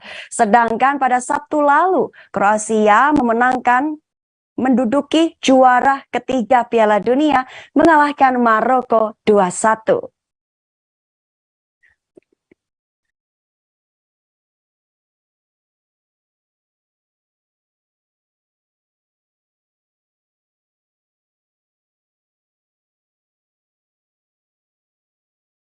Kapten timnas Argentina Lionel Messi masih belum mau pensiun dari sepak bola internasional setelah meraih gelar juara Piala Dunia 2022 Qatar. Messi mengaku ingin mengenakan jersey bintang 3 timnas Argentina dan merasakan sensasi bermain sebagai juara dunia. Jumlah bintang di bagian dada kiri atas jersey timnas Argentina bertambah 1 dan menjadi 3. Hal itu tidak lepas dari keberhasilan timnas Argentina meraih gelar juara di Piala Dunia 2022 Qatar. Timnas Argentina menjadi kampiun Piala Dunia 2022 setelah mengalahkan juara bertahan Prancis dengan skor 4-2 melalui adu penalti. Messi tampil gemilang dengan catatan mencetak 2 gol dan sukses menunaikan tugasnya ketika maju menjadi eksekutor penalti pertama Argentina. Ini adalah keberhasilan ketiga timnas Argentina meraih gelar juara Piala Dunia setelah edisi 1978 dan 1986. Sebelum laga kontra Prancis, Lionel Messi sempat memberi bocoran terkait masa depannya bersama Argentina. Pemain berusia 35 tahun itu menyatakan dengan tegas bahwa laga melawan Prancis adalah pertandingan Piala Dunia terakhirnya. Messi kala itu mengaku tidak yakin masih bisa bermain membela Argentina pada Piala Dunia 2026 ketika usianya sudah menginjak 39 tahun. Terkini, Messi menyatakan tidak akan meninggalkan timnas Argentina dalam waktu dekat. Bintang milik Paris Saint-Germain itu mengaku masih ingin bermain mengenakan jersey 3 bintang timnas Argentina. Messi sudah terlihat memakai jersey baru timnas Argentina itu ketika merayakan kemenangan atas Prancis di Lusail Stadium. Terkait masa depan Messi, Lionel Scaloni selaku pelatih tidak bisa memberi kepastian ataupun memutuskan. Scaloni menyerahkan segala keputusan kepada Messi sebab Scaloni menilai Lionel Messi sudah memberikan segalanya untuk timnas Argentina sehingga berhak memutuskan sendiri. Manusia rekor menjadi dua kata yang mengiringi keberhasilan Lionel Messi mengantar timnas Argentina ke podium juara Piala Dunia 2022. Terkini Messi mengukir sejarah sebagai pemain pertama yang mampu meraih 2 gelar pemain terbaik Piala Dunia atau trofi bola emas. La Pulga mendapatkan bola emas Piala Dunia pertamanya 8 tahun lalu edisi 2014 di Brazil. Kini Messi juga menyandang status pemain dengan jumlah menit bermain dan penampilan terbanyak dalam sejarah Piala Dunia. Berikut adalah deretan rekor baru Piala Dunia yang kini tercatat atas nama Lionel Messi. Pertama, pemain Argentina pertama dan satu-satunya yang tampil pada 5 edisi Piala Dunia berbeda. Edisi 2006, 2010, 2014, 2018, dan 2022. Kedua, pemain termuda yang berhasil tampil pada 5 edisi Piala Dunia berbeda di usia 35 tahun. 3 pemain dengan jumlah pertandingan Piala Dunia terbanyak, yaitu 26 laga. 4 pemain dengan jumlah menit bermain terbanyak Piala Dunia, yaitu 2.314 menit.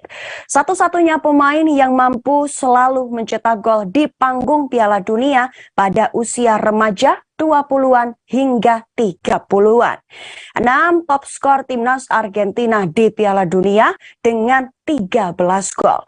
7 kapten dengan jumlah pertandingan Piala Dunia terbanyak yaitu 19 kali. 8 pemain pertama yang mampu terlibat langsung dalam 20 lebih gol di Piala Dunia. Pemain pertama yang selalu mencetak assist pada 5 Piala Dunia berbeda. 10 pemain pertama Argentina yang berhasil selalu mencetak gol pada 5 laga berbeda dalam 1 edisi Piala Dunia. 11 pemain pertama yang berhasil mencetak gol pada fase grup 16 besar, perempat final, semifinal, dan final dalam 1 edisi Piala Dunia.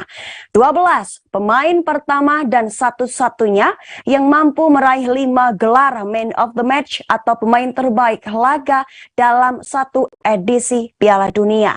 Terakhir, pemain tertua yang berhasil mencetak 7 gol dalam 1 edisi Piala Dunia, yaitu pada usia 35 tahun lebih 177 hari.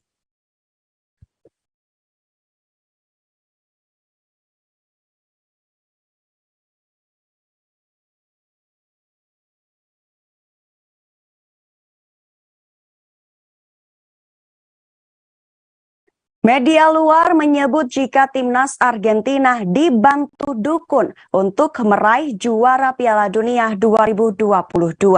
Selain itu, ada juga alasan mengapa dukun di Argentina tersebut tidak mau menyantet Mbappe di Piala Dunia 2022. Demi kesuksesan Argentina menjuarai Piala Dunia 2022, ada bantuan kekuatan gaib di baliknya. Argentina mengukuhkan diri sebagai kampiun berkat kemenangan adu penalti atas Prancis pada laga final di Lusail Iconic Stadium Minggu 18 Desember malam waktu Indonesia Barat. Kedua tim terpaksa melakoni adu tos-tosan seusai skor 3-3 bertahan hingga 120 menit selesai. Hingga pada akhirnya Argentina menang dengan skor akhir 4-2 atas Prancis. Lantas apa rahasia keberhasilan Argentina dalam meraih titel jawara dunia ketiga mereka? Selain karena kekompakan tim, ada campur tangan kekuatan supranatural di balik kejayaan Argentina. Semua bermula dari Magali Martinez, dukun asal Argentina. Ia mulai melancarkan mantra sejak Albi Celeste kalah 0-1 dari Arab Saudi pada matchday pertama fase grup. Martinez mengklaim ada kekuatan jahat yang menyelimuti Lionel Messi selaku kapten sekaligus jagoan Argentina. Tidak bisa bekerja sendirian. Martinez meminta bantuan dukun-dukun di negaranya via media sosial untuk melindungi sang mega bintang dan seluruh pemain. Tweet tersebut mendorong ribuan brohas sebutan untuk praktisi sihir di Amerika Latin untuk mengangkat senjata dalam bentuk jampi guna kelancaran Argentina. Menurut laporan New York Times, bahkan beberapa dukun membentuk grup WhatsApp agar mempermudah koordinasi selama membantu Argentina di Piala Dunia 2022. Para ahli sihir ini sangat terorganisir dan bahkan memiliki job desk masing-masing. Penyihir dibagi menjadi beberapa kelompok sebelum setiap pertandingan dimulai. Ada yang fokus melindungi pemain tertentu, sedangkan lainnya merapal mantra kepada pemain lawan. Tetapi ada alasan kenapa dukun di Argentina enggan mengirimkan ilmu hitam alias santet ke bintang Prancis Kylian Mbappe. Tampil cemerlang, penyerang Paris Saint-Germain itu memborong hat-trick alias 3 gol untuk memaksa waktu normal berakhir imbang 3-3. Terlepas dari masalah performa di lapangan, sebelum pertandingan final, perkumpulan broadcast asal Argentina bernama ABA sempat menyinggung soal Mbappe. Dalam tweet yang diluncurkan sebelum laga final, ABA memperingatkan dukun se-Argentina agar tidak menjampi-jampi Mbappe. Mereka menyebut sang bumbar dilindungi oleh kekuatan hitam yang bisa menyebabkan santet berbalik ke si pengirim. Walaupun gagal membawa trofi juara, setidaknya Mbappe memperoleh sepatu emas sebagai penghargaan. Ia menorehkan 8 gol atau unggul 1 buah dari Lionel Messi selaku rival terdekatnya. Karena kalah, Prancis gagal mengikuti jejak Italia dan Brazil sebagai negara yang menorehkan prestasi back-to-back kampiun di pesta sepak bola 4 tahunan.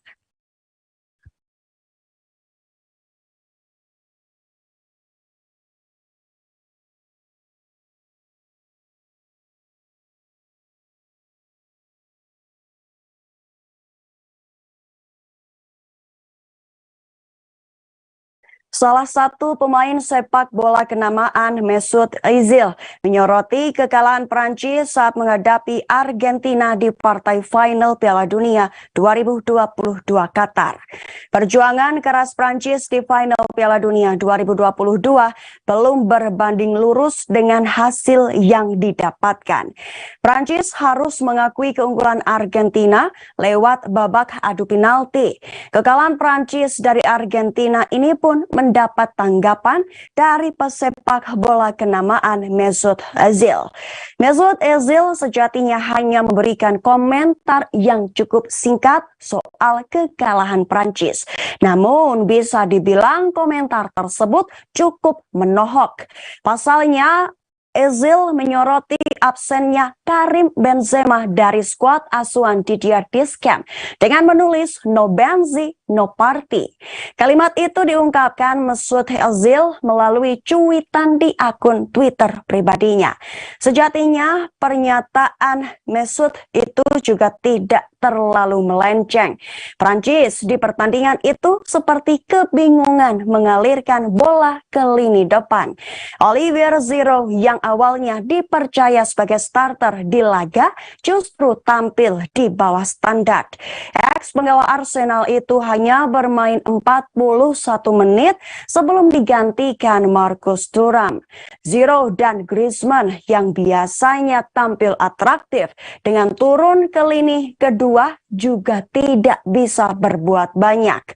Sekiranya hal itulah yang biasanya dilakukan Karim Benzema di Real Madrid dalam beberapa tahun terakhir.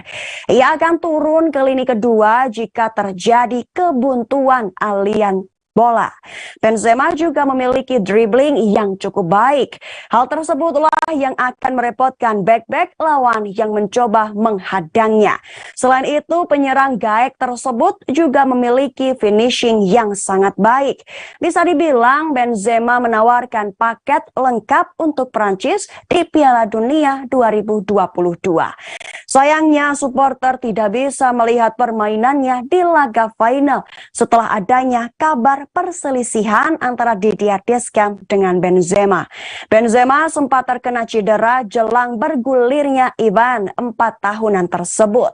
Namun saat Prancis berhasil lolos ke final, Benzema dikabarkan sudah sembuh dan bisa tampil. Pemain yang meraih gelar Ballon d'Or 2022 ini sejatinya tidak dicoret dari skuad Prancis. Tapi menjelang laga final, hubungan Benzema dan Deschamps yang kurang baik membuat namanya tidak terpilih untuk berlaga di final Piala Dunia 2022.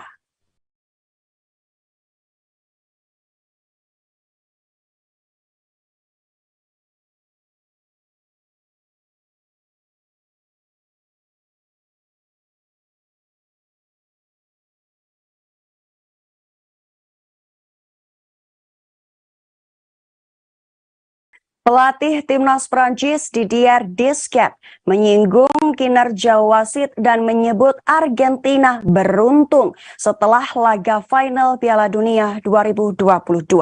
Pertandingan Argentina versus Prancis berlangsung di Lusail Stadium pada Minggu 18 Desember malam waktu Indonesia Barat. Timnas Prancis selaku juara bertahan harus puas menjadi runner-up Piala Dunia 2022 setelah takluk 2-4 dari Argentina via adu penalti. Banjir gol sebelum laga Argentina dan Prancis masuk ke babak adu penalti itu tidak lepas dari keputusan wasit Szymon Marcianek. Wasit asal Polandia itu memberi 3 penalti dengan rincian 2 untuk timnas Prancis dan 1 lainnya ke Argentina. Selesai laga, Didier Deschamps mengaku sempat berbicara dengan wasit. Terkait pembicaraan tersebut, Deschamps menolak menjelaskan kepada publik. Namun Deschamps sempat menyinggung Argentina ketika menjelaskan kinerja wasit Piala Dunia 2022. Pelatih berusia 52 tahun itu secara tidak langsung menilai Argentina mendapat bantuan dari wasit untuk lolos ke final Piala Dunia 2022. Deschamps bukan satu-satunya orang yang menyebut Argentina ketika menjelaskan kepemimpinan wasit Piala Dunia 2022. Sebelumnya, 2 pilar timnas Portugal Bruno Fernandes dan Pepe juga pernah mengucapkan hal yang nyaris serupa dengan perkataan Deschamps. Bruno Fernandes dan Pepe sangat keras mengkritik wasit setelah Portugal kalah 0-1 dari Maroko di perempat final. Kedua pemain itu secara tidak langsung menyebut FIFA ingin membantu Argentina menjadi juara Piala Dunia 2022. Bruno Fernandes dan Pepe mengungkapkan hal itu karena wasit yang memimpin laga Portugal versus Maroko berasal dari Argentina. Di lain sisi, Bruno Fernandes geram karena wasit dari negara yang masih bermain di Piala Dunia 2022 tetap bekerja. Dalam hal ini adalah Argentina.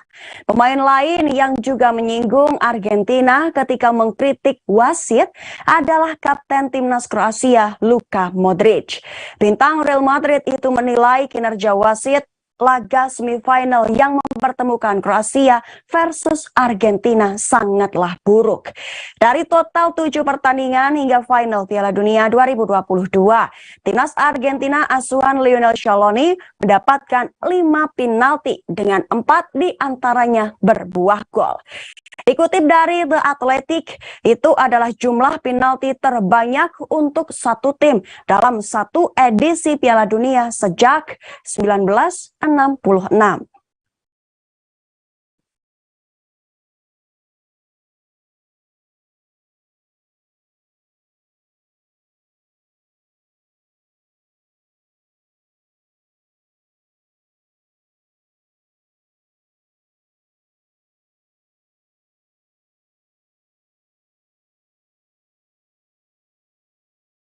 Kabar tadi sekaligus menjadi penutup jumpa kita hari ini dalam live update Piala Dunia. Jangan lupa untuk saksikan live update Piala Dunia hanya di kanal YouTube Tribun Network. Saya Yesi Winata beserta kru yang bertugas pamit. Terima kasih dan sampai jumpa.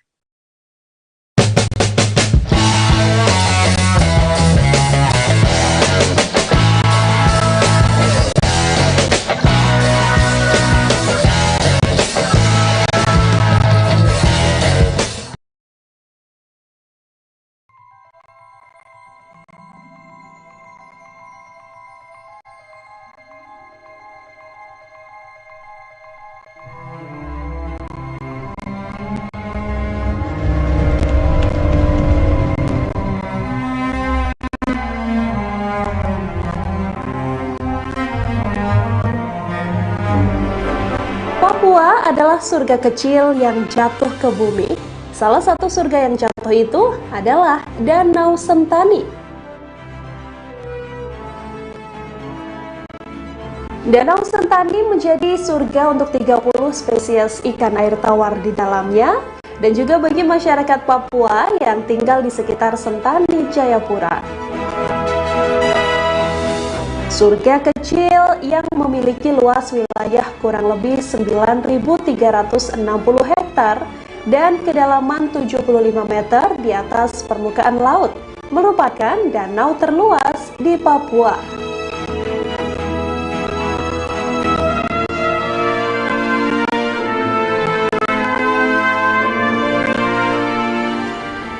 Wilayah danaunya merupakan satu kesatuan dengan cagar alam pegunungan Cyclops.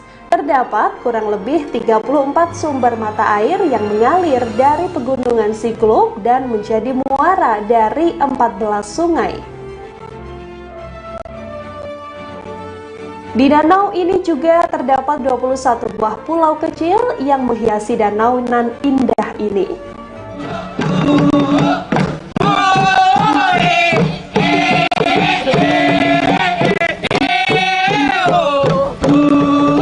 Arti kata Sentani berarti di sini kami tinggal dengan damai.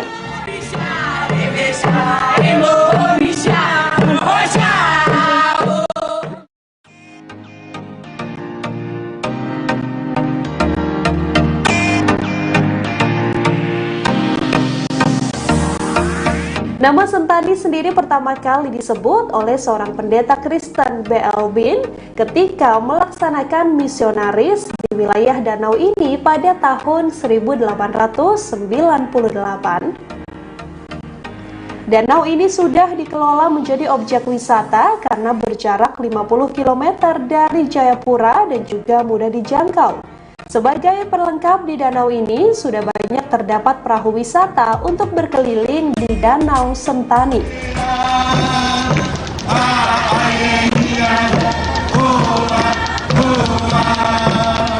Di danau ini juga diadakan Festival Danau Sentani untuk menarik wisatawan. Festival Danau Sentani biasanya diadakan pada pertengahan bulan Juni setiap tahun. FDS sendiri telah ditetapkan sebagai festival tahunan dan masuk dalam kalender pariwisata utama.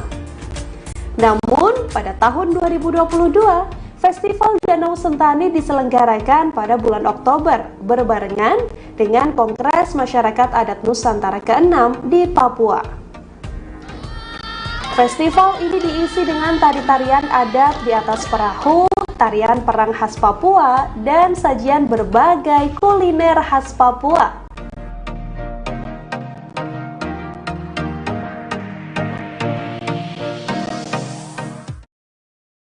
Terima kasih sudah nonton. Jangan lupa like, subscribe, dan share ya.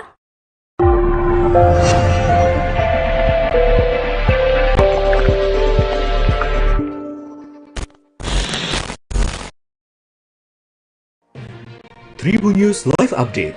Tanggal 21. Selamat siang Tribuners, selamat sore Tribuners, selamat petang Tribuners, Anda sedang menyaksikan live update. Informasi teraktual dan terupdate dari siang hingga petang kami sajikan untuk Anda. Menewaskan 2 orang penumpang, yang mana kedua penumpang Kami perdalam dengan laporan langsung dari lokasi kejadian dan narasumber terpercaya. Benar-benar menghukum mereka-mereka yang terlibat, menghentikan terduga pelaku yang ingin Laporan terkait peristiwa pompong hilang kontak menabrak sejumlah pemotor yang melintas tepat. Saksikan live update siang, sore, dan petang hanya di channel YouTube Tribun News.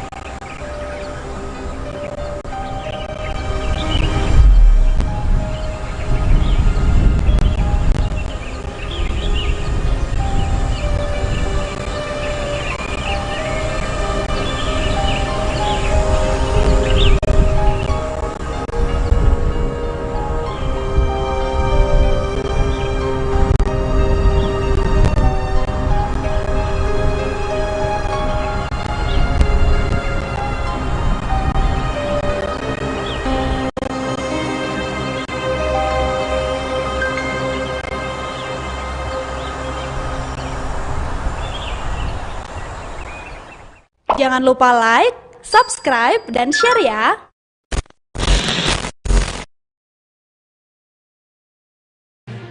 Tribun News Live Update. Tanggal 21. Selamat siang Tribuners, selamat sore Tribuners, selamat petang Tribuners, Anda sedang menyaksikan live update. Informasi teraktual dan terupdate dari siang hingga petang kami sajikan untuk Anda. Menewaskan 2 orang penumpang, yang mana kedua penumpang Kami perdalam dengan laporan langsung dari lokasi kejadian dan narasumber terpercaya. benar-benar menghukum mereka-mereka yang terlibat, menghentikan terduga pelaku yang ingin Laporan terkait peristiwa pompong hilang kontak menabrak sejumlah pemotor yang melintas tepat. Saksikan live update siang, sore, dan petang hanya di channel YouTube Tribun News.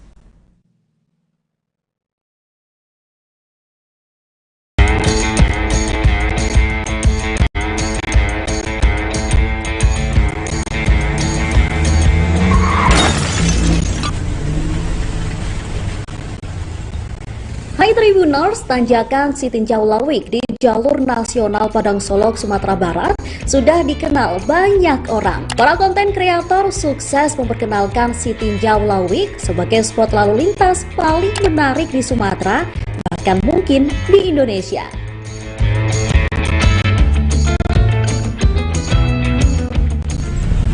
Saya sekarang berada di tanjakan Sitinjau Lawik. Di belakang saya ini persis di tikungannya yang sudah sangat fenomenal, terkenal, bisa disaksikan di berbagai channel yang saban hari memantau lokasi ini. Tanjakan dan turunannya memang super tajam. Apalagi persis di tanjakan atau turunan Sitinjau Lawik ini, tikungannya lebih dari 90 derajat. Sitinjau Lawik sangat terkenal karena tikungannya yang sangat ekstrem atau bisa dibilang super ekstrem, karena tidak hanya 90 derajat tetapi lebih dari 100 derajat memutarnya, dan curam dari bawah, ya, tanjakannya sangat terjal. Ya, kalau yang tidak berpengalaman maka akan mengalami kesulitan di sini. Sudah banyak kejadian, bisa disaksikan di laporan-laporan para YouTuber Sitinjau Lawik. Inilah Sitinjau Lawik, jalur yang sangat sibuk dan belum bisa tergantikan.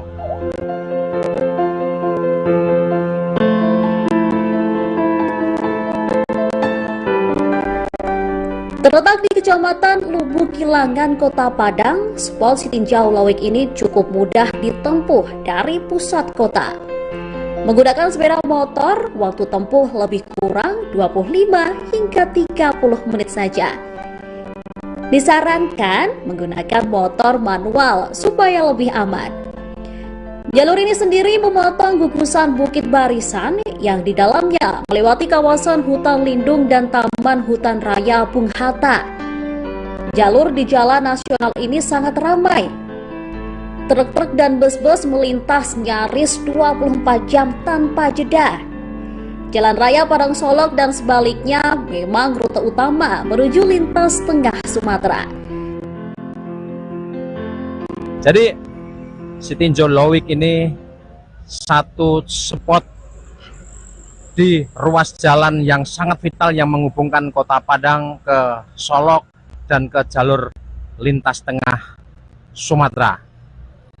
Sangat vital, dan hanya ada satu pilihan rute lain kalau terjadi sesuatu yang membuat jalur ini bisa lumpuh atau putus total, yaitu Padang via Padang Panjang kemudian baru ke Solok, tetapi itu harus memutari Bukit Barisan.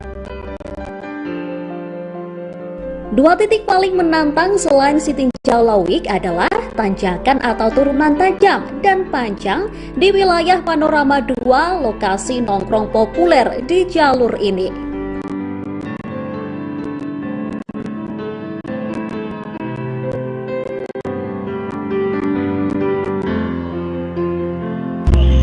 Maka disebut Sitinjau Lawik. Di sini kita jelaskan ya. Sitinjau itu artinya meninjau. Meninjau. Jadi Lawik itu laut, meninjau laut. Nah, jadi di sini kita perlihatkan ya. Maka dibilang Sitinjau Lawik. Mari Pak, kita sini.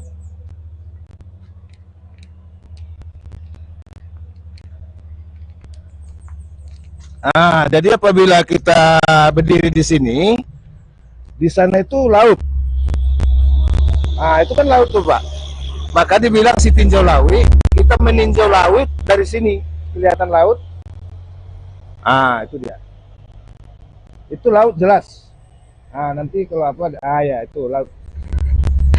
Itu dia pengertiannya Sitinjau Lawik.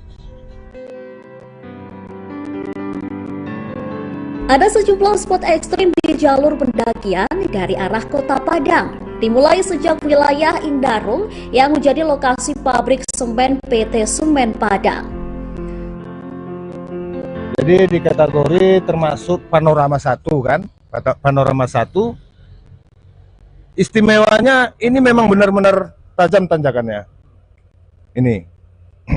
Jadi apabila kendaraan yang melintasi di sini, apalagi yang belum pernah, memang sangat kesulitan gitulah. Dan perlu dibantu juga sama rekan-rekan kita yang udah biasa di sini gitu, Pak. Jadi naik turun kalau nggak berani. Iya, dia orang itu wajib ditolong sama orang-orang putra daerah sini. Gitu. Secara tingkat kerawanan, jalur Sitinjau Lawik ini komplit. Rawan kecelakaan lalu lintas hingga potensi tanah longsor atau tanah bergerak di kiri kanan jalan. Peristiwa kecelakaan sudah tak terhitung lagi jumlahnya. Dari yang ringan sampai yang fatal merenggut banyak korban jiwa maupun kendaraan yang hancur. Menurut Sajali Bintang, Ketua Komunitas YouTuber Sitinjau Lawik, bahaya terbesar adalah kendaraan-kendaraan berat maupun ringan yang hendak masuk ke Kota Padang dari arah Solok. Menariknya begini, Mas, karena Sitinjau Lawik ini yang dibalik dia memang ekstrim. Yang kedua, bisa dikatakan hampir tiap hari ada insiden. Ada insiden, maksudnya yang mobil.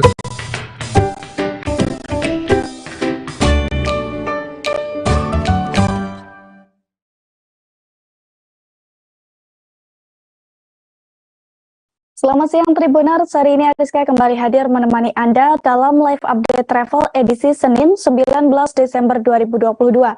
Dan seperti biasa kami akan memberikan informasi terkait sejumlah wisata dan kuliner untuk Anda. Tentunya akan disampaikan secara langsung bersama sejumlah reporter kami yang ada di berbagai daerah. Inilah live update travel selengkapnya. Tribuners, saat berkunjung ke Ponorogo tak lengkap apabila tak mencicipi kuliner khasnya. Apalagi kalau bukan sate ayam Ponorogo, Tribuners.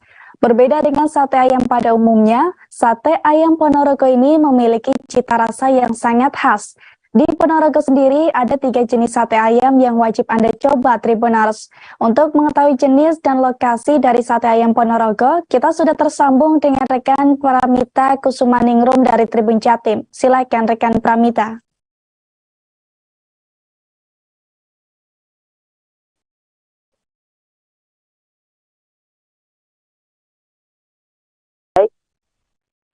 Baik rekan Ariska, di sini saya akan menjelaskan tentang sate Ponorogo. Sate Ponorogo sendiri merupakan salah satu kuliner wajib bagi wisatawan yang ingin ke Ponorogo. Sebenarnya tidak hanya satu jenis saja, ada 3 jenis. Satu di Setono, di Kelurahan Setono itu terkenal dengan nama sate ayam Setono. Itu lokasinya berada menuju wisata Telaga Ngebel. Di sana merupakan salah satu sate tertua karena cikal bakal pendirian Ponorogo ada di situ. Kemudian bedanya dengan sate yang lain, dia berukuran kecil, sambalnya juga lebih sepure. Untuk yang kedua, ini adalah langganan para presiden. Seperti diketahui, di sate ayam Sukri Sobikun sekarang dipegang oleh Sukri Sobikun, yaitu Pak Suroto. Itu di Jalan Lawu, Gang Sate, Kelurahan Ologaten. Kemudian ukurannya memang lebih besar atau disebut VVIP, sehingga harganya juga lebih mahal, 32.000 per 10 tusuk. Itu langganan para presiden yang sering ke sana adalah Presiden Susilo Bambang Yudhoyono dan Joko Widodo. Kemudian yang sate ayam ketiga itu ada di Purbosuman, tapi menjualnya ada di area ngepos. Itu lebih strategis lokasinya, 5 menit dari alun-alun Kota Ponorogo. Kalau untuk ukurannya di tengah-tengah di antara sate ayam Setono dan sate ayam Sukri Sobikun. Harganya pun di tengah-tengah seharga 25.000 per 10 tusuk. Jadi silahkan datang ke Ponorogo untuk merasakan sate ayam itu. Begitu rekan Ariska. Baik, terima kasih atas informasi dan juga rekomendasi Anda, rekan Pramita Kusumaningrum dari Tribun Jatim. Dan Tribuners, ada pula wawancara dengan Suroto, penjual sate ayam Sukri Sobikun, serta Kabul, pedagang sate ngepos. Berikut liputannya untuk Anda. Sebenarnya pada dasarnya sama sate ayam, cuman mungkin yang membedakan ya ukuran satenya. Kalau kita itu cenderung lebih kecil dibandingkan dengan yang di Gang Sate Nologaten Pak Tukri. Kalau dengan nomor Bosman kira-kira hampir sama lah gitu. Kemudian yang kedua itu yang bedakan kita itu sambal. Kalau sambal Setono itu kan cenderung mabyur. Jadi mabyur, kalau yang di Nologaten itu setahu saya itu kempot gitu. Itu aja. Kalau di sana awalnya dapat tahun berapa, Pak? Kalau awalnya itu ceritanya itu sebelum 65 itu sudah kakek saya, karena ya sebelum Gestapo itu ya itu sudah jualan gitu loh, itu sudah masih zaman perang lah gitu. Sudah jualan. Sekarang kita itu Kampung Sate ini dulu itu riwayatnya itu dari Pak Sobigun. Pak Sobigun dulu itu jualannya mulai tahun 65-an. Dan dulu masih presidennya Pak Soekarno. Dia juga katanya pernah diundang di Istana Merdeka Jakarta. Waktu itu presidennya Pak Soekarno. Terus regenerasi yang kedua itu yang menekuni sate ayam Pak Sobigun itu adalah Pak Tukri. Dulu putranya Pak Sobigun ada 5, tapi yang menekuni itu hanya Pak Tukri. Dulu jualannya tidak seperti ini, dulu jualannya masih di pinggir jalan, di trotoar. Terus pakai pikulan juga, pagi berangkat, pulang juga mikul. Jadi pagi mikul, pulang juga mikul. Enggak, cuma dari sini sampai Jalan Ahmad Dahlan. Oh, berarti jualannya di Ahmad Dahlan ya? Di pinggir jalan. Itu waktu Pak Tukri dulu ya, regenerasi kedua itu ya juga seperti Pak Sobigun, jualannya masih di sana, masih di pinggir jalan. Ya, alhamdulillah Allah meridhoi untuk kuliner sate ayam Pak Sobigun yang sangat luar biasa. Tribuner, saat boring atau bosan melakukan aktivitas, Anda bisa meluangkan waktu untuk berwisata ke Lembang Indah Malang. Tepatnya wisata ini berada di Desa Balesari, Kecamatan Ngajum, Kabupaten Malang, Tribuners. Saat mengunjungi tempat ini, Anda akan mendapatkan suguhan pemandangan indah di lembah hijau yang dikelilingi oleh Gunung Kawi. Dari pusat kota Malang, Anda hanya butuh waktu sekitar 1 jam 20 menit untuk menuju ke Lembah Indah Malang. Yuki Akila yang baru pertama kali mengunjungi Lembah Indah Malang, pria asal Lamongan ini berkunjung bersama istri dan anaknya. Yuka menginap di glamping yang sudah ia pesan jauh-jauh hari. Sementara menurut pekerja Lembah Indah Malang, Adam Kelvin mengatakan bahwa pengunjung yang datang ke tempat ini bisa menginap di glamping ataupun villa. Di Lembah Indah Malang sendiri ada sebanyak 30 glamping dan 5 villa yang bisa dipilih. Untuk harga sewa glamping dan villa tersebut tergantung fasilitasnya, Tribuners. Pihaknya mematok harga antara 650.000 sampai dengan 850.000 per malam. Sedangkan sewa villa dipatok dengan harga 1,5 juta sampai dengan 2,5 juta per malam. Selain penginapan,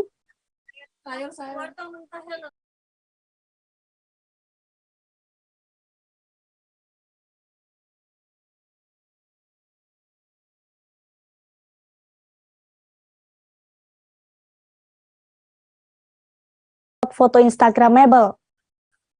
Ada pula wisata edukasi untuk keluarga, seperti wisata petik buah, petik sayur, dan memberi makan sapi atau kambing. Selama di tempat ini, anak-anak juga bisa menikmati outbound, seperti flying fox, off-road, dan juga playground. Bila tidak menginap, pengunjung cukup membayar tiket sebesar 20.000 per orang.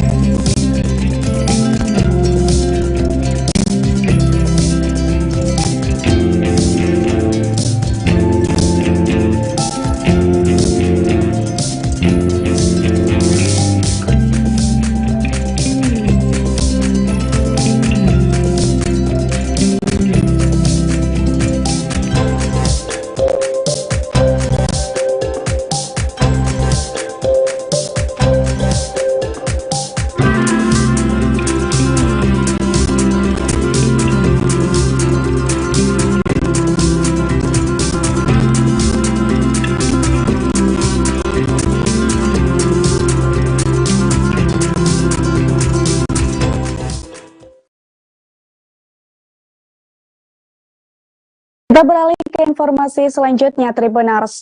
Untuk menyambut malam pergantian tahun 2022-2023, Kota Solo akan menggelar berbagai event menarik.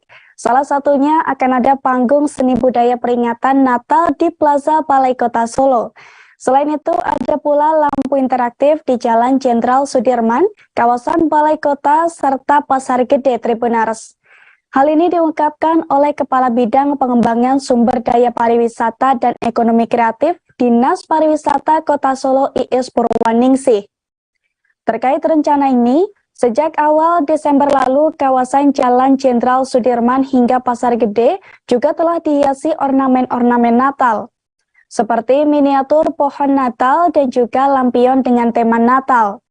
Dengan adanya berbagai ornamen itu, masyarakat pun sangat antusias. Bahkan hingga malam hari banyak yang berdatangan dan menyaksikan ke lokasi secara langsung. Selain itu, jelang akhir tahun 2022 ini, Kota Solo juga akan dimeriahkan dengan event internasional. Event itu akan menyuguhkan seni-seni dari berbagai negara, Tribuners. Seperti diantaranya ada Indonesia, Jerman, Filipina, Jepang, Nepal, dan juga Perancis. Diketahui event bernama Solo International Art Camp 3 2022 itu bakal mulai digeber dari tanggal 22 Desember 2022 hingga tanggal 5 Januari 2023 di Dalem Joyokusuman. Dalam acara tersebut juga akan dilengkapi dengan workshop dan juga parade budaya. Menariknya, acara ini bisa dinikmati oleh semua masyarakat tanpa dipungut biaya sepeser pun alias gratis. Kemudian Car Free Night atau CFN juga akan memeriahkan Kota Solo menjelang pergantian tahun. Untuk gelaran Car Free Night sendiri kemungkinan akan digeber pada tanggal 31 Desember 2022. Sesuai namanya, Car Free Night ini akan hadir saat malam hari saja di sepanjang Jalan Slamet Riyadi Solo. Sama dengan Solo International Art Camp 3, Car Free Night juga bisa dihadiri oleh seluruh masyarakat, baik dari anak-anak maupun orang dewasa dari berbagai kota secara gratis. Dalam Car Free Night ini nantinya juga ada serangkaian acara yang turut meramaikan Tribuners, mulai dari panggung hiburan hingga beragam UMKM.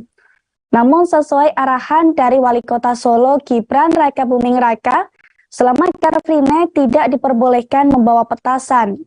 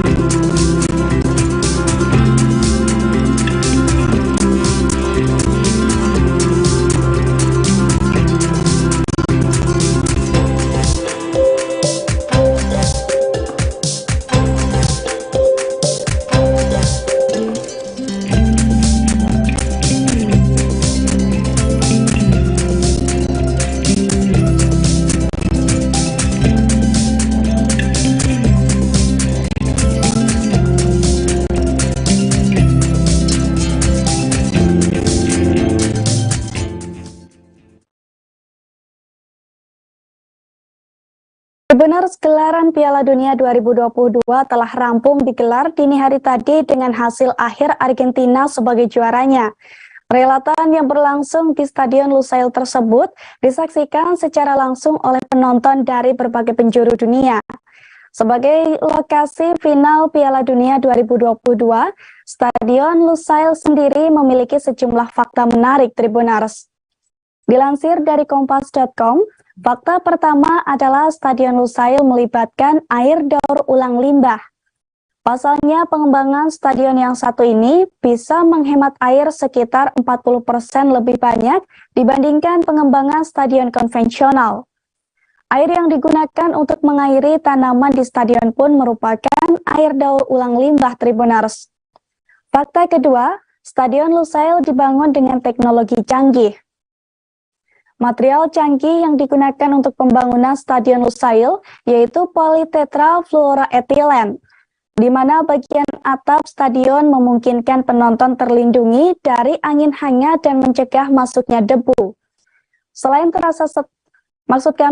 terasa teduh, bagian dalam stadion pun juga mendapatkan cahaya matahari yang cukup sehingga bagus untuk pertumbuhan rumput di lapangan hijau. Lalu fakta ketiga, Stadion Lusail memiliki akses yang mudah. Kawasan Lusail berada sekitar 15 km dari kota Doha, ibu kota Qatar. Lokasi Stadion Lusail pun mudah diakses oleh transportasi publik Tribuners. Pengunjung Stadion Lusail dapat datang ke stadion ini dengan menggunakan akses Metro Doha dan berhenti di Stadion QNB Lusail. Bahkan untuk pemegang Haya Card dapat menumpangi transportasi umum Qatar secara gratis, yakni sejak tanggal 11 November hingga 23 Desember 2022 nanti.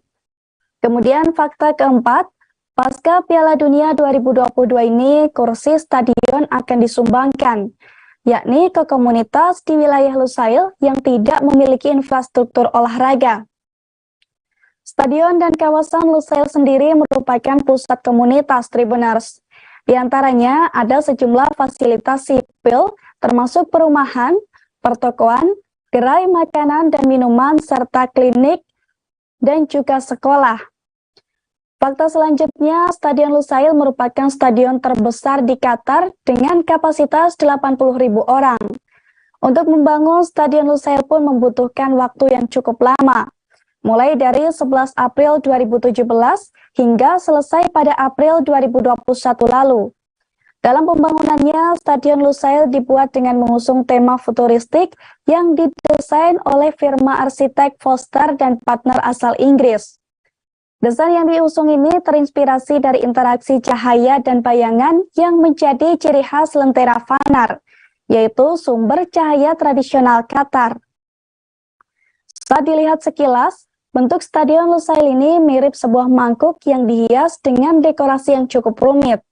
Hal ini mempresentasikan zaman keemasan seni dan keahlian di dunia Arab dan Islam.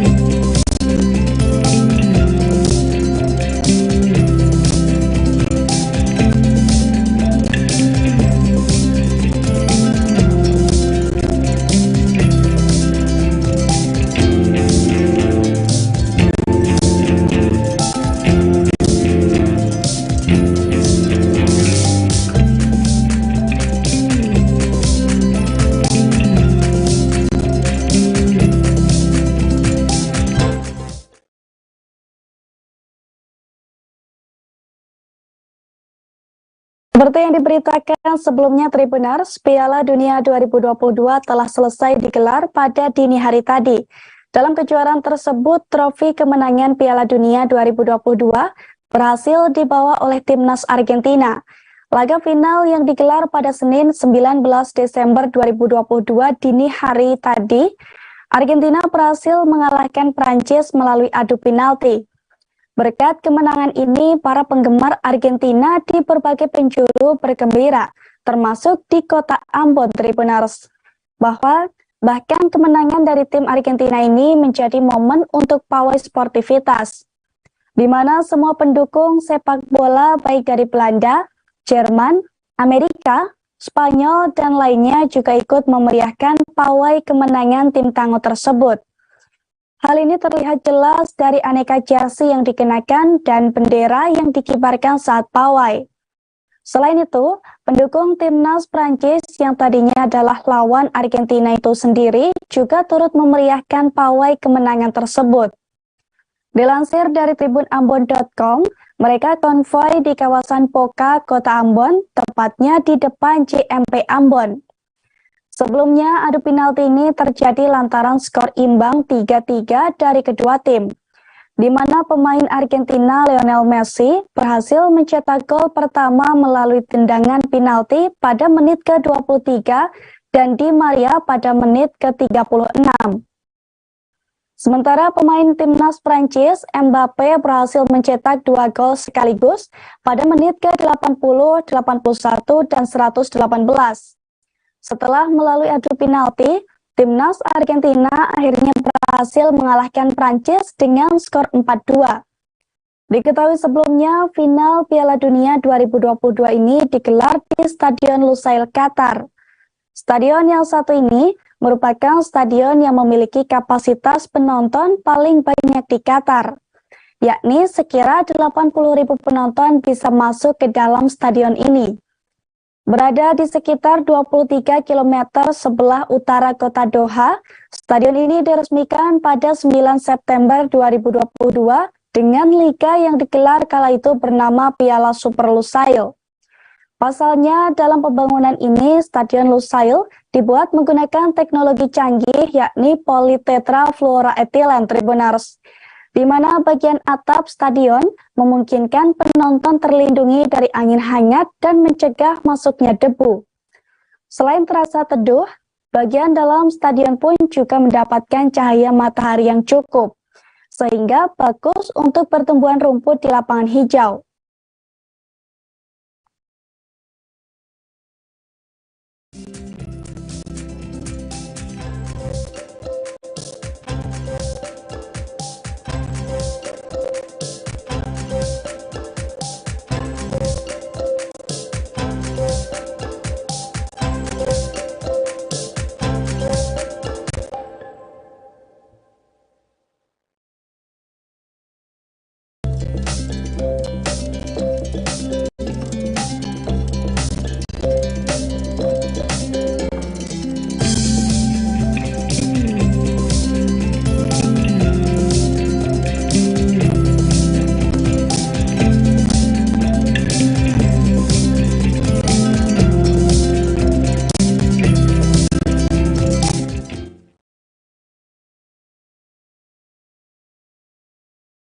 Tribuners, dalam Piala Dunia 2022, timnas Argentina berhasil keluar sebagai juara dan membawa trofi Piala Dunia 2022.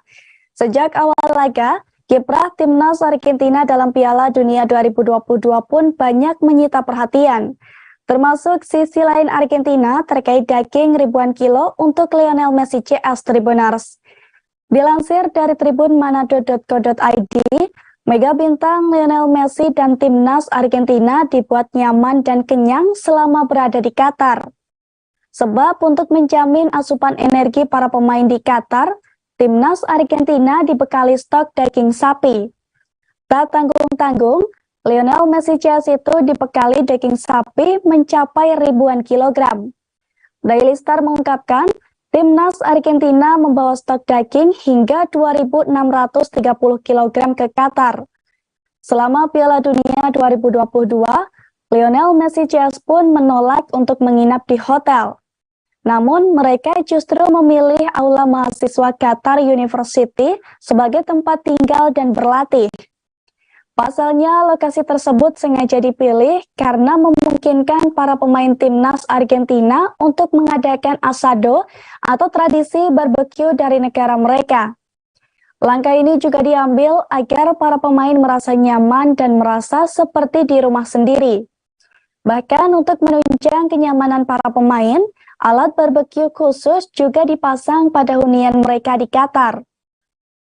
Asado sendiri terbuat dari daging panggang yang dilapisi sedikit garam kasar. Biasanya, hidangan yang satu ini dinikmati bersamaan dengan salad dan juga anggur Tribuners. Diketahui sebelumnya, usaha yang dilakukan Argentina ini pun berbuah manis. Timnas Argentina berhasil keluar sebagai juara dalam Piala Dunia 2022 setelah menang adu penalti lawan Prancis pada Senin 19 Desember 2022 dini hari tadi. Tak hanya membawa Argentina juara Piala Dunia 2022 Qatar, Lionel Messi juga menyabet gelar pemain terbaik di turnamen kali ini. Dengan capaian gelar juara Piala Dunia 2022, Lionel Messi sudah melengkapi trofi hingga penghargaan dalam dunia sepak bola selama karirnya.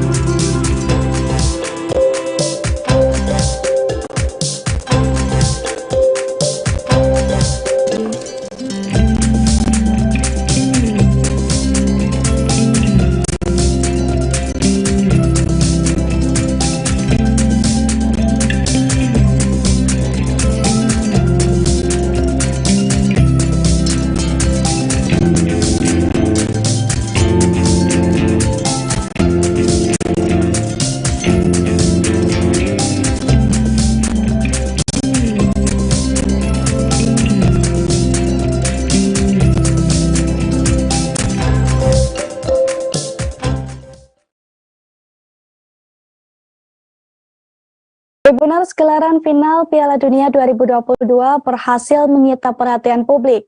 Bahkan tak sedikit pula supporter dari berbagai negara berbondong-bondong datang ke Qatar. Jauh-jauh datang dari negaranya, mereka berniat untuk menyaksikan secara langsung pertandingan final Piala Dunia 2022 antara Argentina melawan Prancis. Tepatnya di Stadion Lusail ikonik Lusail Qatar pada dini hari tadi. Namun sayangnya pasokan tiket untuk final Piala Dunia 2022 sendiri terbatas. Akibat langkanya pasokan tiket ini, kemudian menjadi kesempatan para calo untuk melambungkan harga. Tak tanggung-tanggung, harga tiket final Piala Dunia 2022 melambung hingga 5 kali lipat dari harga semula. Matias, seorang supporter Argentina misalnya, ia mengaku telah mengantri lebih dari 4 jam untuk bisa membeli tiket final Piala Dunia 2022 pada Jumat 16 Desember waktu setempat. Setelah mengetahui tiket yang dijual di platform online ludes, ia pun bergegas menuju ke loket penjualan langsung. Tak hanya sendiri, Matias bersama rekan-rekannya yang tidak mendapatkan tiket mencoba bertahan di area loket. Pasalnya, hal ini mereka lakukan untuk mendapatkan kejelasan. Namun di sisi lain, salah satu staf penjualan tiket di Stadion Lusail justru mengeluhkan aksi yang dilakukan sejumlah supporter Argentina yang tak memperoleh tiket tersebut. Nasib serupa juga diungkapkan oleh Maria Pereira, salah satu pendukung wanita dari timnas Argentina, di mana ia juga tidak mendapatkan tiket untuk nonton final Piala Dunia 2022 di Stadion Lusail. Suasana keresahan pun sangat terlihat dari para supporter selama mencari tiket. Salah satunya, supporter tim Tango lainnya, Lucio, merasa bingung dan resah belum memiliki tiket. Sama seperti yang lainnya, ia pun tetap bertahan menunggu di DCC dengan rekan supporter Argentina lainnya, dengan harapan bisa mendapatkan tiket nonton final Piala Dunia 2022. Setelah tidak mendapatkan tiket, satu cara yang bisa dimanfaatkan para supporter itu adalah melalui calo. Namun keberadaan calo juga dipandang kedua belah pisau Maksud kami bak dua belah mata pisau, karena menaikkan harga tiket dengan harga yang selangit. Satu di antara calo yang tak mau disebutkan identitasnya mengungkapkan, dirinya memang menaikkan tiket 2 kali lipat dari harga aslinya. Menurutnya, harga itu merupakan hal yang wajar karena sesuai dengan mekanisme pasar. Bahkan ada pula calo yang menaikkan harga tiket mencapai 5 kali lipat karena tingginya permintaan. Meski calo menjadi jawaban terakhir, namun tak semua supporter Argentina ataupun Prancis bisa membeli dengan nominal kenaikan harga yang signifikan. Diketahui FIFA sudah menjual tiket Piala Dunia 2022 untuk semua pertandingan sejak tanggal 4 Juli 2022 lalu. Kategori 4 sekaligus khusus penyandang disabilitas dijual seharga 750.000 Qatariah atau setara dengan 3 juta. Kategori 3 seharga 2.200 Qatarial atau setara dengan 9 juta. Kemudian kategori 2 seharga 3.650 Qatarial atau setara dengan 15 juta. Sedangkan kategori 1 yaitu 5.850 Qatarial atau setara dengan 24 juta.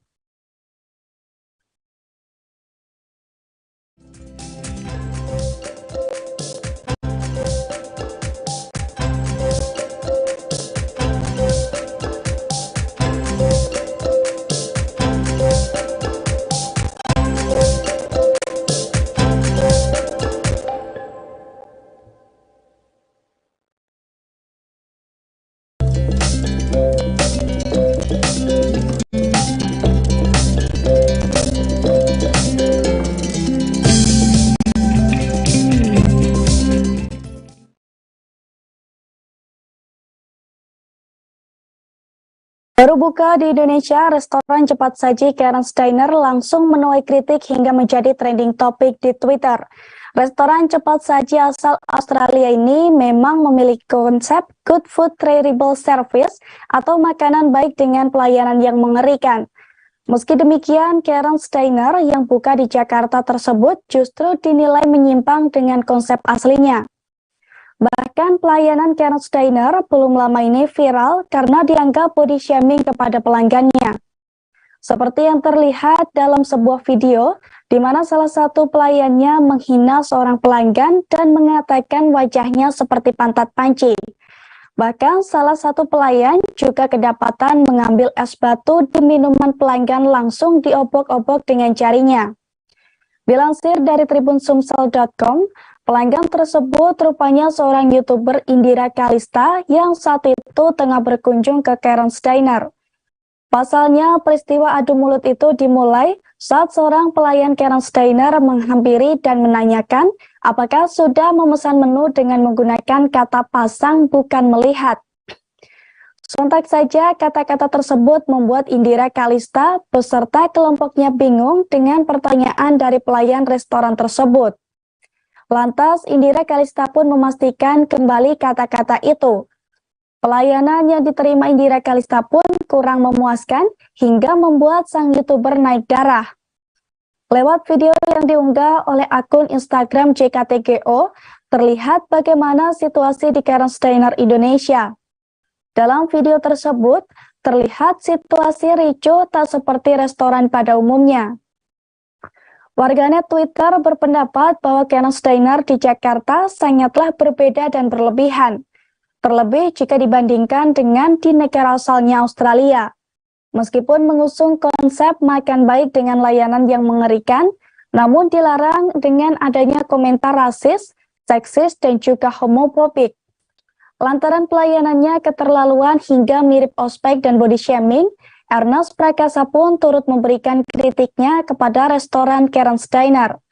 Di mana dalam cuitannya, Ernest Prakasa tampak memberikan kritik pedas kepada pelayan restoran Karen's Diner yang terlihat dalam sebuah video viral di Twitter.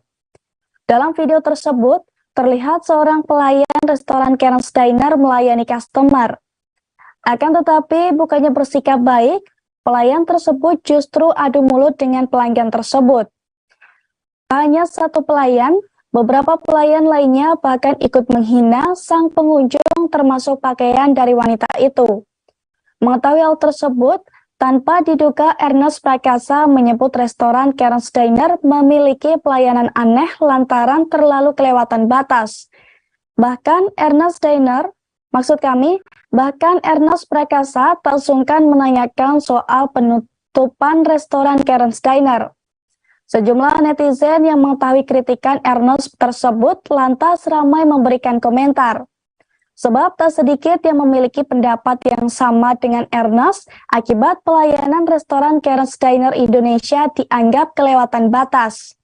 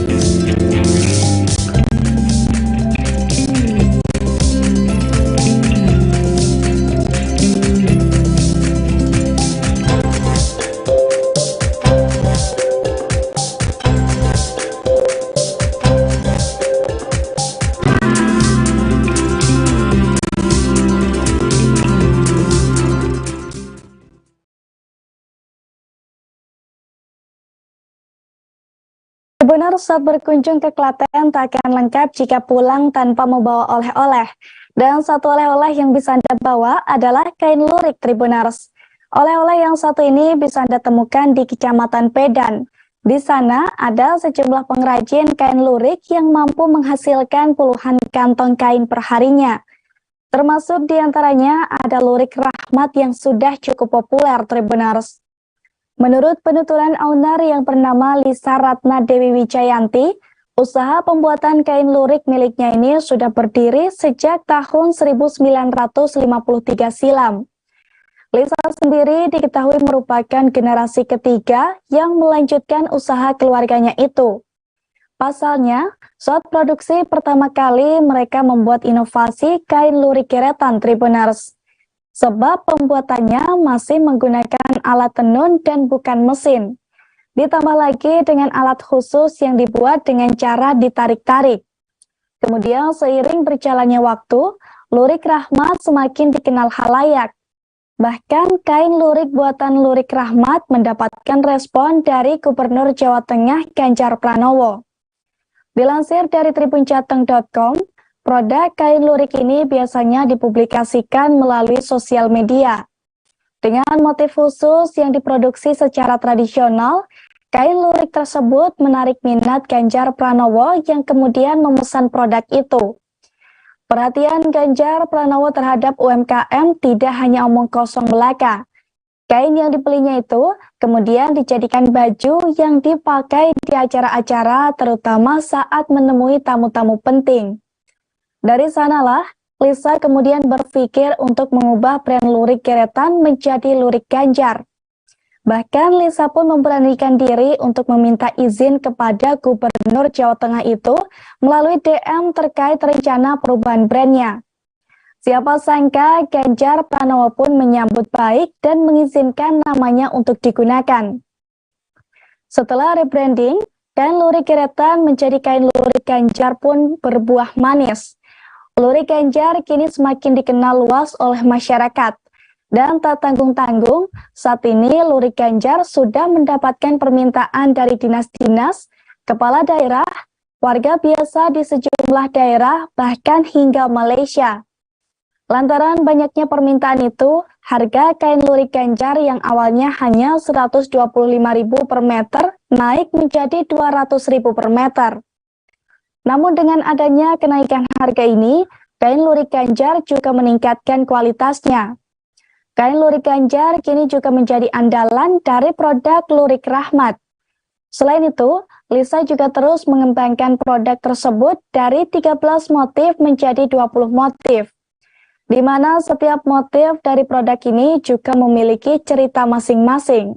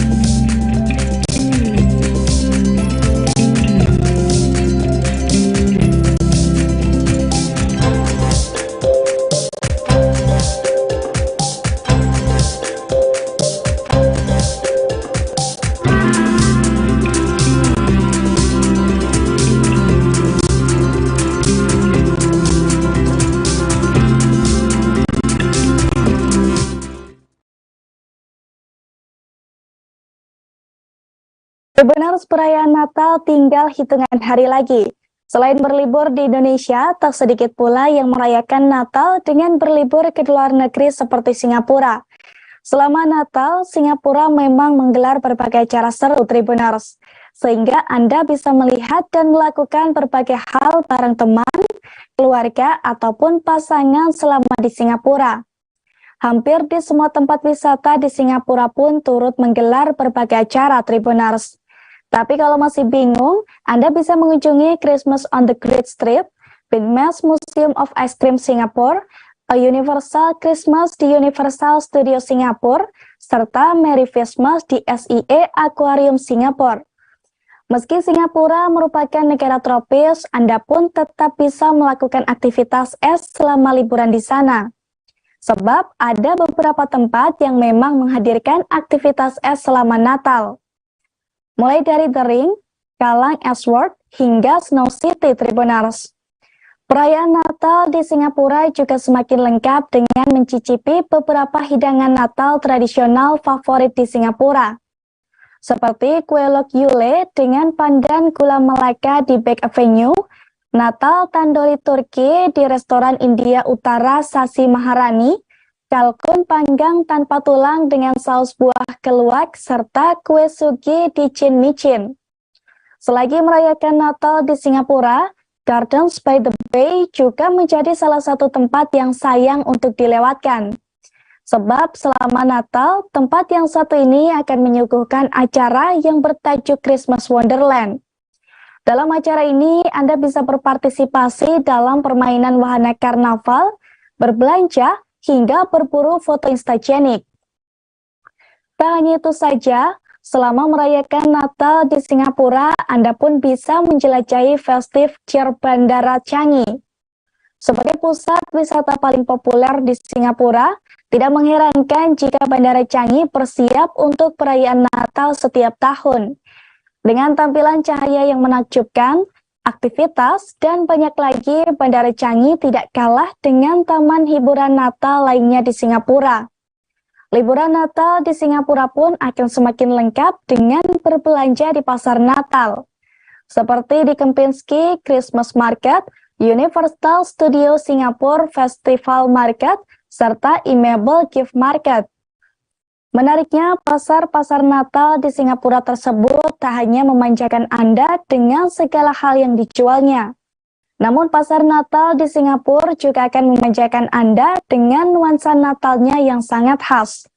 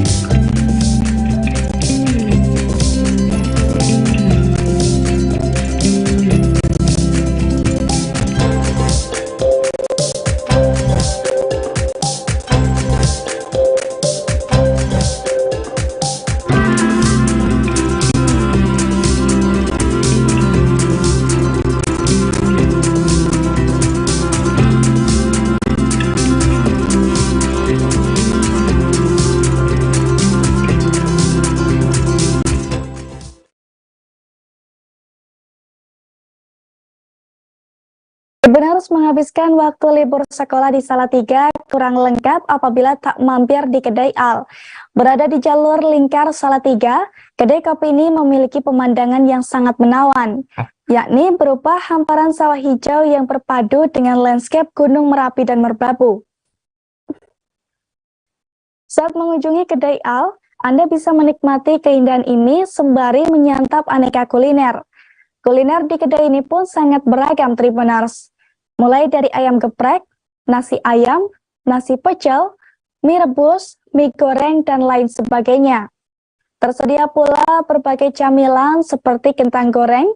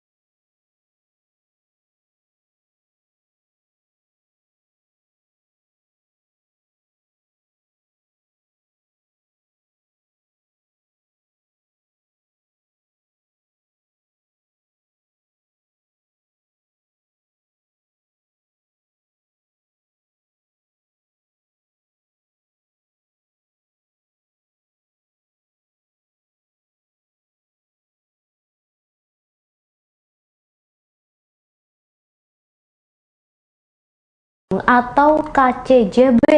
Insiden ini terjadi pada Minggu 19 Desember 2022 sekira pukul 17 waktu Indonesia Barat dan menewaskan 2 orang.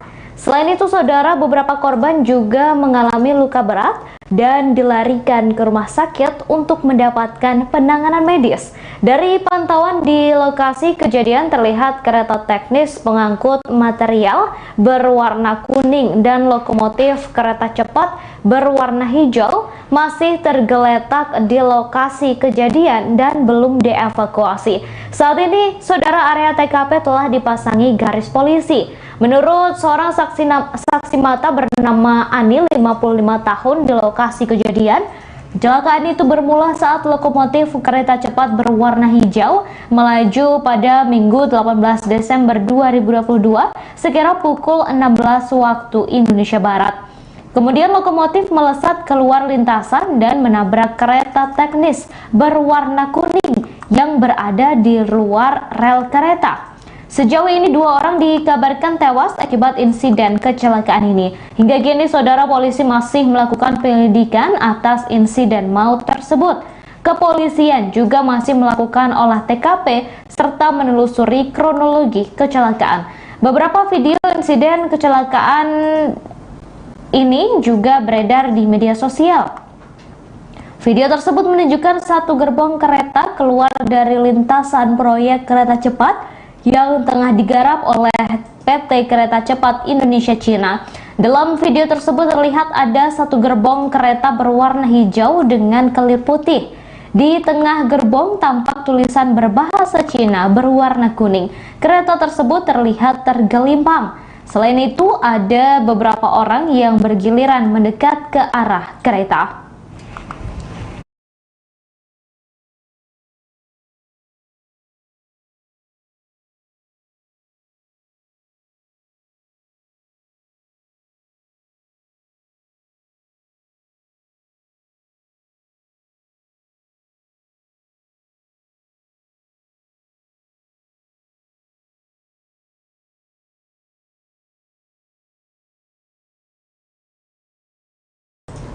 Kecelakaan kereta yang terjadi pada Minggu 18 Desember 2022 menewaskan 2 orang.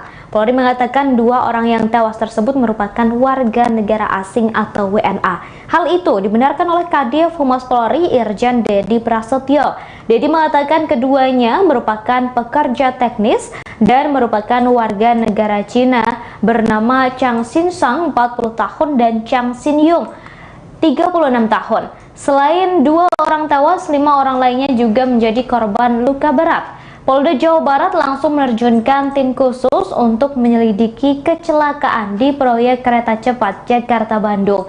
Tak hanya menerjunkan tim khusus, Polda Jawa Barat juga menerjunkan tim Puslap 4 Polri untuk melakukan olah TKP. Diketahui kecelakaan terjadi pada Minggu 18 Desember 2022, tepatnya di trase kereta cepat Kampung Campaka, Desa Cempaka Mekar, Kecamatan Padalarang, Kabupaten Bandung Barat.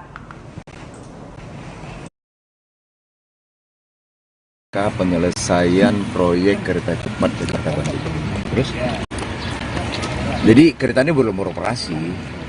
Jadi ada alat kerja kita 2, yang satu alat untuk memasang balas dan rel, dan satu lagi lokomotif. Nah, ini lagi dalam penyelidikan kenapa dia kok sampai meluncur ke sana. Gitu. Ini sedang dalam proses investigasi. Pak, agar tidak KNKT juga akan turun. Agar tidak terjadi ke depannya, Pak, langkahnya yang diambil dari Disub sendiri, Pak. Iya, memang kita mempersyaratkan keselamatan kerja ya. Jadi dalam proyek itu ada K3, keselamatan dan kesehatan kerja. Memang harus dijaga oleh kontraktor. Jadi kita akan buat teguran agar mereka tetap menjaga keselamatan dan kesehatan kerja. Pak, artinya ada kelalaian di K3 ini, Pak, untuk kejadian ini? Bisa jadi, ini kita lagi investigasi. Tidak tahu siapa yang salah, apakah alatnya atau orangnya, belum tahu. Artinya nanti Pak ada rekomendasi ke KNKT, Pak, bahwa ini ada ya, dugaan kelalaian? Nanti kita bersama-sama KNKT akan menginvestigasi ini, kemudian kita akan mengeluarkan rekomendasi nanti kepada kontraktor maupun kepada KCIC. Nah, sekarang proses evakuasi dari lokomotif? Ya, ini sedang dievakuasi karena alatnya berat, ini dipreteli, dibongkar, jadi ada bagian-bagiannya kita bongkar, kita preteli, ini tadi sudah satu bagian sudah diangkat dari pakai trailer. Pak, ini ada rekomendasi, Pak, sebelum selesai evakuasi proyek pengerjaan belum dilanjutkan atau gimana, Pak, nantinya, Pak? Oh enggak, tetap lanjut. Tetap lanjut. Tetap lanjut. Tetap lanjut. Oh. Ini enggak ada pengaruh apa-apa. Kita masih banyak pekerjaan lain yang masih bisa diselesaikan. Ini cuma evakuasi doang, pekerjaan tetap lanjut. Ini cuma 7 kilo aja. KNKT nanti memeriksa apa, Pak? Sementara ini kan material sudah diangkut begitu di. Dia akan menginvestigasi. Investigasi itu dia akan mewawancarai nanti orang-orang yang terlibat, juga akan meneliti alat-alat. Mungkin ada kesalahan alat, mungkin nanti akan diteliti lagi dari manusianya, peralatannya. Mungkin juga ada kondisi-kondisi lapangan yang dilihat oleh mereka. Artinya kronologi sampai sekarang juga belum bisa dipastikan ya, Pak? Kronologi kemarin kan sudah dikeluarkan oleh KCIC. Jadi KCIC sudah mengeluarkan press release, belum dapat? Udah ya. Ini Saudara, Mabes Polri menurunkan tim laboratorium forensik atau Lab4 dan Inavis ke lokasi kecelakaan kereta teknis dan lokomotif kereta cepat di proyek kereta cepat Jakarta-Bandung. Hal itu dibenarkan oleh Kepala Divisi Humas Polri Irjen Dede Prasetyo di Mabes Polri Jakarta Selatan pada hari ini. Ia menambahkan berdasar informasi yang diterima, 2 orang meninggal dunia dan 5 orang mengalami luka berat. Tim Inavis telah mengidentifikasi para korban, namun Dedi belum mengungkap data-data para korban tersebut. Pihaknya menambahkan saat ini Polri masih fokus untuk mencari penyebab kecelakaan. Pada hari ini 2 tim yang diterjunkan melakukan sejumlah pengecekan. Beberapa pengecekan yang dilakukan diantaranya adalah melakukan pengecekan di jalur lintasan, kemudian di titik tubruk dan beberapa titik lainnya. Selain itu, kepolisian juga memeriksa sejumlah saksi. Terdapat 18 saksi yang diperiksa dari ahli, yakni Komite Nasional Keselamatan Transportasi atau KNKT hingga pihak Kereta Api Indonesia atau KAI.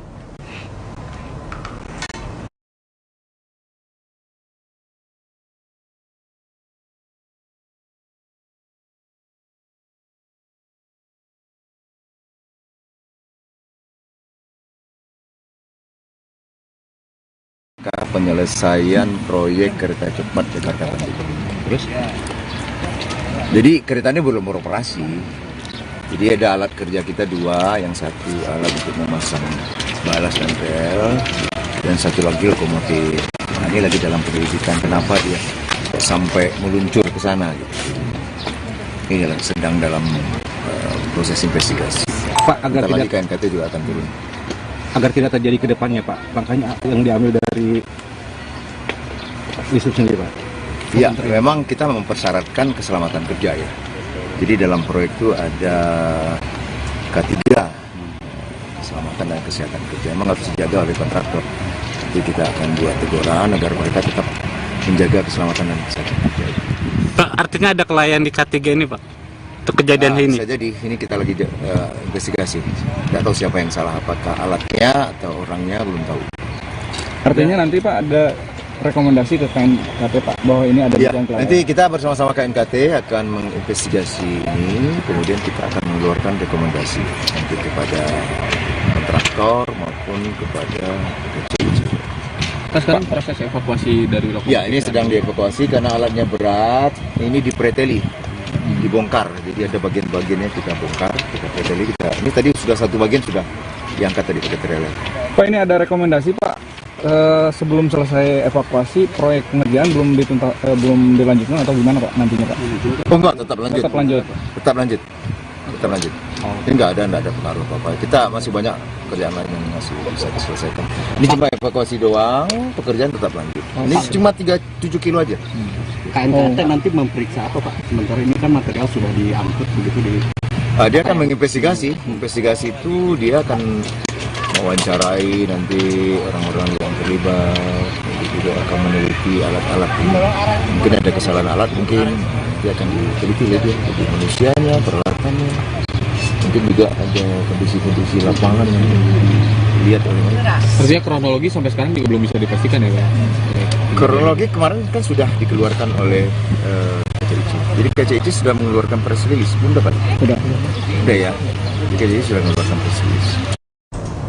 Polisi dan tim kereta cepat Indonesia Cina atau KCIC masih menyelidiki kecelakaan yang melibatkan lokomotif kerja dan kereta teknis pengangkut material milik KCIC pada Minggu 18 Desember kemarin. Berdasarkan keterangan saksi mata, insiden ini bermula ketika lokomotif kereta melaju dari Padalarang menuju Jakarta dan kemudian melesat keluar lintasan sejauh 200 meter. Diketahui pemasangan rel untuk kereta cepat di lokasi tersebut belum sepenuhnya selesai. Seorang saksi mata berinisial A menuturkan peristiwa tersebut berlangsung sangat cepat. Kala itu ia melihat lokomotif kereta melaju dari arah Padalarang menuju Jakarta sekira pukul 16 waktu Indonesia Barat. A mengatakan lokomotif kemudian melesat sejauh 200 meter dari ujung rel dan menabrak kereta teknis di luar lintasan. Sebagai informasi saudara, lokasi kecelakaan berada di Kampung Campaka, Desa Campaka Mekar, Kecamatan Padalarang, Kabupaten Bandung, Jawa Barat. Hingga kini penyebab kecelakaan tersebut masih diinvestigasi oleh polisi dan pihak berwenang. Kadif Humas Polri Irjen Pol Dedi Prasetyo mengungkapkan ada 2 orang yang meninggal dunia dalam insiden ini, sedangkan untuk korban luka berat mencapai 5 orang.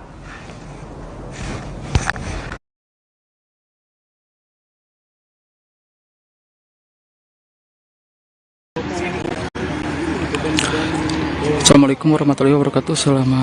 Selamat pagi para pembaca Tribun Jabar. Kali ini saya berada di trase kereta cepat di wilayah Kecamatan Padalarang, Kabupaten Bandung Barat. Di mana di sini ada kereta yang rute teknis yang anjlok. Kemarin kejadiannya terjadi kemarin sore.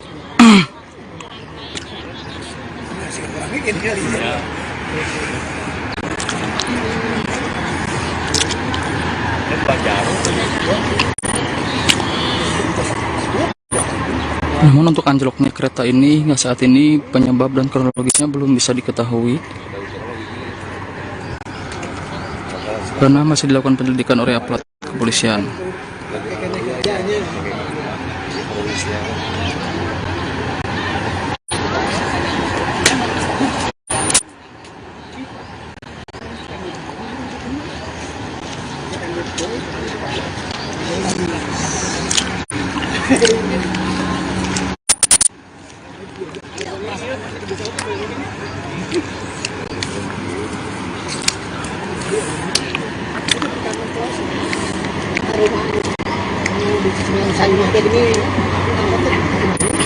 Petugas gabungan dari aparat kepolisian termasuk dari PT KCIC saat ini masih melakukan evakuasi.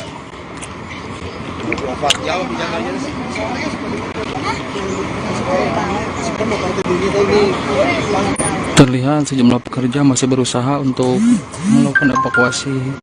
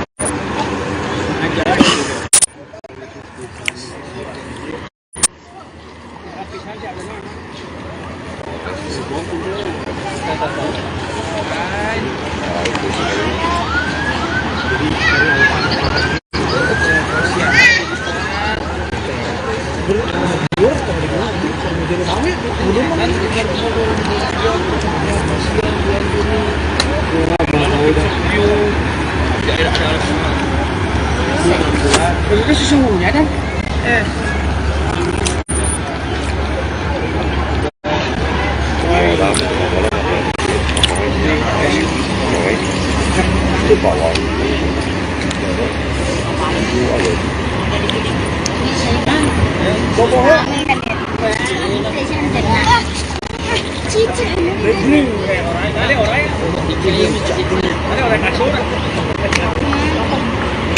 kalau di sana itu ada jalan kan? Tol kan? Aparat kepolisian sudah melakukan olah TKP sejak kemarin malam dan sampai saat ini olah TKP masih terus dilakukan, termasuk melakukan evakuasi rangkaian kereta yang sudah anjlok sekitar 200 meter dari jalurnya.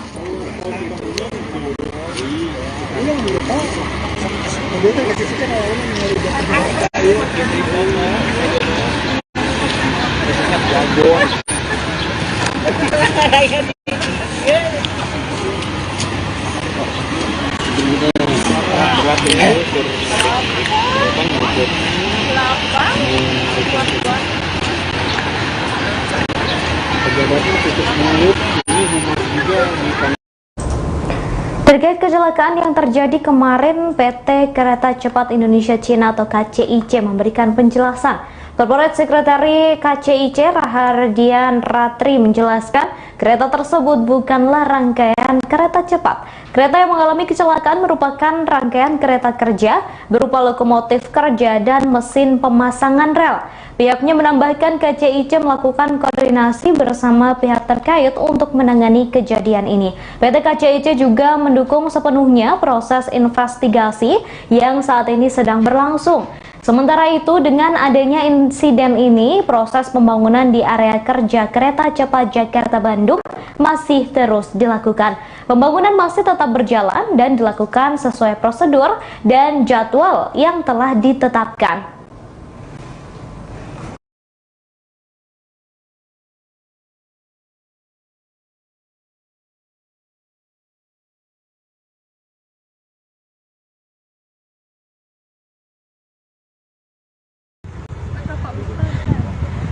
Sini ada sejumlah truk tronton ya yang mengangkut rangkaian dari kereta teknis ini yang sudah ditutup ini menggunakan terpal.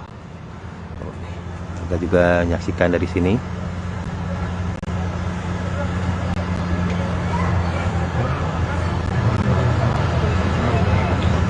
Pak, ini dari kampung sini Pak, Campaka Pak. Oh, pas kejadian lagi di mana Pak? Oh, nggak tahu Pak. Oh, lagi pada kerja. Jadi baru lihat sekarang ya Pak ya? Oke, oke.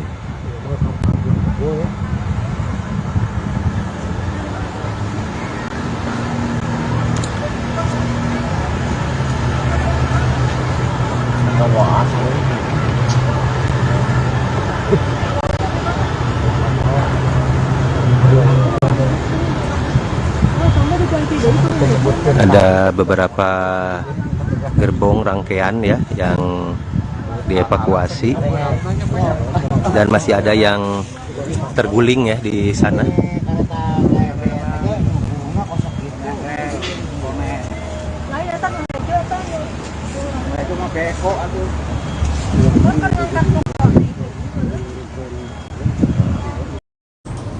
Kementerian Perhubungan atau Kemenhub mengatakan kemungkinan proyek kereta cepat Jakarta-Bandung di stop untuk sementara untuk kepentingan investigasi pasca insiden kereta kerja anjlok. Seperti diketahui saudara, peristiwa itu terjadi pada Minggu 18 Desember di area Cipada, Cikalongwetan, Kabupaten Bandung Barat. Hal itu disampaikan oleh Direktur Lalu Lintas dan Angkutan Kereta Api atau DJKA Kemenhub M. Rizal Fasal. Pihaknya memastikan petugas dari Direktorat Jenderal Perkeretaapian telah berada di lokasi untuk mengidentifikasi lebih lanjut penyebab kereta keluar dari jalur lintasan. Seiring penelaahan terhadap insiden tersebut, ia menekankan kereta konstruksi kereta cepat itu sudah ditangani. Para pekerja yang menjadi korban juga telah dievakuasi oleh petugas. Adapun Rizal menuturkan kereta yang anjlok merupakan kereta kerja untuk pemasangan rel.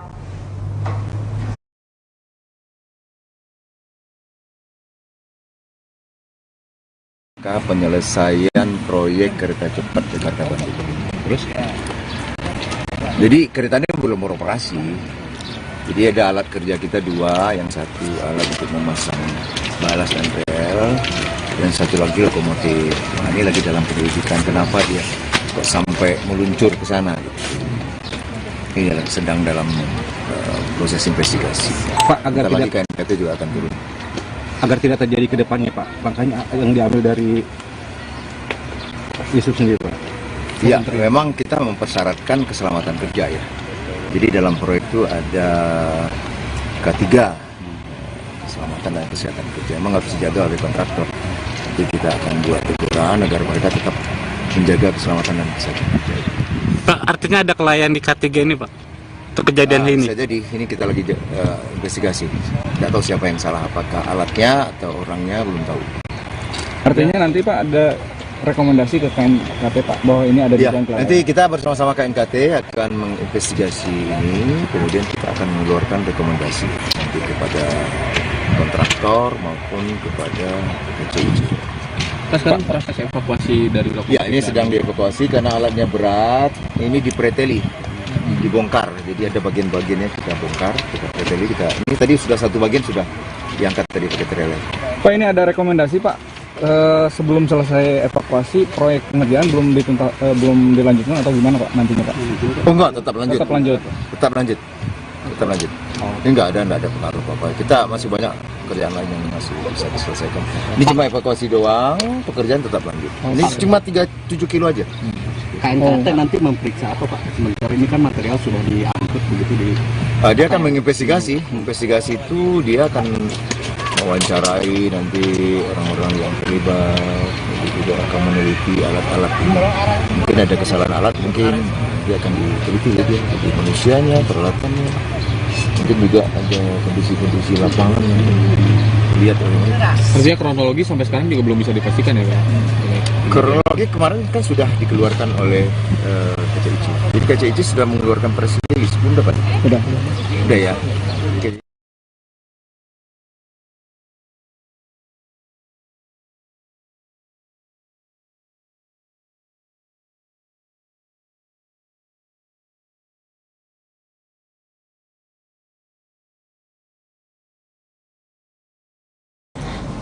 Saudara, hingga saat ini polisi masih melakukan investigasi atas insiden kecelakaan di area proyek kereta cepat Jakarta-Bandung atau KCJB, tepatnya di Kampung Cempaka, Desa Cempaka Mekar, Kecamatan Padalarang, Kabupaten Bandung Barat, Jawa Barat.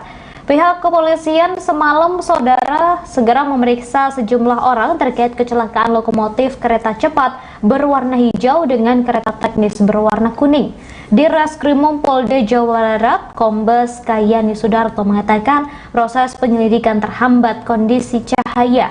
Menurutnya lokasi kejadian malam tadi dalam keadaan gelap gulita, saudara.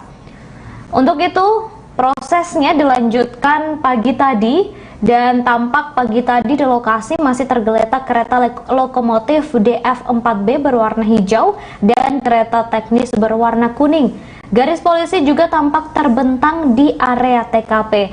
Kemudian saudara, saat ini polisi juga masih belum mengungkap kronologi kejadian secara utuh lantaran masih dalam proses penyelidikan. Selain memeriksa TKP, para petugas juga memeriksa keterangan para saksi. Polisi kini juga tengah melakukan identifikasi mengenai jumlah korban meninggal dunia dan korban luka akibat kecelakaan kereta tersebut. Kabar terbaru yang kami terima saudara, hingga saat ini terdapat 2 orang korban meninggal dunia akibat insiden kecelakaan kereta ini. 2 orang tersebut merupakan warga negara asing yang bekerja di proyek kereta cepat Jakarta-Bandung.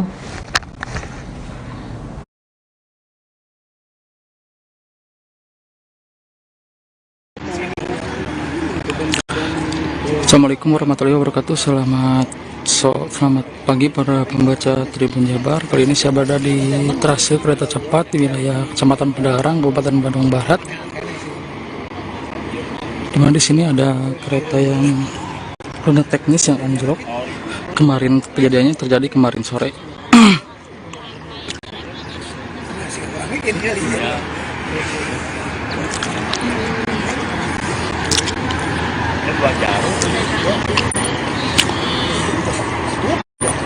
Namun untuk anjloknya kereta ini hingga saat ini penyebab dan kronologisnya belum bisa diketahui karena masih dilakukan penyelidikan oleh aparat kepolisian.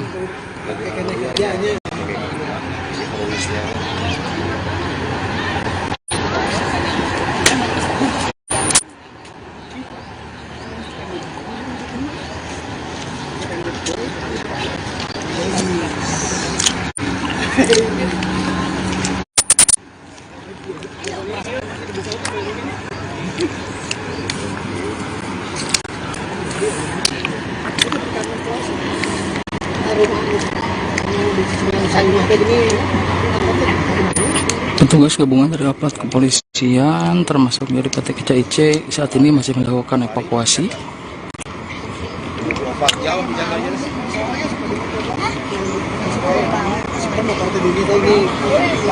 Terlihat sejumlah pekerja masih berusaha untuk melakukan evakuasi.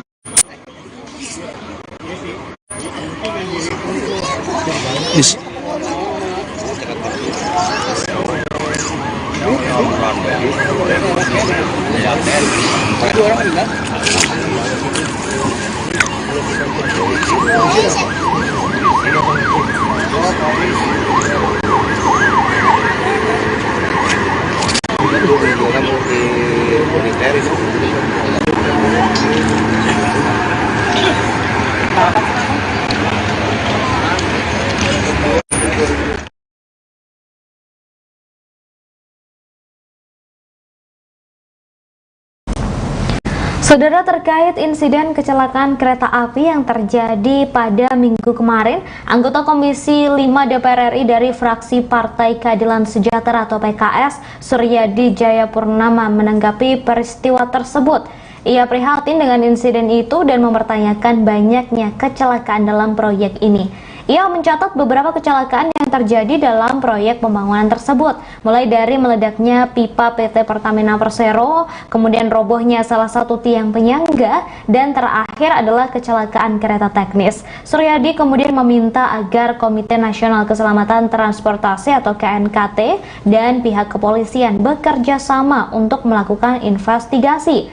Selain itu, ia juga meminta agar PT Kereta Cepat Indonesia Cina atau KCIC bertanggung jawab atas terjadinya kecelakaan ini. Kemudian kedepannya juga diharapkan selalu mengimplementasikan aspek safety, security, health and environment atau SSHE pada setiap aktivitas kerja agar kecelakaan dapat dihindari. Suryadi mengatakan memang kereta cepat buatan Cina ini diklaim memiliki sistem keamanan yang tinggi. Di antaranya adalah Disaster Monitoring Center, kemudian Disaster Monitoring Terminal, dan lainnya.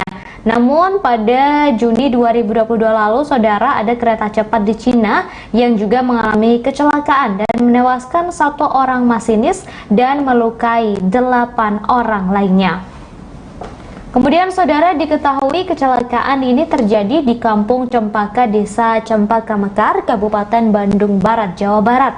Kecelakaan tersebut diketahui melibatkan kereta teknis dan lokomotif kereta cepat di proyek kereta cepat Jakarta-Bandung atau KCJB. Insiden ini terjadi pada Minggu 18 Desember 2022 sekira pukul 17 waktu Indonesia Barat serta menewaskan 2 orang. Selain itu, beberapa korban juga mengalami luka berat dan dilarikan ke rumah sakit untuk mendapatkan penanganan medis. Dari pantauan di lokasi kejadian, saudara, pagi tadi kereta teknis pengangkut material berwarna kuning serta lokomotif kereta cepat berwarna hijau masih tergeletak di lokasi kejadian dan masih belum juga dievakuasi.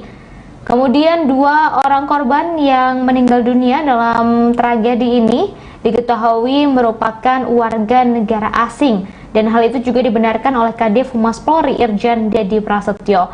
Ia mengatakan 2 korban yang meninggal dunia tersebut merupakan pekerja teknis dan merupakan warga negara Cina bernama Chang Sin Song 40 tahun dan Chan Sing Yung 36 tahun. Selain 2 orang yang tewas tersebut, 5 orang lainnya juga dikabarkan menjadi korban dengan luka berat. Untuk menangani kasus ini, saudara, Polda Jawa Barat langsung menerjunkan tim khusus untuk menyelidiki kecelakaan di proyek kereta cepat Jakarta-Bandung. Tak hanya menerjunkan tim khusus, Polda Jawa Barat juga menerjunkan tim Puslap 4 Polri untuk melakukan olah TKP. Penyelesaian proyek kereta cepat Jakarta-Bandung. Terus? Jadi kereta ini belum beroperasi. Jadi ada alat kerja kita 2, yang satu alat untuk memasang balas dan rel, dan satu lagi lokomotif. Nah, ini lagi dalam penyelidikan kenapa dia kok sampai meluncur ke sana. Ini sedang dalam proses investigasi. Pak, agar lagi KNKT juga akan turun. Agar tidak terjadi ke depannya, Pak, langkahnya yang diambil dari Yusuf sendiri, Pak? Iya, memang kita mempersyaratkan keselamatan kerja ya. Jadi dalam proyek itu ada K3, keselamatan dan kesehatan kerja. Memang harus dijaga oleh kontraktor. Jadi kita akan buat teguran agar mereka tetap menjaga keselamatan dan kesehatan kerja. Pak, artinya ada kelalaian di K3 ini, Pak, untuk kejadian ini? Bisa jadi, ini kita lagi investigasi. Tidak tahu siapa yang salah, apakah alatnya atau orangnya, belum tahu. Artinya nanti, Pak, ada rekomendasi ke KNKT, Pak, bahwa ini ada dugaan kelalaian? Nanti kita bersama-sama KNKT akan menginvestigasi ini, kemudian kita akan mengeluarkan rekomendasi nanti kepada kontraktor maupun kepada KCIC. Sekarang proses evakuasi dari lokasi? Ya, ini sedang dievakuasi karena alatnya berat, ini dipreteli, dibongkar, jadi ada bagian-bagiannya kita bongkar, kita preteli, ini tadi sudah satu bagian sudah diangkat dari trailer. Pak, ini ada rekomendasi, Pak, sebelum selesai evakuasi proyek pengerjaan belum dilanjutkan atau gimana, Pak, nantinya, Pak? Oh enggak, tetap lanjut. Tetap lanjut. Ini enggak ada pengaruh apa-apa. Kita masih banyak pekerjaan lain yang masih bisa diselesaikan. Ini cuma evakuasi doang, pekerjaan tetap lanjut. Ini cuma 37 kilo aja. KNKT nanti memeriksa apa, Pak? Sementara ini kan material sudah diangkut begitu dia akan menginvestigasi. Investigasi itu dia akan mewawancarai nanti orang-orang yang terlibat, nanti juga akan meneliti alat-alat. Mungkin ada kesalahan alat, mungkin nanti akan diteliti lagi manusianya, peralatannya. Mungkin juga ada kondisi-kondisi lapangan yang dilihat oleh mereka. Artinya kronologi sampai sekarang juga belum bisa dipastikan ya, Pak? Kronologi kemarin kan sudah dikeluarkan oleh KCIC. Jadi KCIC sudah mengeluarkan press release, belum dapat? Udah ya. KCIC sudah mengeluarkan press release. Artinya dipastikan penyelesaian proyek kereta cepat Jakarta-Bandung. Terus? Jadi kereta ini belum beroperasi. Jadi ada alat kerja kita 2, yang satu alat untuk memasang balas dan rel, dan satu lagi lokomotif. Nah, ini lagi dalam penyelidikan kenapa dia kok sampai meluncur ke sana. Ini sedang dalam proses investigasi. Pak, agar lagi KNKT juga akan turun. Agar tidak Assalamualaikum warahmatullahi wabarakatuh. Selamat pagi para pembaca Tribun Jabar. Kali ini saya berada di trase kereta cepat di wilayah Kecamatan Pedarang, Kabupaten Bandung Barat. Di mana di sini ada kereta yang runa teknis yang anjlok. Kemarin kejadiannya terjadi kemarin sore.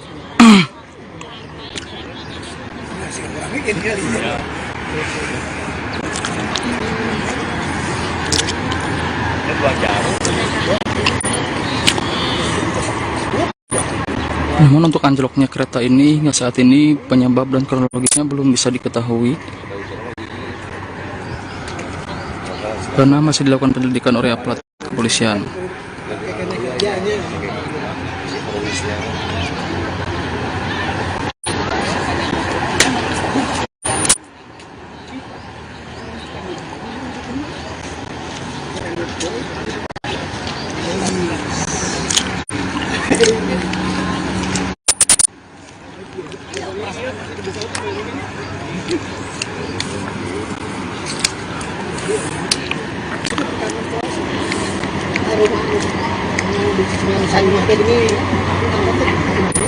Petugas gabungan dari aparat kepolisian termasuk dari PT KCIC saat ini masih melakukan evakuasi.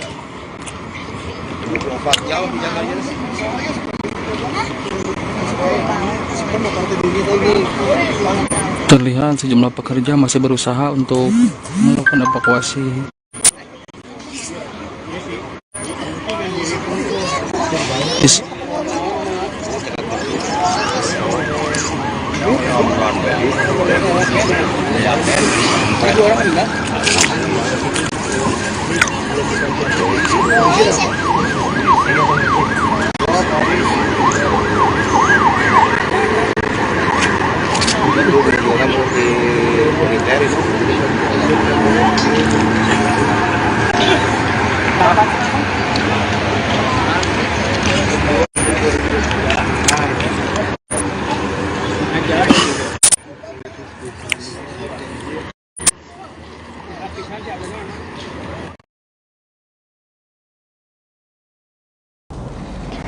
Saudara, sebuah insiden kecelakaan kembali terulang di proyek pengerjaan kereta cepat Jakarta-Bandung atau KCJB baru-baru ini. Sebuah lokomotif kereta yang dipakai untuk pembangunan rel anjlok sehingga keluar dari jalurnya dan terbaring.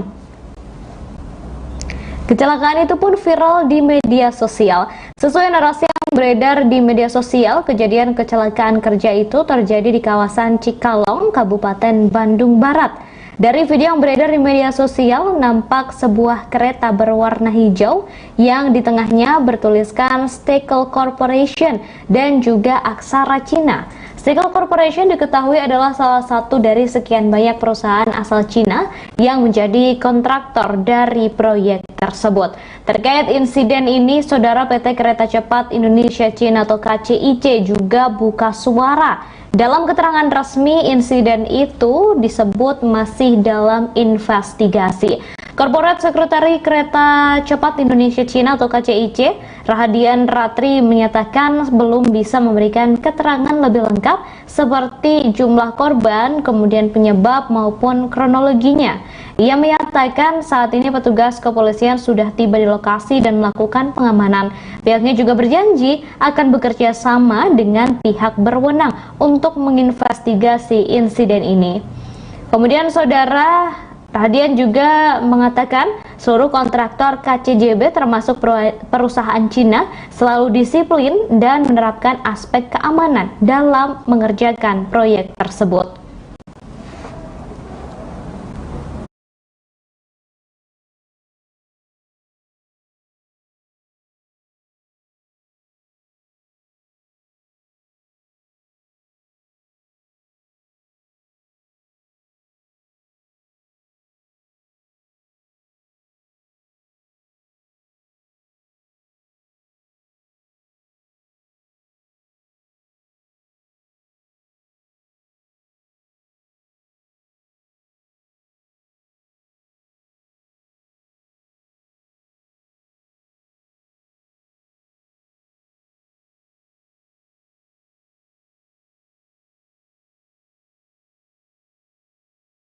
penyelesaian proyek kereta cepat Jakarta Bandung. Terus, jadi kereta ini belum beroperasi. Jadi ada alat kerja kita dua, yang satu alat untuk memasang balas dan rel, dan satu lagi lokomotif. Nah, ini lagi dalam penyelidikan kenapa dia kok sampai meluncur ke sana gitu. Ini sedang dalam proses investigasi. Pak, agar tidak KNKT juga akan turun. Agar tidak terjadi ke depannya, Pak, langkahnya yang diambil dari Wisub sendiri, Pak? Ya, memang kita mempersyaratkan keselamatan kerja ya. Jadi dalam proyek itu ada K3, keselamatan dan kesehatan kerja. Memang harus dijaga oleh kontraktor. Jadi kita akan buat teguran agar mereka tetap menjaga keselamatan dan kesehatan kerja. Pak, artinya ada kelalaian di K3 ini, Pak, untuk kejadian ini? Bisa jadi, ini kita lagi investigasi. Tidak tahu siapa yang salah, apakah alatnya atau orangnya, belum tahu. Artinya nanti, Pak, ada rekomendasi ke KNKT, Pak, bahwa ini ada Ya, dugaan kelalaian. nanti kita bersama-sama KNKT akan menginvestigasi ini, kemudian kita akan mengeluarkan rekomendasi nanti kepada kontraktor maupun kepada KCIC. Nah, sekarang proses evakuasi dari lokasi. Ya, ini sedang dievakuasi karena alatnya berat. Ini dipreteli, dibongkar. Jadi ada bagian-bagiannya kita bongkar, kita preteli. Ini tadi sudah satu bagian sudah diangkat tadi pakai trailer. Pak, ini ada rekomendasi, Pak, sebelum selesai evakuasi proyek pengerjaan belum dilanjutkan atau gimana, Pak, nantinya, Pak? Oh enggak, tetap lanjut. Tetap lanjut. Tetap lanjut. Tetap lanjut. Ini enggak ada pengaruh apa-apa. Kita masih banyak pekerjaan lain yang masih bisa diselesaikan. Ini cuma evakuasi doang, pekerjaan tetap lanjut. Ini cuma 7 kilo aja. KNKT nanti memeriksa apa, Pak? Sementara ini kan material sudah diangkut begitu di. Dia akan menginvestigasi. Investigasi itu dia akan mewawancarai nanti orang-orang yang terlibat. Juga akan meneliti alat-alat ini. Mungkin ada kesalahan alat, mungkin nanti akan diteliti lagi. Manusianya, peralatannya. Mungkin juga ada kondisi-kondisi lapangan yang dilihat oleh mereka. Artinya kronologi sampai sekarang juga belum bisa dipastikan ya, Pak? Kronologi kemarin kan sudah dikeluarkan oleh KCIC. Jadi KCIC sudah. Sini ada sejumlah truk tronton ya yang mengangkut rangkaian dari kereta teknis ini yang sudah ditutup ini menggunakan terpal. Kita juga menyaksikan dari sini.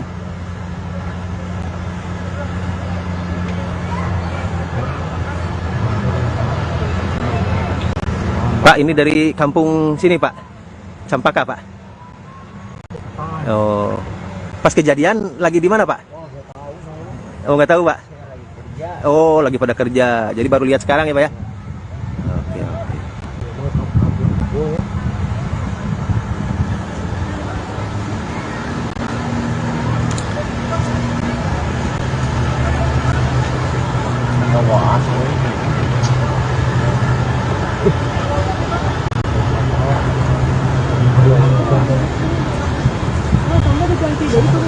Ada beberapa gerbong rangkaian ya yang dievakuasi dan masih ada yang terguling ya di sana.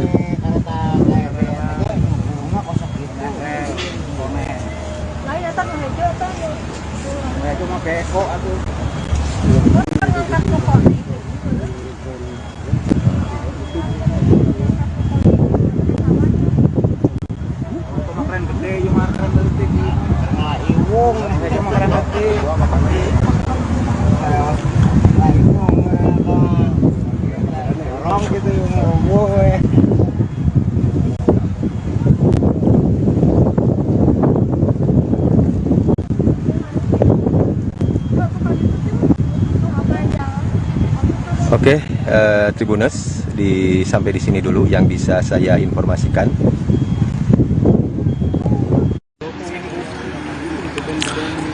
Assalamualaikum warahmatullahi wabarakatuh. Selamat pagi para pembaca Tribun Jabar. Kali ini saya berada di trase kereta cepat di wilayah Kecamatan Pedarang, Kabupaten Bandung Barat. Dimana di sini ada kereta yang runa teknis yang anjlok. Kemarin kejadiannya terjadi kemarin sore.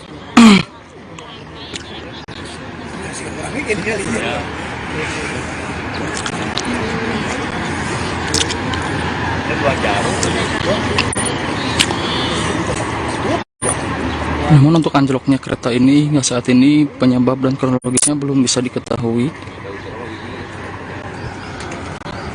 karena masih dilakukan penyelidikan oleh aparat kepolisian.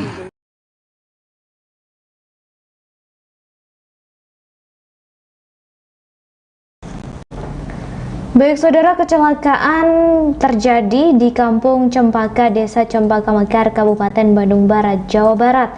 Kecelakaan tersebut melibatkan kereta teknis dan lokomotif kereta cepat di proyek kereta cepat Jakarta-Bandung atau KCJB. Insiden ini terjadi pada Minggu 18 Desember 2022 sekira pukul 17 waktu Indonesia Barat dan menewaskan 2 orang.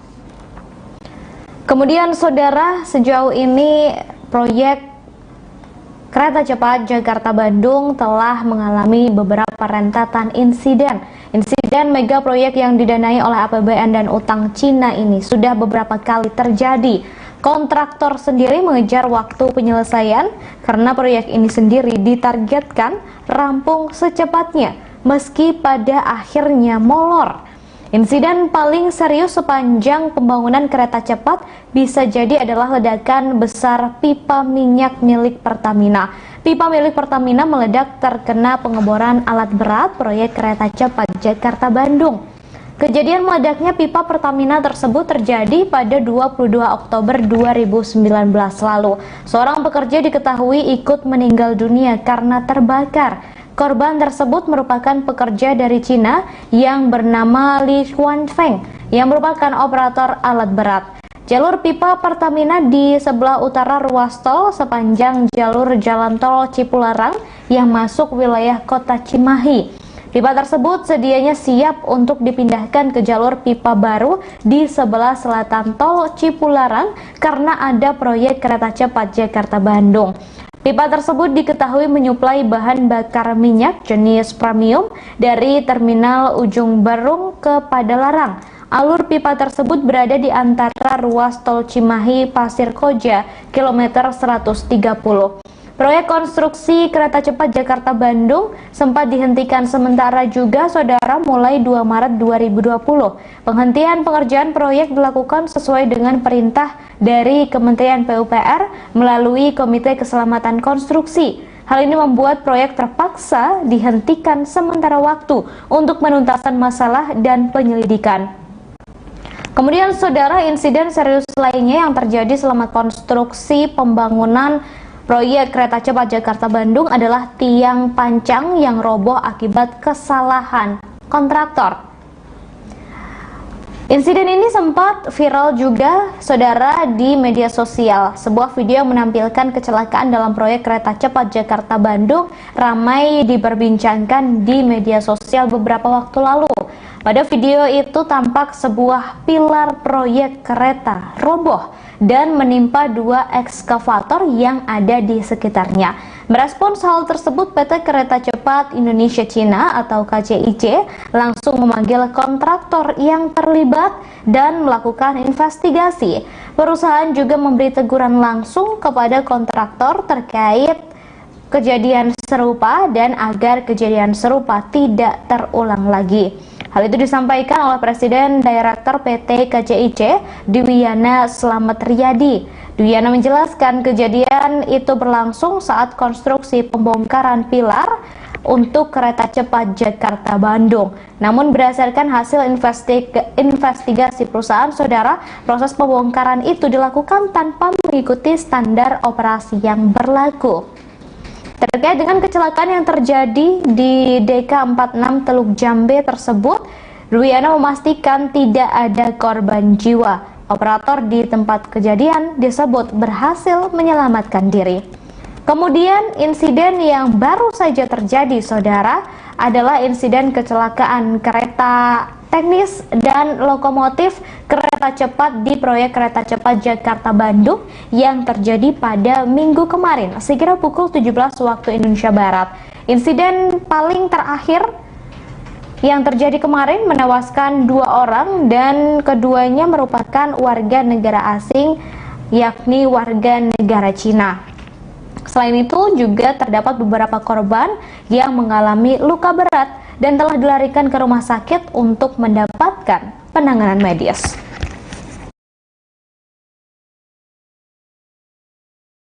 Penyelesaian proyek kereta cepat Jakarta Bandung. Terus, jadi kereta ini belum beroperasi. Jadi ada alat kerja kita dua, yang satu alat untuk memasang balas dan rel, dan satu lagi lokomotif. Nah, ini lagi dalam penyelidikan kenapa dia kok sampai meluncur ke sana. Gitu.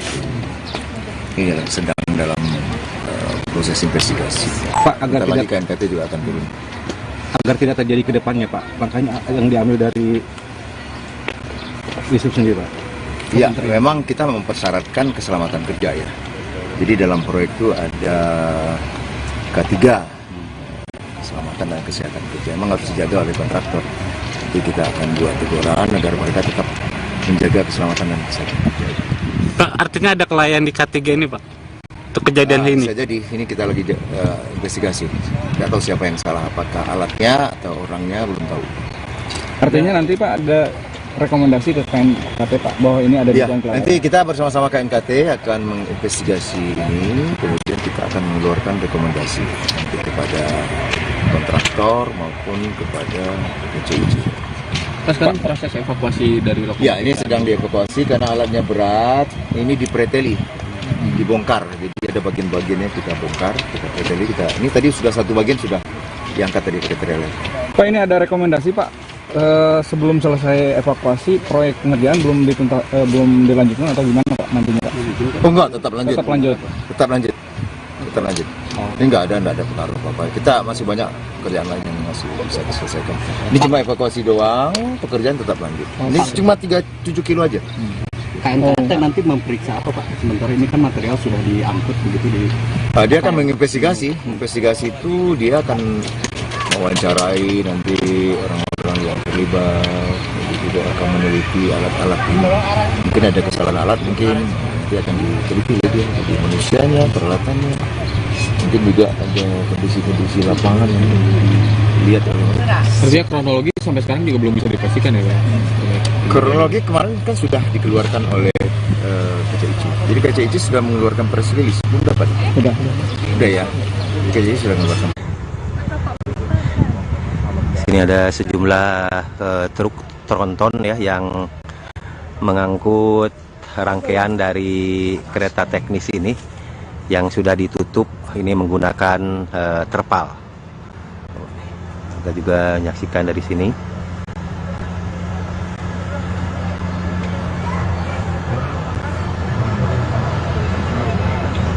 Pak, ini dari kampung sini, Pak. Cempaka, Pak. Oh, pas kejadian lagi di mana, Pak? Oh, nggak tahu, Pak. Oh, lagi pada kerja. Jadi baru lihat sekarang ya, Pak ya? Oke.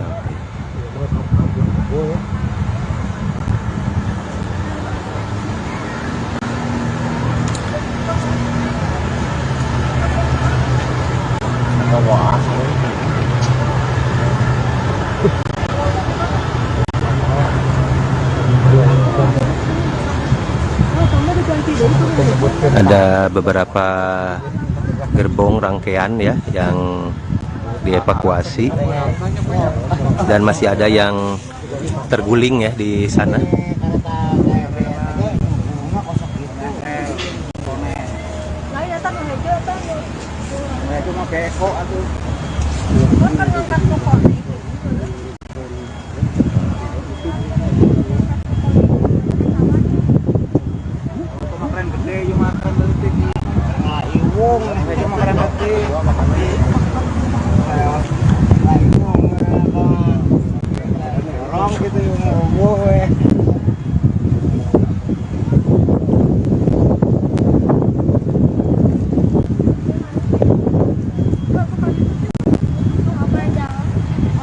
Oke, Tribuners, sampai di sini dulu yang bisa saya informasikan.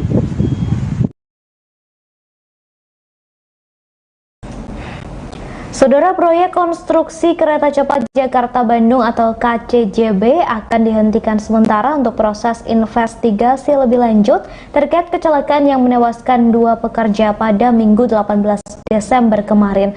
Juru bicara Kementerian Perhubungan atau Kemenhub Adita Irawati mengatakan langkah tersebut sudah sesuai dengan ketentuan yang berlaku. Adita juga menambahkan akan ada upaya identifikasi dan investigasi terkait penyebab kecelakaan tersebut. Setelah semuanya dilaksanakan, hasil temuan dan rekomendasi investigasi nantinya bisa dijadikan acuan untuk meningkatkan aspek keselamatan pada proyek pembangunan perkereta-apian. Sampai dengan saat ini, saudara, kecelakaan yang terjadi di Desa Cempaka Mekar pada Larang, Kabupaten Bandung Barat itu mengakibatkan 2 orang meninggal dunia, 2 orang mengalami luka berat, dan 2 orang mengalami luka ringan. Adapun lokasi insiden merupakan lokasi trek laying KCJB pada ruas jalur DK 102+309. Saat ini DJKA Kemenhub juga telah mengerahkan personil untuk mengidentifikasi insiden tersebut. Proses evakuasi hingga kini juga masih terus dilakukan, saudara, oleh PT Kereta Cepat Indonesia Cina atau KCIC serta mitra kontraktor. Korporat Sekretari KCIC Rahadian Ratri mengatakan pihaknya akan melakukan evaluasi menyeluruh atas SOP pemasangan rel dan SOP pekerjaan lainnya. Di sisi lain, saudara, Polri menyebut 2 warga negara Cina tewas akibat kecelakaan ini dan 5 orang mengalami luka berat.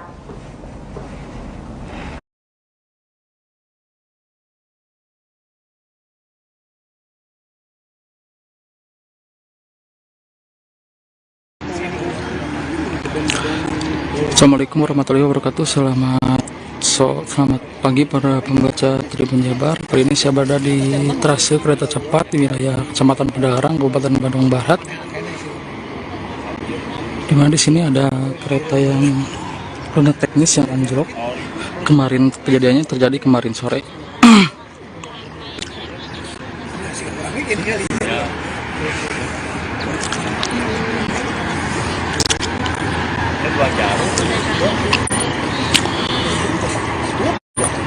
Namun untuk anjloknya kereta ini hingga saat ini penyebab dan kronologisnya belum bisa diketahui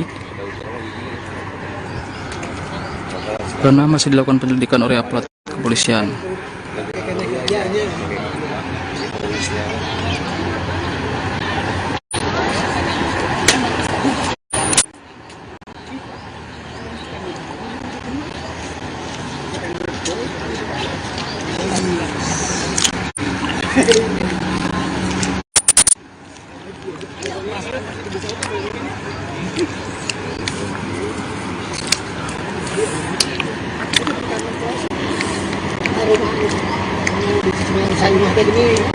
Penyelesaian proyek kereta cepat Jakarta Bandung.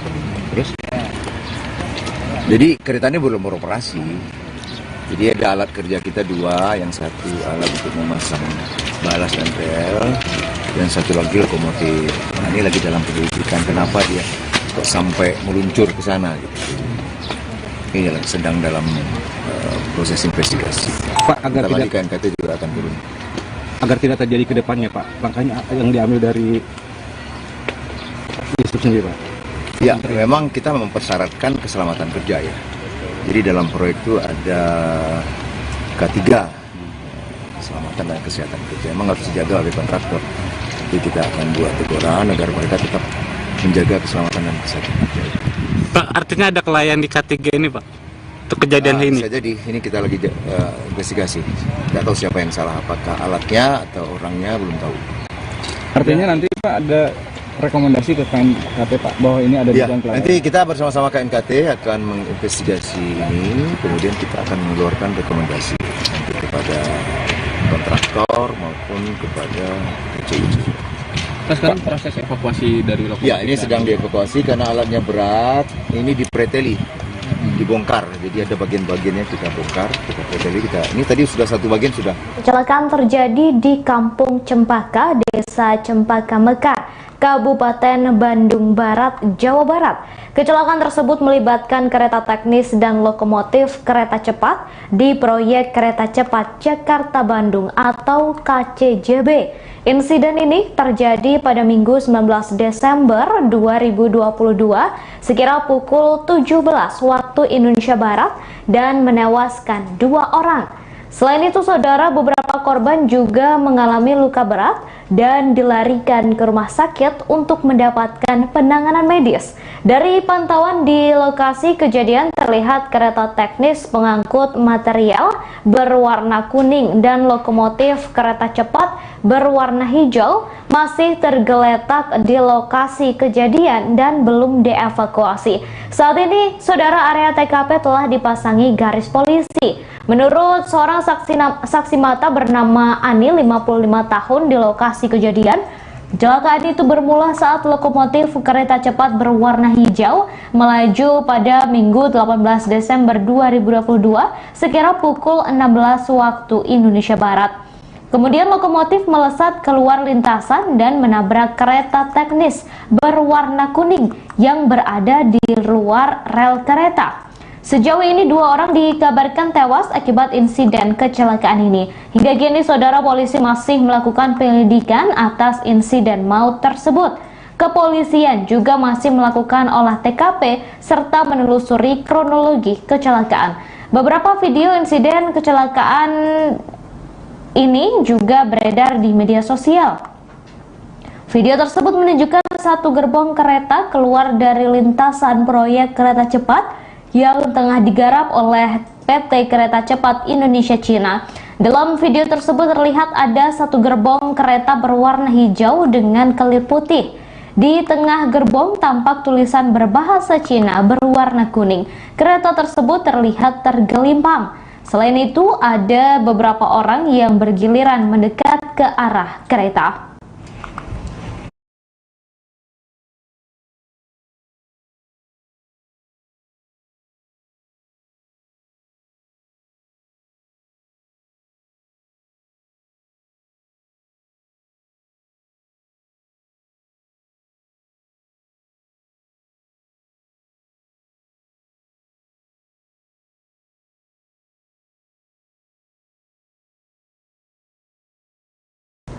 Kecelakaan kereta yang terjadi pada Minggu 18 Desember 2022 menewaskan 2 orang. Polri mengatakan 2 orang yang tewas tersebut merupakan warga negara asing atau WNA. Hal itu dibenarkan oleh Kadif Humas Polri Irjen Dedi Prasetyo. Dedi mengatakan keduanya merupakan pekerja teknis dan merupakan warga negara Cina bernama Chang Xin Sang 40 tahun dan Chang Xin Yung 36 tahun. Selain 2 orang tewas, 5 orang lainnya juga menjadi korban luka berat. Polda Jawa Barat langsung menerjunkan tim khusus untuk menyelidiki kecelakaan di proyek kereta cepat Jakarta-Bandung. Tak hanya menerjunkan tim khusus, Polda Jawa Barat juga menerjunkan tim Puslap 4 Polri untuk melakukan olah TKP. Diketahui kecelakaan terjadi pada Minggu 18 Desember 2022, tepatnya di trase kereta cepat Kampung Campaka, Desa Campaka Mekar, Kecamatan Padalarang, Kabupaten Bandung Barat.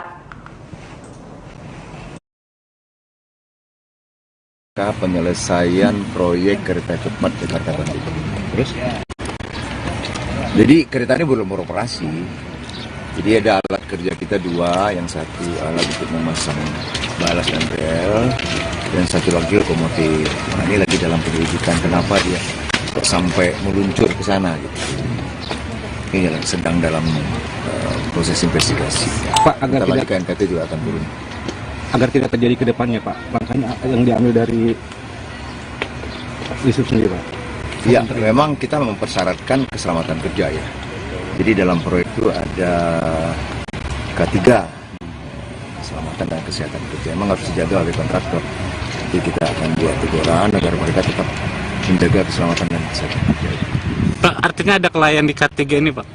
Untuk kejadian ini? Jadi ini kita lagi investigasi. Tidak tahu siapa yang salah, apakah alatnya atau orangnya, belum tahu.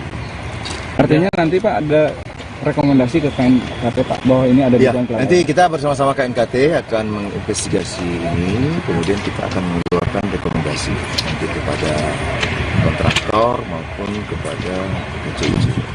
Nah, sekarang proses evakuasi dari lokasi. Ya, ini sedang dievakuasi karena alatnya berat, ini dipreteli, dibongkar. Jadi ada bagian-bagiannya kita bongkar, kita preteli, ini tadi sudah satu bagian sudah diangkat tadi pakai trailer. Pak, ini ada rekomendasi Pak, sebelum selesai evakuasi proyek pengerjaan belum dilanjutkan atau gimana Pak nantinya Pak? Oh enggak, tetap lanjut. Tetap lanjut. Tetap lanjut. Tetap lanjut. Ini enggak ada pengaruh apa-apa. Kita masih banyak kerjaan lain yang masih bisa diselesaikan. Ini cuma evakuasi doang, pekerjaan tetap lanjut. Ini cuma 37 kilo aja. KNKT nanti memeriksa apa Pak? Sementara ini kan material sudah diangkut begitu di. Dia akan menginvestigasi. Investigasi itu dia akan mewawancarai nanti orang-orang yang terlibat, juga akan meneliti alat-alat. Mungkin ada kesalahan alat, mungkin dia akan diteliti lagi manusianya, peralatannya. Mungkin juga ada kondisi-kondisi lapangan yang dilihat oleh mereka. Artinya kronologi sampai sekarang juga belum bisa dipastikan ya Pak? Kronologi kemarin kan sudah dikeluarkan oleh KCIC. Jadi KCIC sudah mengeluarkan press release, belum dapat? Udah ya. Ini Saudara, Mabes Polri menurunkan tim laboratorium forensik atau Lab4 dan Inavis ke lokasi kecelakaan kereta teknis dan lokomotif kereta cepat di proyek kereta cepat Jakarta-Bandung. Hal itu dibenarkan oleh Kepala Divisi Humas Polri Irjen Dede Prasetyo di Mabes Polri Jakarta Selatan pada hari ini. Ia menambahkan berdasar informasi yang diterima, 2 orang meninggal dunia dan 5 orang mengalami luka berat. Tim Inavis telah mengidentifikasi para korban, namun Dedi belum mengungkap data-data para korban tersebut. Pihaknya menambahkan saat ini Polri masih fokus untuk mencari penyebab kecelakaan. Pada hari ini 2 tim yang diterjunkan melakukan sejumlah pengecekan. Beberapa pengecekan yang dilakukan diantaranya adalah melakukan pengecekan di jalur lintasan, kemudian di titik tubruk dan beberapa titik lainnya. Selain itu, kepolisian juga memeriksa sejumlah saksi. Terdapat 18 saksi yang diperiksa dari ahli, yakni Komite Nasional Keselamatan Transportasi atau KNKT hingga pihak Kereta Api Indonesia atau KAI.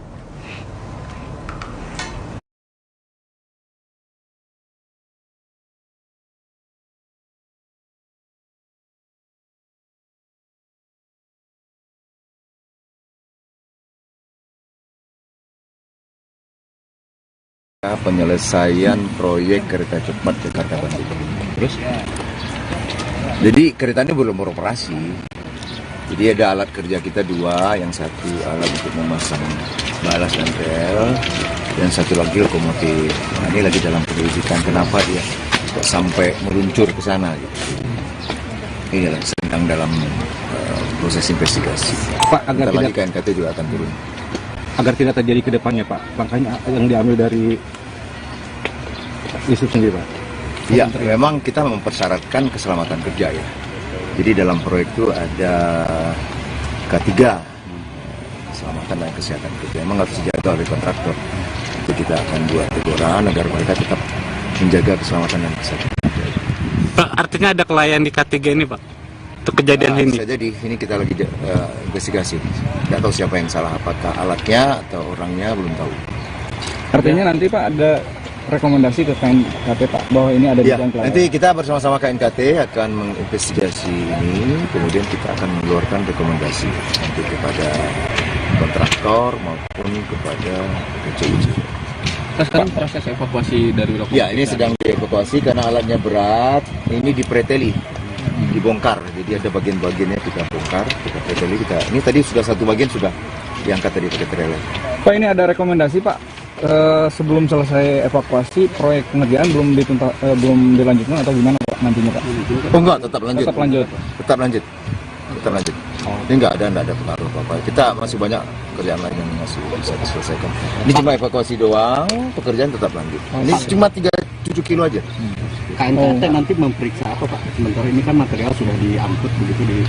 Dia akan menginvestigasi. Investigasi itu dia akan mewawancarai nanti orang-orang yang terlibat, juga akan meneliti alat-alat. Mungkin ada kesalahan alat, mungkin nanti akan diteliti lagi ada manusianya, peralatannya, mungkin juga ada kondisi-kondisi lapangan yang dilihat oleh mereka. Artinya kronologi sampai sekarang juga belum bisa dipastikan ya Pak? Kronologi kemarin kan sudah dikeluarkan oleh KCIC. Jadi KCIC sudah mengeluarkan press release, belum dapat? Sudah ya, KCIC sudah mengeluarkan press release. Polisi dan tim kereta cepat Indonesia Cina atau KCIC masih menyelidiki kecelakaan yang melibatkan lokomotif kerja dan kereta teknis pengangkut material milik KCIC pada Minggu 18 Desember kemarin. Berdasarkan keterangan saksi mata, insiden ini bermula ketika lokomotif kereta melaju dari Padalarang menuju Jakarta dan kemudian melesat keluar lintasan sejauh 200 meter. Diketahui pemasangan rel untuk kereta cepat di lokasi tersebut belum sepenuhnya selesai. Seorang saksi mata berinisial A menuturkan peristiwa tersebut berlangsung sangat cepat.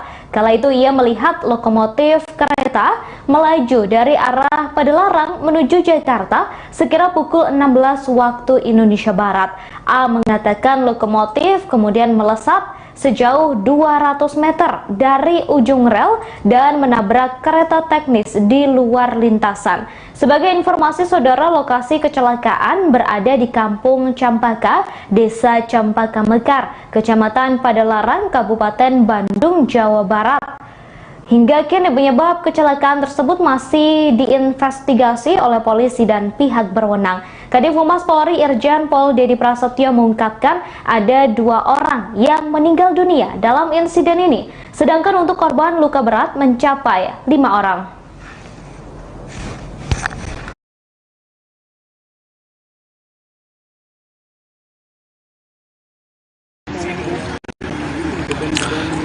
Assalamualaikum warahmatullahi wabarakatuh. Selamat pagi para pembaca Tribun Jabar. Kali ini saya berada di trase kereta cepat di wilayah Kecamatan Padalarang, Kabupaten Bandung Barat. Dimana di sini ada kereta yang rel teknis yang anjlok. Kemarin kejadiannya terjadi kemarin sore.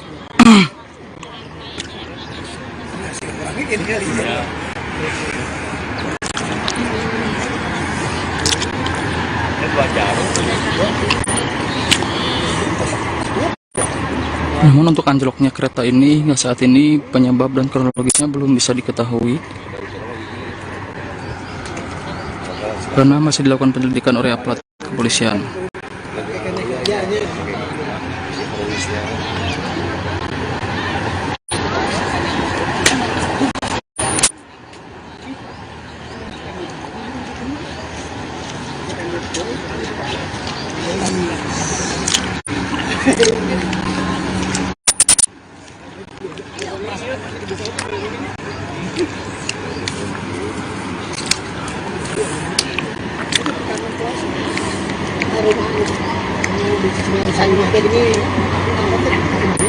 Petugas gabungan dari aparat kepolisian termasuk dari PT KCIC saat ini masih melakukan evakuasi.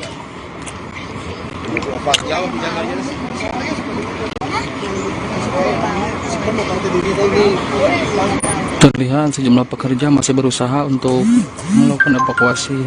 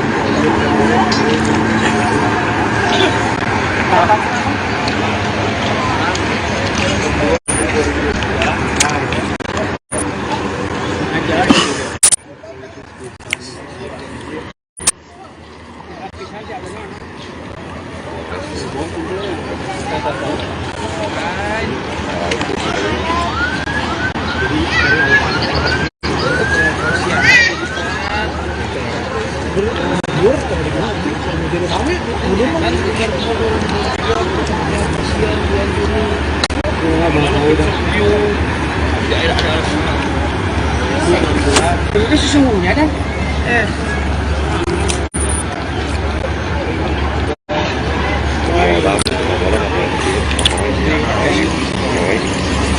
Kalau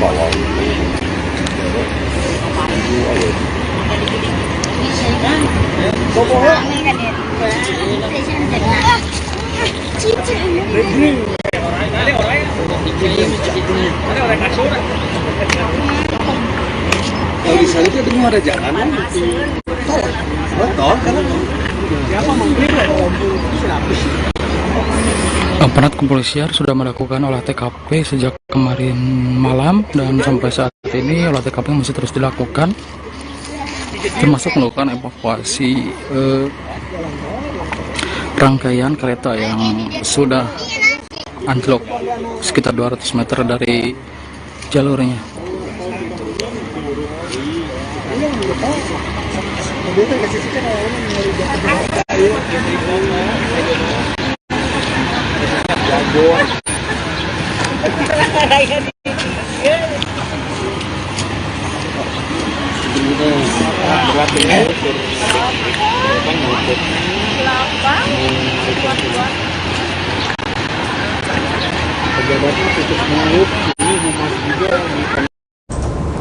Terkait kecelakaan yang terjadi kemarin, PT Kereta Cepat Indonesia Cina atau KCIC memberikan penjelasan. Corporate Secretary KCIC Rahardian Ratri menjelaskan kereta tersebut bukanlah rangkaian kereta cepat.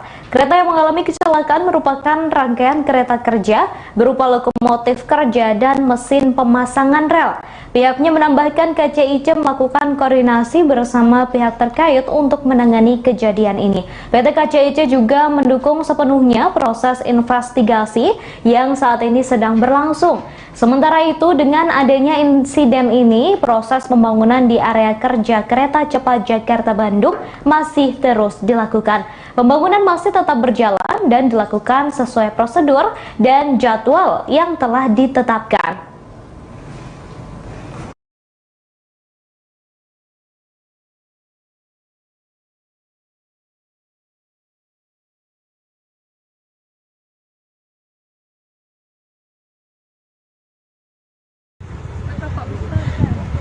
Sini ada sejumlah truk tronton ya yang mengangkut rangkaian dari kereta teknis ini yang sudah ditutup ini menggunakan terpal. Kita juga menyaksikan dari sini.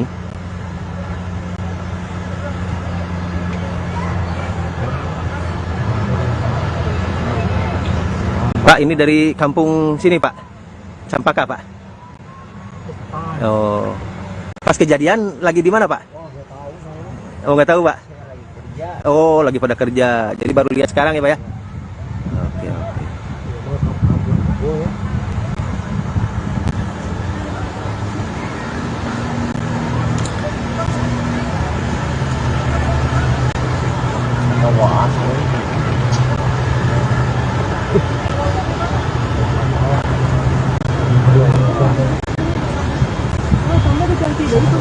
Ada beberapa gerbong rangkaian ya yang dievakuasi dan masih ada yang terguling ya di sana.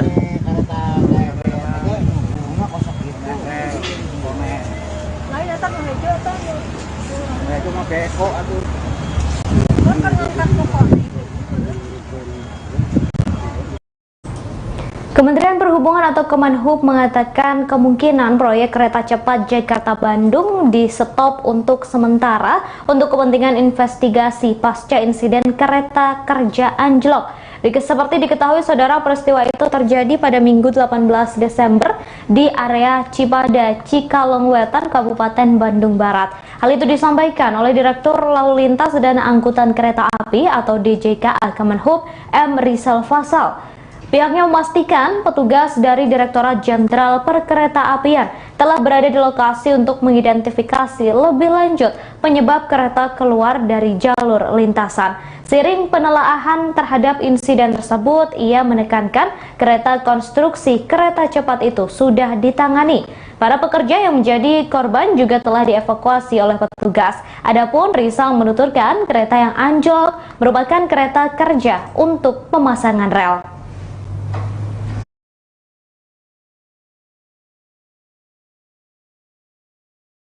penyelesaian proyek kereta cepat Jakarta Bandung.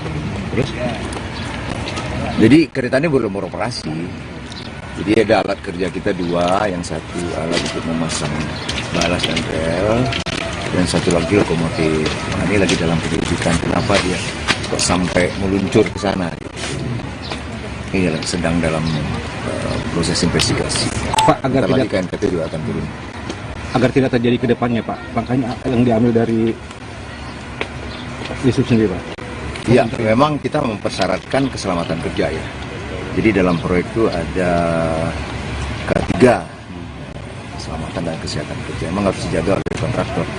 Jadi kita akan buat teguran agar mereka tetap menjaga keselamatan dan kesehatan kerja. Pak, artinya ada kelalaian di K3 ini, Pak, untuk kejadian ini? Bisa jadi, ini kita lagi investigasi. Tidak tahu siapa yang salah, apakah alatnya atau orangnya, belum tahu.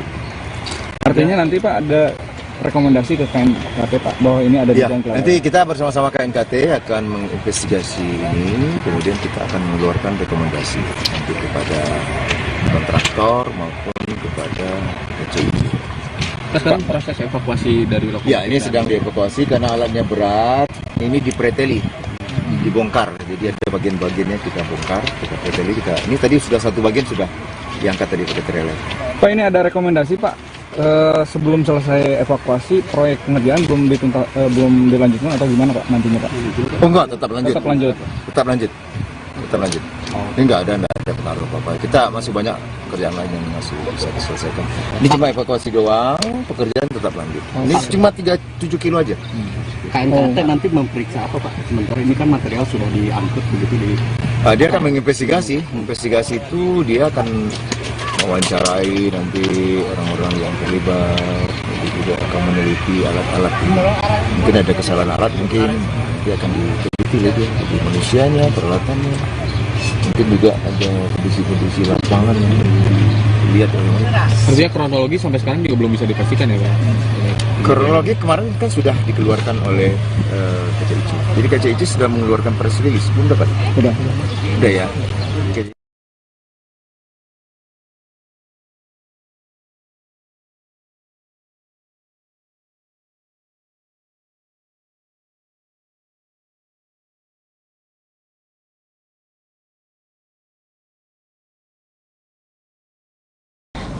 Saudara, hingga saat ini polisi masih melakukan investigasi atas insiden kecelakaan di area proyek kereta cepat Jakarta-Bandung atau KCJB, tepatnya di Kampung Cempaka, Desa Cempaka Mekar, Kecamatan Padalarang, Kabupaten Bandung Barat, Jawa Barat.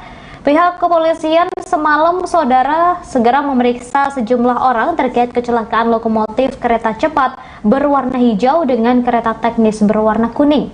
Di Reskrimum Polda Jawa Barat, Kombes Kayani Sudarto mengatakan proses penyelidikan terhambat kondisi cahaya. Menurutnya lokasi kejadian malam tadi dalam keadaan gelap gulita, saudara.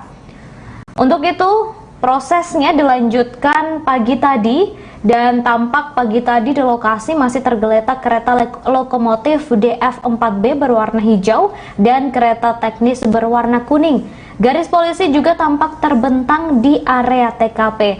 Kemudian, saudara, saat ini polisi juga masih belum mengungkap kronologi kejadian secara utuh lantaran masih dalam proses penyelidikan. Selain memeriksa TKP, para petugas juga memeriksa keterangan para saksi. Polisi kini juga tengah melakukan identifikasi mengenai jumlah korban meninggal dunia dan korban luka akibat kecelakaan kereta tersebut. Kabar terbaru yang kami terima, saudara, hingga saat ini terdapat 2 orang korban meninggal dunia akibat insiden kecelakaan kereta ini. 2 orang tersebut merupakan warga negara asing yang bekerja di proyek kereta cepat Jakarta-Bandung.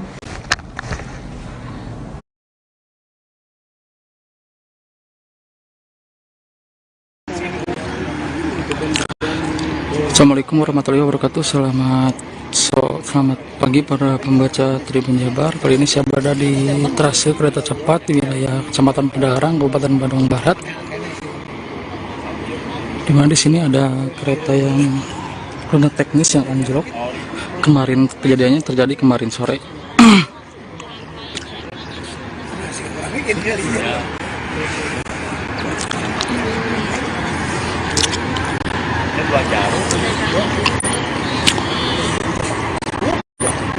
Namun untuk anjloknya kereta ini hingga saat ini penyebab dan kronologisnya belum bisa diketahui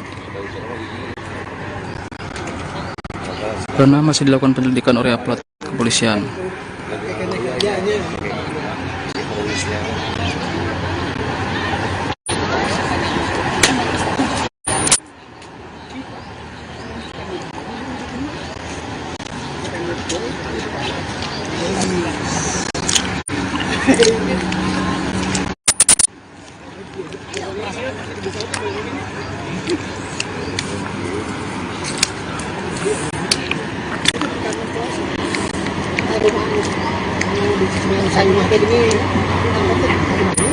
Petugas gabungan dari aparat kepolisian termasuk dari PT KCIC saat ini masih melakukan evakuasi.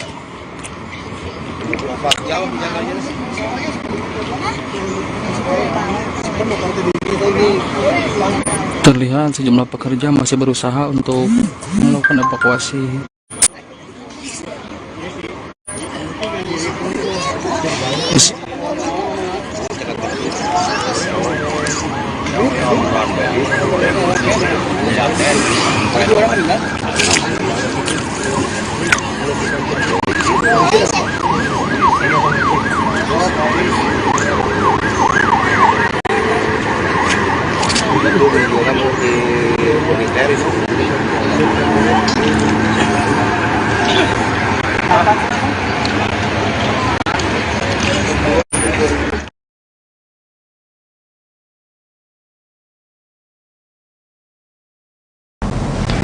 Saudara, terkait insiden kecelakaan kereta api yang terjadi pada minggu kemarin, anggota Komisi 5 DPR RI dari fraksi Partai Keadilan Sejahtera atau PKS, Suryadi Jayapurnama menanggapi peristiwa tersebut. Ia prihatin dengan insiden itu dan mempertanyakan banyaknya kecelakaan dalam proyek ini. Ia mencatat beberapa kecelakaan yang terjadi dalam proyek pembangunan tersebut, mulai dari meledaknya pipa PT Pertamina Persero, kemudian robohnya salah satu tiang penyangga, dan terakhir adalah kecelakaan kereta teknis. Suryadi kemudian meminta agar Komite Nasional Keselamatan Transportasi atau KNKT dan pihak kepolisian bekerja sama untuk melakukan investigasi. Selain itu, ia juga meminta agar PT Kereta Cepat Indonesia Cina atau KCIC bertanggung jawab atas terjadinya kecelakaan ini. Kemudian kedepannya juga diharapkan selalu mengimplementasikan aspek safety, security, health and environment atau SSHE pada setiap aktivitas kerja agar kecelakaan dapat dihindari. Suryadi mengatakan memang kereta cepat buatan Cina ini diklaim memiliki sistem keamanan yang tinggi. Di antaranya adalah Disaster Monitoring Center, kemudian Disaster Monitoring Terminal, dan lainnya. Namun pada Juni 2022 lalu, saudara, ada kereta cepat di Cina yang juga mengalami kecelakaan dan menewaskan 1 orang masinis dan melukai 8 orang lainnya.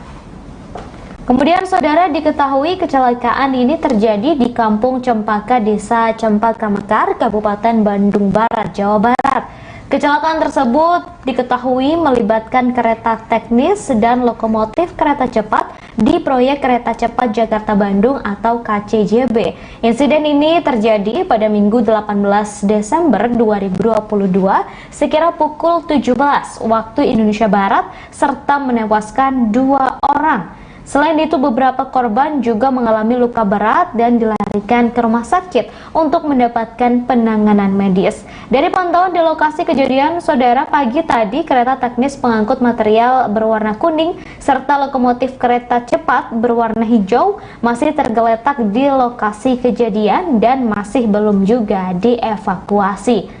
Kemudian 2 orang korban yang meninggal dunia dalam tragedi ini diketahui merupakan warga negara asing, dan hal itu juga dibenarkan oleh Kadif Humas Polri Irjen Dedi Prasetyo. Ia mengatakan 2 korban yang meninggal dunia tersebut merupakan pekerja teknis dan merupakan warga negara Cina bernama Chang Sin Song 40 tahun dan Chan Xing Yung 36 tahun. Selain 2 orang yang tewas tersebut, 5 orang lainnya juga dikabarkan menjadi korban dengan luka berat. Untuk menangani kasus ini, Saudara, Polda Jawa Barat langsung menerjunkan tim khusus untuk menyelidiki kecelakaan di proyek kereta cepat Jakarta-Bandung. Tak hanya menerjunkan tim khusus, Polda Jawa Barat juga menerjunkan tim Puslap 4 Polri untuk melakukan olah TKP. Penyelesaian proyek kereta cepat Jakarta-Bandung. Terus? Jadi kereta ini belum beroperasi. Jadi ada alat kerja kita 2, yang satu alat untuk memasang balas dan rel, dan satu lagi lokomotif. Nah, ini lagi dalam penyelidikan kenapa dia kok sampai meluncur ke sana. Ini sedang dalam proses investigasi. Pak, agar lagi tidak KNKT juga akan turun. Agar tidak terjadi ke depannya, Pak, langkahnya yang diambil dari Yusuf sendiri, Pak. Ya, memang kita mempersyaratkan keselamatan kerja ya. Jadi dalam proyek itu ada K3, keselamatan dan kesehatan kerja. Memang harus dijaga oleh kontraktor. Jadi kita akan buat teguran agar mereka tetap menjaga keselamatan dan kesehatan kerja. Pak, artinya ada kelalaian di K3 ini, Pak, untuk kejadian ini? Bisa jadi, ini kita lagi investigasi. Tidak tahu siapa yang salah, apakah alatnya atau orangnya, belum tahu. Artinya nanti Pak ada rekomendasi ke KNKT, Pak, bahwa ini ada dugaan kelalaian. Nanti kita bersama-sama KNKT akan menginvestigasi ini, kemudian kita akan mengeluarkan rekomendasi nanti kepada kontraktor maupun kepada KCIC. Sekarang proses evakuasi dari lokasi. Ya, ini sedang dievakuasi karena alatnya berat. Ini dipreteli, dibongkar. Jadi ada bagian-bagiannya kita bongkar, kita preteli. Ini tadi sudah satu bagian sudah diangkat dari preteli. Pak, ini ada rekomendasi, Pak. Sebelum selesai evakuasi, proyek pengerjaan belum dilanjutkan atau gimana, Pak, nantinya, Pak? Oh enggak, tetap lanjut. Tetap lanjut. Tetap lanjut. Tetap lanjut. Ini enggak ada pengaruh apa-apa. Kita masih banyak kerjaan lain yang masih bisa diselesaikan. Ini cuma evakuasi doang, pekerjaan tetap lanjut. Ini cuma 7 kilo aja. KNKT nanti memeriksa apa, Pak? Sementara ini kan material sudah diangkut begitu di. Dia akan menginvestigasi. Investigasi itu dia akan mewawancarai nanti orang-orang yang terlibat, juga akan meneliti alat-alat. Mungkin ada kesalahan alat, mungkin nanti akan diteliti lagi, jadi manusianya, peralatannya. Mungkin juga ada kondisi-kondisi lapangan yang dilihat oleh mereka. Artinya kronologi sampai sekarang juga belum bisa dipastikan ya, Pak? Kronologi kemarin kan sudah dikeluarkan oleh KCIC. Jadi KCIC sudah mengeluarkan press release, belum dapat? Sudah ya. KCIC sudah mengeluarkan press release. Artinya dipastikan penyelesaian proyek kereta cepat Jakarta-Bandung. Terus? Jadi kereta ini belum beroperasi.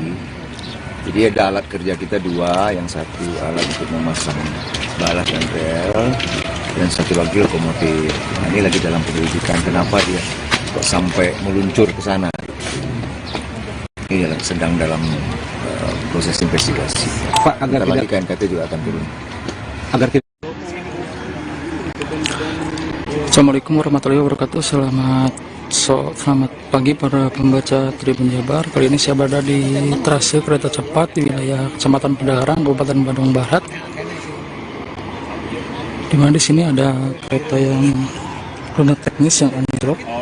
Kemarin kejadiannya terjadi kemarin sore.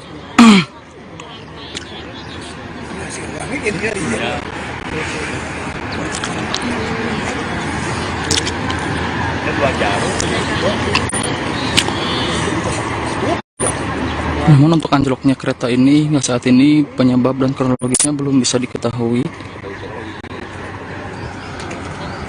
karena masih dilakukan penyelidikan oleh aparat kepolisian.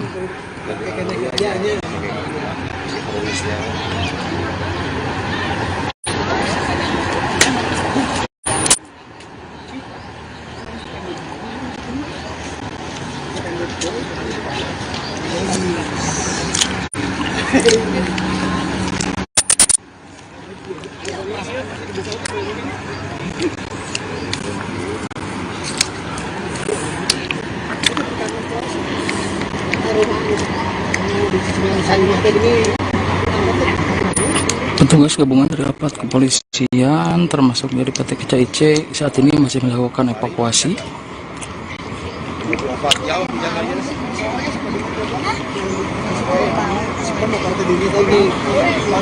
Terlihat sejumlah pekerja masih berusaha untuk melakukan evakuasi.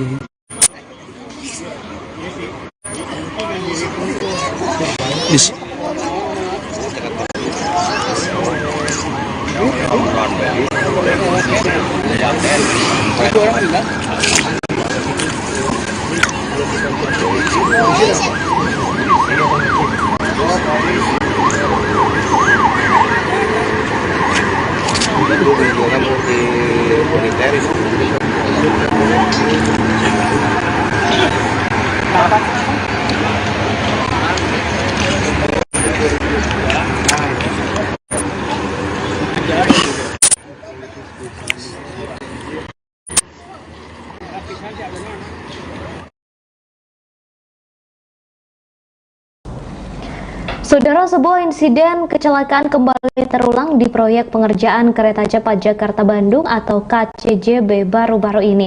Sebuah lokomotif kereta yang dipakai untuk pembangunan rel anjlok sehingga keluar dari jalurnya dan terbaring. Kecelakaan itu pun viral di media sosial. Sesuai narasi yang beredar di media sosial, kejadian kecelakaan kerja itu terjadi di kawasan Cikalong, Kabupaten Bandung Barat. Dari video yang beredar di media sosial, nampak sebuah kereta berwarna hijau yang di tengahnya bertuliskan Steel Corporation dan juga aksara Cina. Steel Corporation diketahui adalah salah satu dari sekian banyak perusahaan asal Cina yang menjadi kontraktor dari proyek tersebut. Terkait insiden ini, Saudara, PT Kereta Cepat Indonesia Cina atau KCIC juga buka suara. Dalam keterangan resmi, insiden itu disebut masih dalam investigasi. Korporat Sekretari Kereta Cepat Indonesia Cina atau KCIC, Rahadian Ratri, menyatakan belum bisa memberikan keterangan lebih lengkap seperti jumlah korban, kemudian penyebab maupun kronologinya. Ia menyatakan saat ini petugas kepolisian sudah tiba di lokasi dan melakukan pengamanan. Pihaknya juga berjanji akan bekerja sama dengan pihak berwenang untuk menginvestigasi insiden ini. Kemudian Saudara, Rahadian juga mengatakan seluruh kontraktor KCJB termasuk perusahaan Cina selalu disiplin dan menerapkan aspek keamanan dalam mengerjakan proyek tersebut.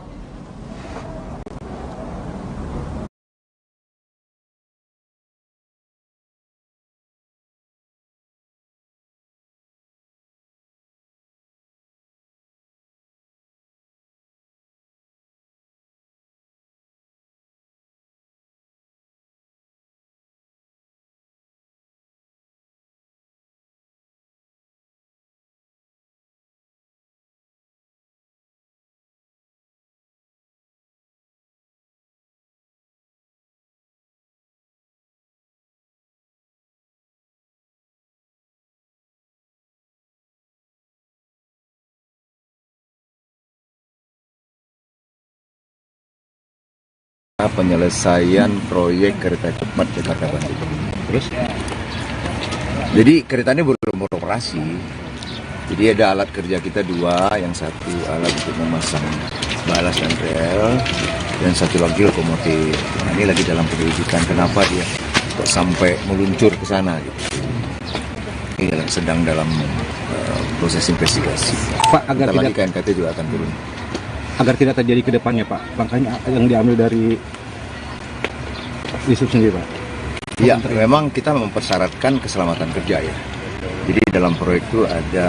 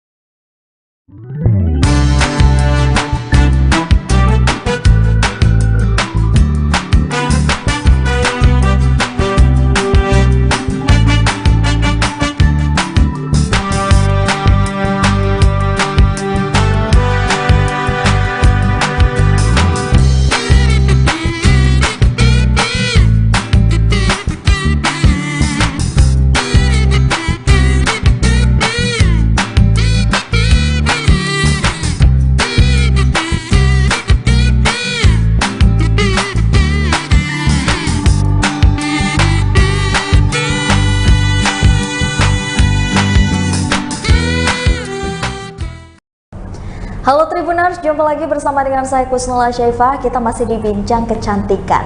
Tribuners, hari ini tentunya saya sudah hadir bersama dengan seorang narasumber saya yang cantik juga. Di sini sudah hadir KL ya, bisa kita panggil. Halo KL, apa kabar?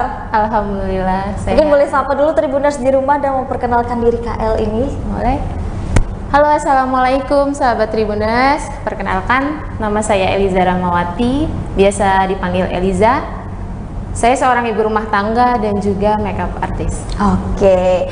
Nah, Tribuners, tentunya di minggu ini ada yang berbeda. Kalau biasanya kita berbincang dengan beberapa dokter kesayangan kita, tapi kali ini kita akan membahas seputar tentang kulit.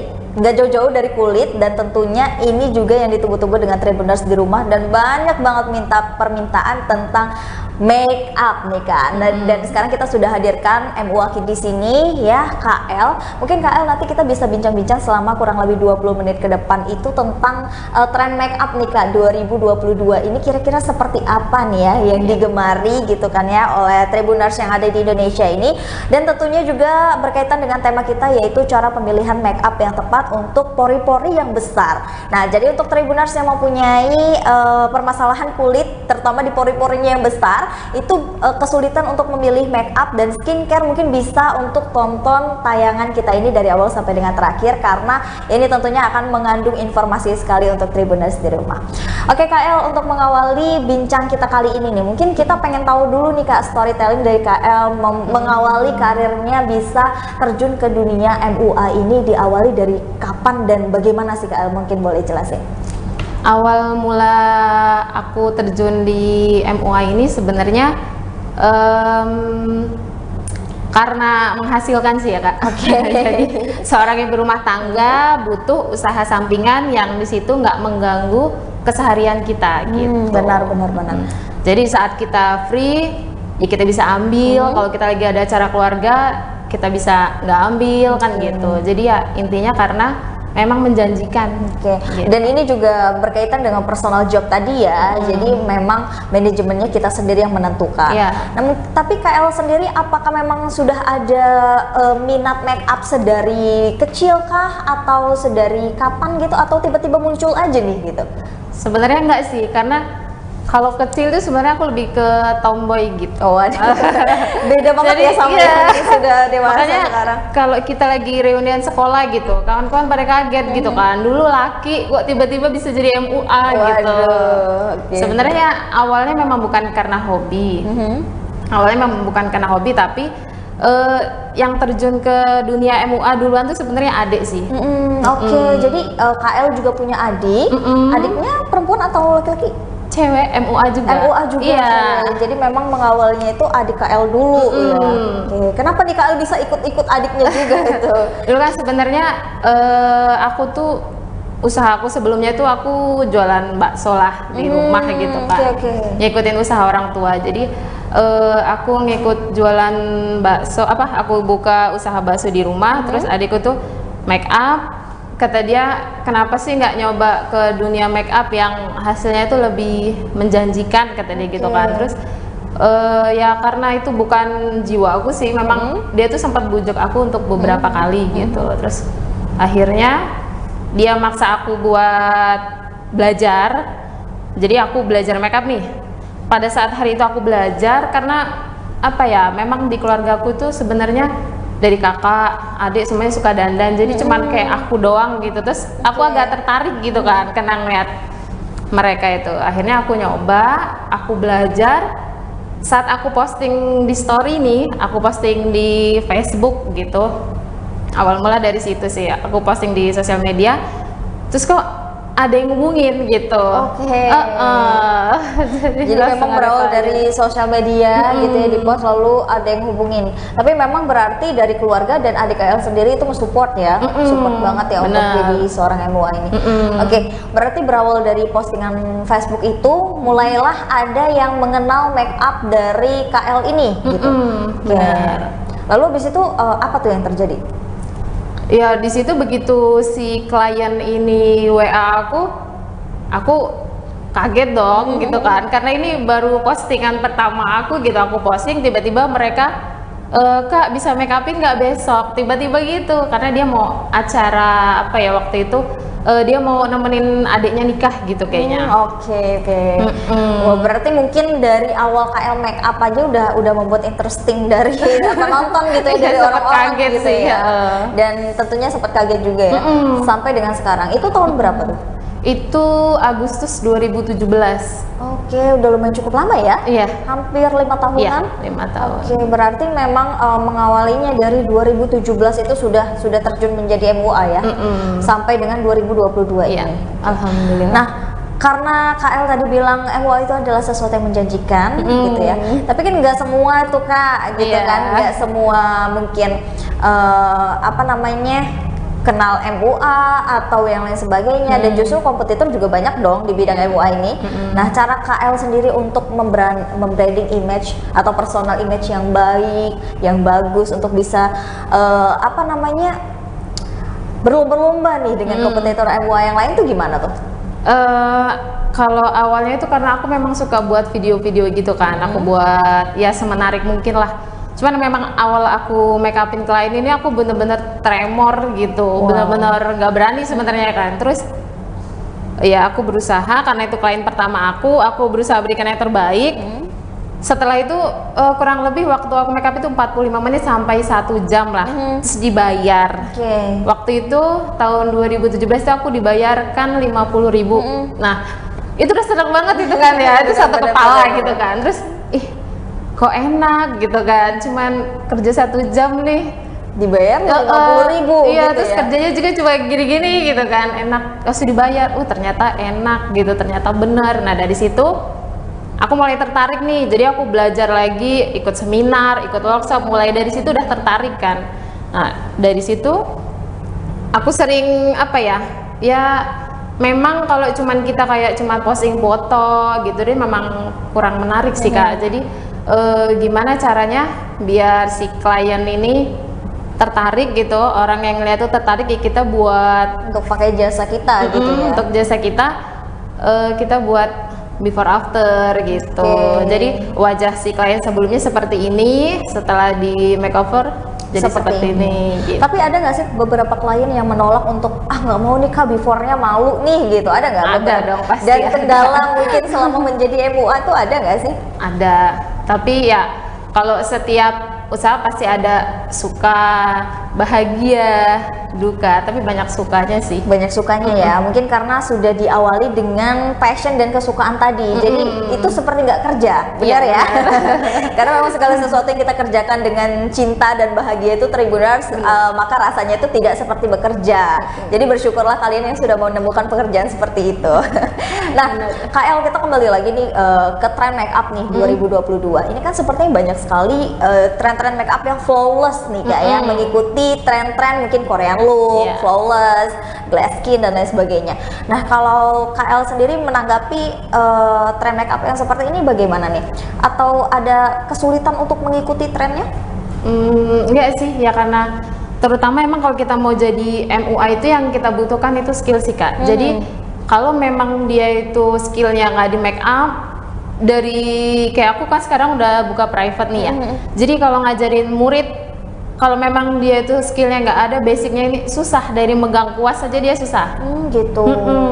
Jadi kalau memang dia itu hobinya atau di dalam jiwa dia udah ada senang, terus mengerjakan make up itu dengan perasaan senang gitu ya, mudah aja sih. Jadi ya kalau kita sebagai MUA yang istilahnya kita memang mau untuk berkelanjutan lama usaha kita gitu, ya kita memang harus ngikutin tren gitu. Jadi kebetulan tahun 2002 ini tren make upnya itu ya Korean look, Barbie look gitu ya, kita harus ngikutin dan belajar. Jadi kita private, kita ikut seminar, kita ikut workshop. Nah di situ kita dapat ilmu baru gitu. Jadi tentunya terus belajar ya, menginovasi make up yang memang sudah tren dan harus mengikuti tren itu. Kalau make up look flawless atau Barbie look itu identik dengan apa sih? Di mata lebar gitu sih ya, matanya lebar, tapi mungkin nggak terlalu lebih tebel ya, nggak terlalu tebel gitu ya. Dia sebenarnya make up itu foundation itu mau kita make up bold atau make up flawless itu foundationnya takarannya sama. Sebenarnya takarannya sama gitu. Tapi yang bikin beda itu cara pengaplikasiannya. Oke, cara pengaplikasiannya dan mungkin bermainnya mungkin di area mata ya, di area blush on. Ya, di blush on gitu. Jadi pengaplikasiannya aja yang beda. Kalau takaran foundation dan lain-lain itu sama. Mungkin pengaplikasian mata itu tadi di bagian mata, di bagian blush on, terus highlighter itu kan berpengaruh banget. Kita kasih highlighter di sini sedikit udah kayak Barbie nih. Kita kasih highlighter di sini udah beda lagi gitu. Beda lagi ya. Jadi memang beda teknik, beda taktiknya gitu ya di setiap look makeup itu beda-beda gitu. Oke. Nah, kalau untuk pemilihan foundation sendiri nih Kak El, untuk kulit yang berpori-pori besar itu ada pemilihan khusus nggak sih untuk foundationnya? Iya dong. Jadi nggak cuman, sebenarnya yang perlu diperhatikan itu bukan langsung ke foundationnya sih Kak. Jadi lebih ke skin preparation ya. Oke. Jadi sebelum kita mengawali make up itu yang harus kita perhatikan skin prep-nya gitu, dan kondisi wajah klien itu harus bersih gitu. Oke, harus bersih. Bersihnya dalam apa tuh? Bersih dari jerawat kah atau bersih dari make up kah atau bagaimana? Jadi posisi kulit klien sebelum kita make up nih, atau diri kita sendiri nih yang make up. Jadi kita bersihin dulu di situ pakai pembersih wajah. Jadi bukan bersih dari jerawat atau bersih gimana, tapi memang bersih dari apapun gitu. Jadi kita tuh belum pakai apa-apa gitu. Jadi wajah kita dalam keadaan bersih, terus baru kita memakai rangkaian skin prep. Jadi ada orang yang berpikir bahwa skin prep itu nggak penting nih gitu. Salah banget, karena yang buat make up itu matte, make up itu tahan lama, make up itu kelihatan lebih flawless di kulit yang berpori itu dari skin prep-nya. Oke. Nah, kalau pemilihan foundation tadi untuk kulit yang berpori-pori ini Kak, itu kan pasti berbeda katanya tadi ya. Ada beberapa mungkin yang membedakan gitu. Itu apa aja yang membedakan? Apakah dari kandungannya atau dari tekstur foundationnya gitu? Nggak bisa menentukan? Ya, kalau ini kita bahas dari skin prep-nya dulu ya. Jadi kalau dari skin prep-nya itu kebanyakan orang juga masih bingung gimana sih rangkaiannya gitu kan, ada moisturizer, ada primer gitu kan. Nah, jadi cara kita sebelum make up itu kita urutkan dari cara gampang ingatnya nih, dari yang cair-cair terus yang ke agak kental, agak padat gitu. Jadi kita cari dari yang cair lalu ke yang padat. Kayak yang agak kental lah ya, kalau padat sih enggak. Jadi agak kental, jadi bisa kita pakai serum dulu, pelembab dulu, moisturizer dulu, baru pakai si primer yang teksturnya agak kental. Nah, itu yang berfungsi sebagai penutup pori-pori. Jadi itu yang berfungsi menutup pori-pori, tapi itu nggak bisa kita gunain juga setiap hari sih Kak, karena nggak bagus. Oh gitu. Jadi saat kita ada acara aja baru kita kasih, karena kalau untuk kulit sensitif atau memang yang dia itu jenis kulitnya berjerawat, itu bisa mengakibatkan breakout gitu. Nah, mungkin kalau tidak pakai primer nih tapi langsung loncat ke foundation, itu boleh nggak? Enggak. Oh, nggak boleh. Jadi kalau misalkan nih dari moisturizer, sunscreen, terus langsung loncat aja tuh ke foundation, itu nggak boleh? Iya, kalau itu boleh kalau kulit dia tidak bertekstur. Kalau ini kan kita karena membahasnya untuk kulit yang bertekstur, berpori-pori besar, itu kita menggunakan primer yang ada kandungan silikonnya, karena dia bisa menutupi area yang berlubang tersebut. Dan itu juga ya, kategori menutupi itu berarti menyumbat sih Kak sebenarnya. Jadi menyumbat gitu. Jadi makanya nggak boleh digunakan untuk hari-hari karena itu. Kemudian cari foundation yang bentuknya itu, teksturnya itu liquid gitu. Foundationnya liquid, terus matte, terus oil free. Jadi dia tuh gak terlalu mengandung banyak minyak. Dan juga cari yang oksidasinya tidak terlalu tinggi. Gitu. Kenapa oksidasinya tidak boleh terlalu tinggi tuh? Karena kan ada tuh memang ada beberapa kosmetik yang dia tuh punya oksidasinya itu bisa 3 kali lebih gelap dari kulit asli kita gitu. Jadi kita cari yang sedikit oksidasinya. Mungkin seandainya dioksidasi hanya turun 1 tone gitu.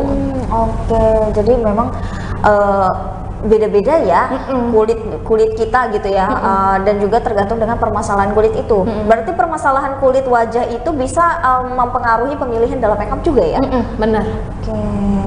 Nah, mungkin ada kesulitan nggak sih KL dalam pernah dapat klien yang pori-porinya besar gitu, terus cara nge-handle-nya gimana tuh? Ya itu tadi, kita sebagai MUA ya harus benar-benar bisa segalanya ya istilahnya ya. Jadi usahakan kalau untuk MUA yang udah dapat klien wedding nih, untuk udah job wedding, usahakan komunikasi dulu sama klien gitu. Atau bisa kita coba dengan trial make up gitu kan, atau saat dia prewed kita itu istilahnya untuk pengenalan kulit si pengantin tadi. Benar-benar gitu. Oh berarti walaupun kita sudah profesional nih, tapi kalau kita sendiri selaku MUA itu tidak mengenali kulit pengantin waktu hari H wedding, itu bisa terjadi kegagalan juga kah? Enggak sih, ya cukup kita tanya aja, kakak kulitnya cenderung ke berminyak kah, kering kah, atau gimana gitu kan, sensitif atau gimana. Jadi maka dari itu kita kan MUA tuh nggak menyediakan hanya satu jenis foundation gitu, nggak. Jadi di tas make up kita itu bener-bener banyak foundation yang bermacam-macam untuk jenis kulit si klien tadi itu. Jadi foundation itu disesuaikan dengan jenis kulit berbagai macam klien tadi ya? Iya benar. Oke, makanya itu perlu ditanyakan tadi dengan klien dan nggak sehingga tidak terjadi miskomunikasi ya Tribuners gitu. Nah kembali lagi ke wajah ya, wajah ini kan siapa sih yang nggak pengen kelihatan cantik, tampil cantik setiap hari gitu kan ya. Tentunya dengan make up. Kalau make up yang simple nih Kak, itu sebenarnya bisa berawal dan bisa mengawali dari apa dulu sih? Gitu. Make up simple? Ya ada yang perlu kita skip juga bisa sih. Maksudnya kalau untuk makeup wedding itu kan kita menggunakan kontur dalam, blush on dalam gitu kan. Pokoknya yang dalam-dalam ini kita pakai creamy gitu kan. Jadi untuk karena pengantin itu nanti dipajangnya seharian, jadi kalau blush on luar itu habis, masih ada blush on dalam yang menopang. Nah jadi kalau untuk kayak makeup wisuda atau kita sehari-hari itu nggak usah menggunakan nggak usah menggunakan kontur dalam ataupun menggunakan blush on dalam, itu nggak perlu. Nah kalau mengatasi make up yang crack, gitu kayak make upnya pecah nih gitu, nah itu disebabkan karena apa sih Kak? Atau mungkin karena kesalahan dari kliennya atau mungkin dari MUA-nya yang melewatkan rangkaian-rangkaian gitu, itu gimana tuh? Itu sebenarnya karena terlalu tebal pengaplikasian foundationnya. Oh gitu, oke. Jadi terlalu tebal sehingga mungkin dia menumpuk ya. Benar. Tapi kalau untuk dari kulit nih, misalkan kulitnya memang yang mungkin sudah keriput, mungkin karena usia ataupun karena kerutan dini, itu mempengaruhi nggak sih? Sebenarnya ya iya sih, kalau keriput karena usia nih ya mau nggak mau ya memang crack ya. Kalau cracknya sih enggak. Jadi kita tuh hanya menyamarkan. Jadi dia crack sih enggak, tapi ada garis-garis halus gitu. Jadi masih terlihat lah, kan namanya tekstur kulit manusia sih ya, nggak mungkin selicin itu sih sebenarnya. Tetap kelihatan garis-garisnya, tetap kelihatan, cuman dia nggak crack. Tapi dia tetap nge-crack itu. Jadi kuncinya adalah jangan terlalu tebal dalam pemakaian foundation tadi. Ya, dan juga penggunaan compact powder itu kalau perlu nggak usah pakai sponsnya sih, kita pakai kuas aja. Oh, pakai kuas aja gitu.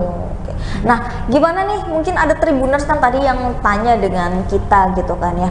Gimana kalau misalkan pakai foundation, tapi finishingnya nggak mau pakai bedak powder gitu, itu boleh atau enggak? Tapi langsung pakai blush on gitu, itu boleh atau enggak? Kalau itu, kalau aku pribadi sih, aku sarannya mending larinya ke cushion aja sih Kak. Oh, cushion ya. Kalau dia nggak mau terlalu tebal pakai loose powder, compact powder, nggak mau yang gitu-gitu, ya mending ke ini aja sih yang lebih simple. Cushion ya. Nah tapi kalau misalkan dari foundation lalu pakai cushion lagi itu boleh atau enggak? Atau dia justru double tuh? Iya, itu kayaknya ketebelan deh. Ketebelan ya. Ketebelan banget kayaknya udah. Karena jadi memang semua itu pemilihannya ada caranya ya, dan memang itu mempengaruhi kulit kita juga dan tentunya finishing dari look yang kita buat gitu. Mungkin dari KL ada saran nggak untuk Tribuners di rumah untuk kalau mau make up tapi kulitnya pori-porinya besar nih harus bagaimana tuh? Jadi untuk teman-teman yang mau make up tapi di situ punya kendala kulit pori-porinya besar, bisa dicoba dengan awali dulu dikompres dengan es batu. Setelah dikompres, terus kakak cari primer yang ada kandungan silikonnya karena itu sangat-sangat membantu sekali gitu. Primer yang ada kandungan silikonnya gitu ya. Jadi dia bentuknya kayak licin-licin bulir gitu bukan sih? Dia kalau primer? Iya, dia tuh bentuknya tuh pokoknya dia tuh tidak berwarna, teksturnya tuh agak kental dan kita jangan aplikasikan seluruh wajah gitu. Oke, jadi cuman untuk di area-area yang ada pori-porinya aja ya? Jadi kalau bisa kita taruh di tangan, di punggung tangan, kita giniin dulu nih. Jadi jangan langsung di total gitu sih, kita giniin dulu. Jadi setelah rata gitu baru kita tap-tap gitu. Oke, pengaplikasiannya ada aplikasi khusus harus pakai apa namanya? Kuas gitu. Kuas atau kalau untuk primer sih jangan ya kak, karena kalau pakai kuas ataupun beauty blend itu boros sih, karena primer itu kan mahal ya. Kalau primer itu kan lebih mahal gitu, jadi kalau kita ngaplikasinya pakai kuas itu rugi banget gitu. Jadi dia hanya habis di kuas atau spons beauty blend, jadi dia cuma meresap ke situ.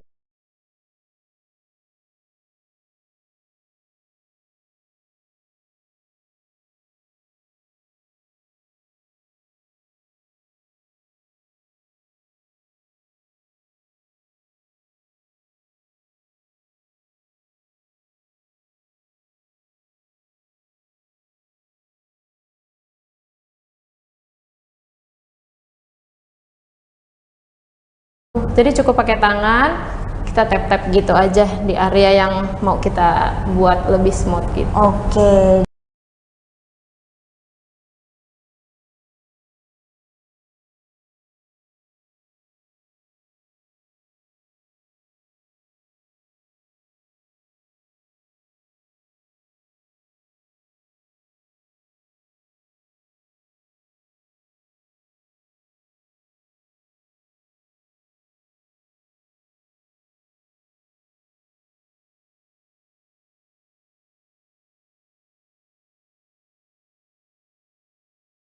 Jadi itulah tadi Tribuners cara-cara khusus dari KL ya untuk make up menutupi kulit-kulit yang memang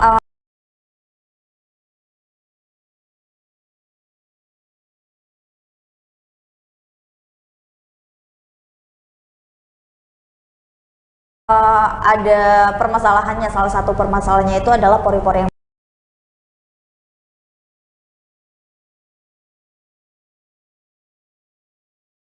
besar ini. Nah, KL ini juga membuka private makeup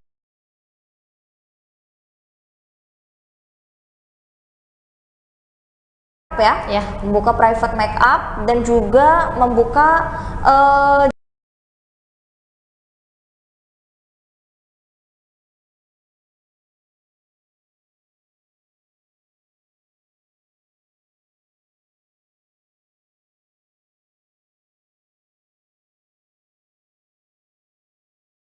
jasa untuk make up ya. Kalau boleh tahu KL bisa ceritakan private-nya ini, kalau ada Tribuners mau private dengan KL bagaimana?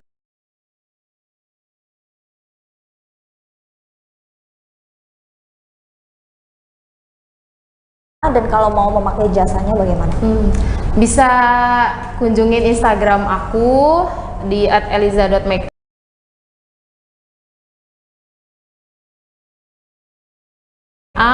Jadi nanti di situ kita bisa ngobrol, dan di Instagram juga ada tertera di situ nomor WhatsApp aku. Jadi kalau kakak ataupun Tribuners semua mau nanya-nanya atau mau booking wedding nih atau mau private nih, boleh banget gitu, tinggal hubungin aku aja. Dan bisa home service juga? Atau Bisa. harus ke studio rumah? Kalau untuk make up, private make up itu ke studio aku sih Kak. Soalnya banyak klien yang awal make up itu kan awal mereka private nggak ngerti nih apa aja yang harus disediakan gitu kan. Jadi aku menyediakan alat-alat make up untuk belajar di rumah gitu, di rumah aku, maksudnya di studio aku gitu. Jadi kalau untuk private itu disarankan untuk ke studionya KL ya, karena memang belajar awalnya dari sana. Dan juga untuk jasa, mungkin kalau jasa wedding bisa home service ya, ke tempat pengantin ya secara langsung. Tapi kalau untuk cuman biasa wisuda, bridesmaid dan lain sebagainya itu bisa ke rumah klien juga kah atau cuma di studio KL aja nih? Kalau untuk make up wisuda kita ke tempat klien. Tempat klien juga jadi bisa ya? Kita bisa ke tempat klien gitu. Dan kalau memang alhamdulillah sih dari kebanyakan klien wedding aku tuh dari klien wisuda gitu. Ya. Wow, itu berarti kan artinya ingatan dan juga make up KL ini dipercaya ya, sampai sejauh itu ya oleh beberapa kliennya. Buktinya dari wisuda sampai dengan wedding itu masih mempercayai KL ini. Jadi aku juga nggak cuma menyediakan make up sih, tapi menyediakan dekorasi, fotografer gitu, semua paket lengkap. Paket lengkap. Jadi memang nggak hanya MU aja, KL juga menyediakan beberapa dekorasi dan juga jasa fotografer lainnya. Kalau memang mau paket lengkap bisa ya. Bisa banget. Untuk harga nanti mungkin bisa nego bersama dengan kita bisa KL di belakang. bisik-bisik lah ya. Apalagi untuk promo-promo pastinya bakalan dikasih ya. Promo spesial untuk kebetulan Tribuners di rumah. bulan Maret nanti itu kan bulan kelahiran tuh. Ya, jadi buat kakak-kakaknya yang nanti booking di bulan Maret itu banyak diskon atau potongan harga dan banyak bonus-bonus lainnya. Waduh, ini harus kita booking dari sekarang mungkin ya di bulan Maret. Sebelum semua Tribuners pada ngantri nih dengan KL ini. Oke. Terima kasih banyak KL sudah mampir ke studio Tribun Lampung dan tentunya hari ini sudah membersamai kita dari awal sampai dengan akhir. Dan kita juga dari tadi sudah membahas banyak sekali tentunya tren make up look, Korean look, terus juga bagaimana sih cara mengatasi make up tapi dengan kulit kita yang kondisinya ini bermasalah seperti pori-pori besar ini. Dan KL tadi sudah menjelaskan banyak banget ya Tribuners, salah satunya triknya dan cara pemilihan foundation yang ditentukan dengan jenis kulit Tribuners di rumah. Dan saya juga mengucapkan terima kasih untuk Tribuners yang selalu menyaksikan tayangan Bincang Kecantikan bersama dengan saya hari ini, Kusnula Syaifah. Pamit undur diri, terima kasih dan sampai jumpa.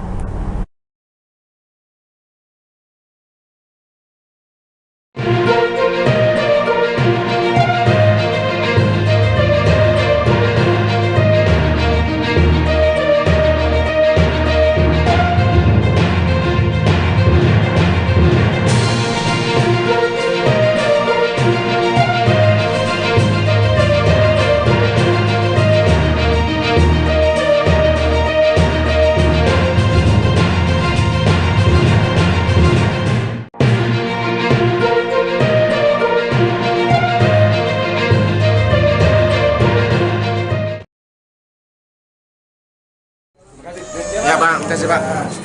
Wartawan di luar aja ya. Ya bang, aman bang. Ngambil ininya bang. Dia datang aja bang, aman bang. Nanti kami di sini aja bang. Siap. Kasih abang tuh.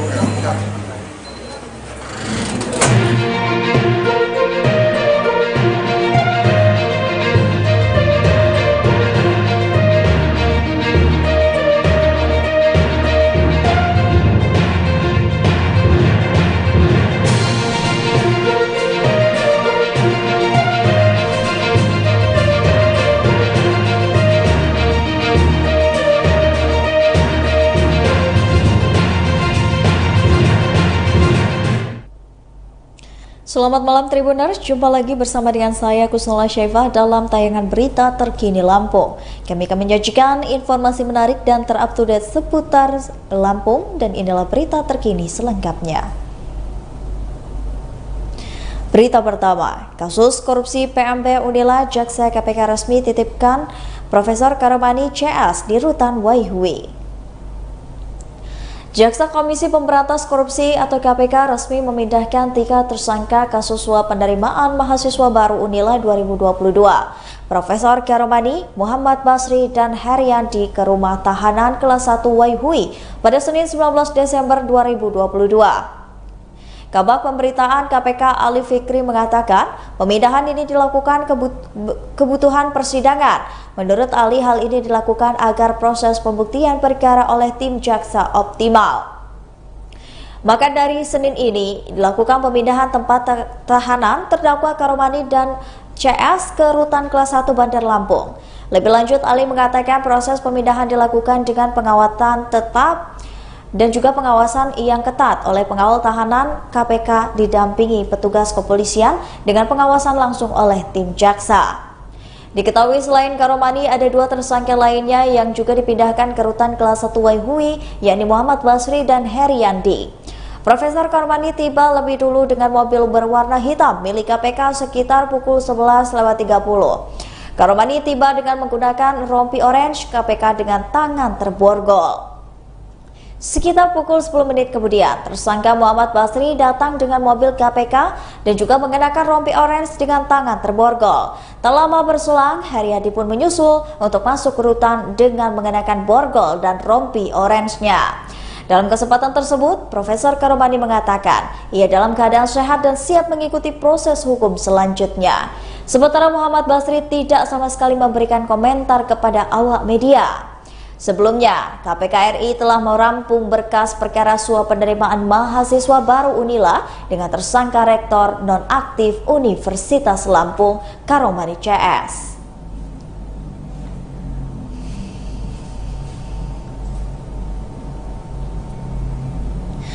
Gerebek kamar indekos di Sukarame, Polres Lampung Tengah temukan wanita tewas. Seorang wanita ditemukan tewas dalam kamar indekos di Jalan Pulau Seribu, Sukarame, Bandar Lampung pada Minggu 18 Desember 2022 lalu. Diketahui wanita ini sempat mengalami kejang-kejang saat polisi dan Polres Lampung Tengah mendatangi kamarnya. Namun belum diketahui penyebab pasti tewasnya wanita bernama Nani Indrayani ini.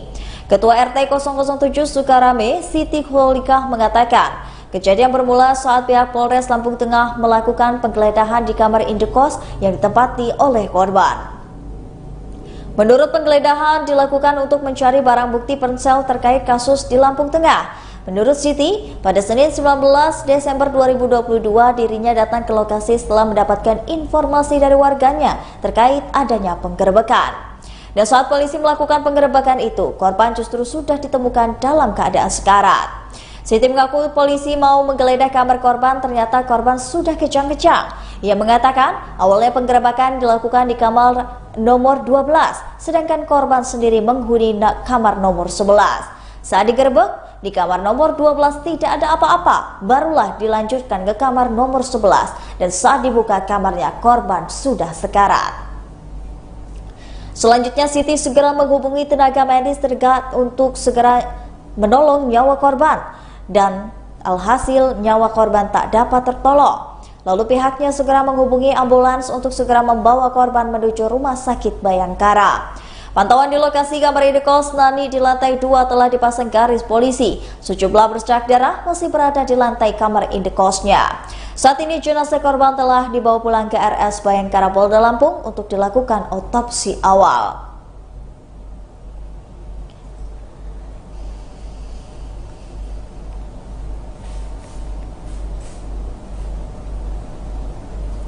Berita selanjutnya, dilantik menjadi PJ Bupati, Nukman dan Khoridatul siap menjaga netralitas jelang pemilu dan pilkada 2024. Penjabat Bupati Kabupaten Lampung Barat, Nukman dan juga penjabat Bupati Tulang Bawang, Khodratul Ikhwan menyatakan siap menjadi dan menjaga netralitas aparatur sipil negara jelang tahun pemilu dan pilkada tahun 2024. Hal itu dinyatakan keduanya usai dilantik oleh Wakil Gubernur Lampung Kusnulia Salim atau akrab disapa Nuni di Balai Keraton Komplek Pemprov Lampung pada Minggu 18 Desember 2022 sore. Menurut Nukman, untuk menjaga netralitas ia akan berkontribusi secara masif dengan AAS di Lampung Barat. Hal senada juga diungkapkan PJ Bupati Tulang Bawang atau Tuba, Kodratul Ikhwan, yang juga mengaku siap menjadi netralitas jelang pemilu karena sudah keharusan dan merupakan amanat undang-undang. Ia menuturkan PNS memang memiliki hak politik, yaitu untuk memilih namun tidak boleh dipilih. Apalagi untuk menggalang suara tidak diperbolehkan. Menurut Kodratul, PNS harus netral. Pihaknya juga siap melakukan sinergi bersama dengan berbagai elemen terkait, baik aparat, pemerintah, Forkopimda, KPU, masyarakat, hingga partai politik.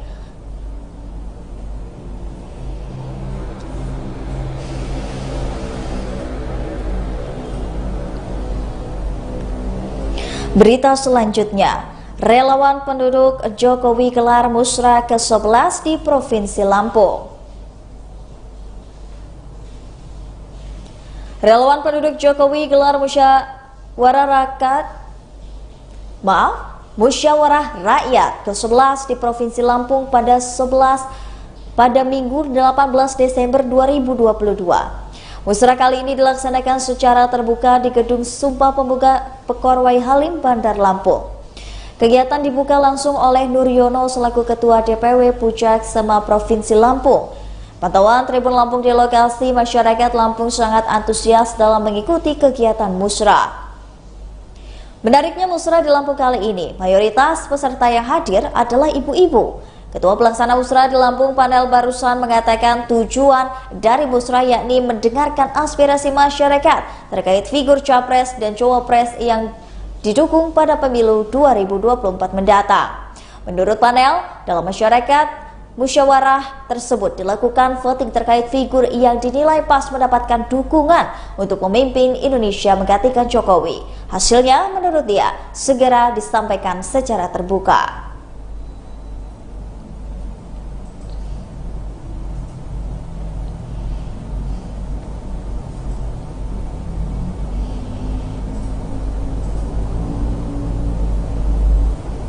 Berita selanjutnya, Skris gelar pasta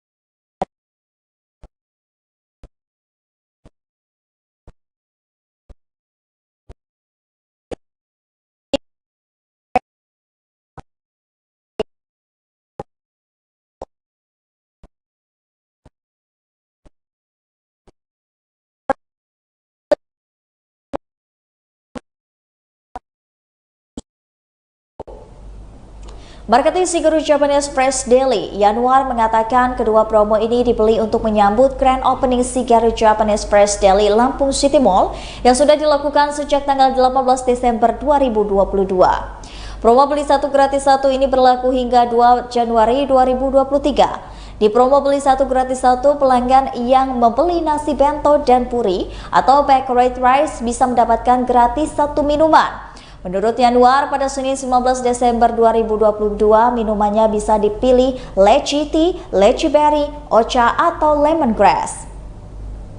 Kemudian untuk promo paket sushi 10.000, belum ada batasan waktu. Dengan adanya promo paket sushi 10.000 ini, pelanggan bisa merasakan sushi yang enak namun dengan harga yang murah. Promo lainnya yaitu diskon 30% dengan maksimal diskon 50.000 jika pelanggan transaksi minimal 100.000 dengan kartu debit atau kredit BRI maupun Brimo, dan promo ini berlaku hingga 28 Februari 2023. Shigeru Japanese Fresh Meal Deli Lampung City Mall adalah restoran Jepang yang menjual berbagai macam 100 menu khas Jepang. Menu diantaranya adalah sushi, nasi bento, nasi donburi, baker rice, odeng, serta bakso ikan dan gorengan khas Jepang. Kemudian juga ada minuman lychee tea, lychee berry, ocha, lemongrass, dan air mineral. Semua menu ini dijamin rasanya enak, berkualitas, dan selalu segar setiap harinya. Menu-menu ini bisa dibeli untuk dimakan di tempat atau dine-in maupun dibawa pulang take away. Saat membeli minuman ini, pelanggan tidak perlu menunggu lama karena menu-menu ini bisa langsung diambil pelanggan sendiri. Dan inilah yang membedakan Shigeru dengan restoran Jepang lainnya. Menu Shigeru bisa langsung dilihat dan diambil pelanggan tanpa pelanggan harus melihat buku menu terlebih dahulu. Baiklah Tribuners, setelah tadi berita terkini Lampung bersama dengan saya Kusnala Syaifah. Jangan lupa untuk terus saksikan video selengkapnya di YouTube Tribun Lampung News Video, Tribun Lampung TikTok, Tribun Lampung Instagram.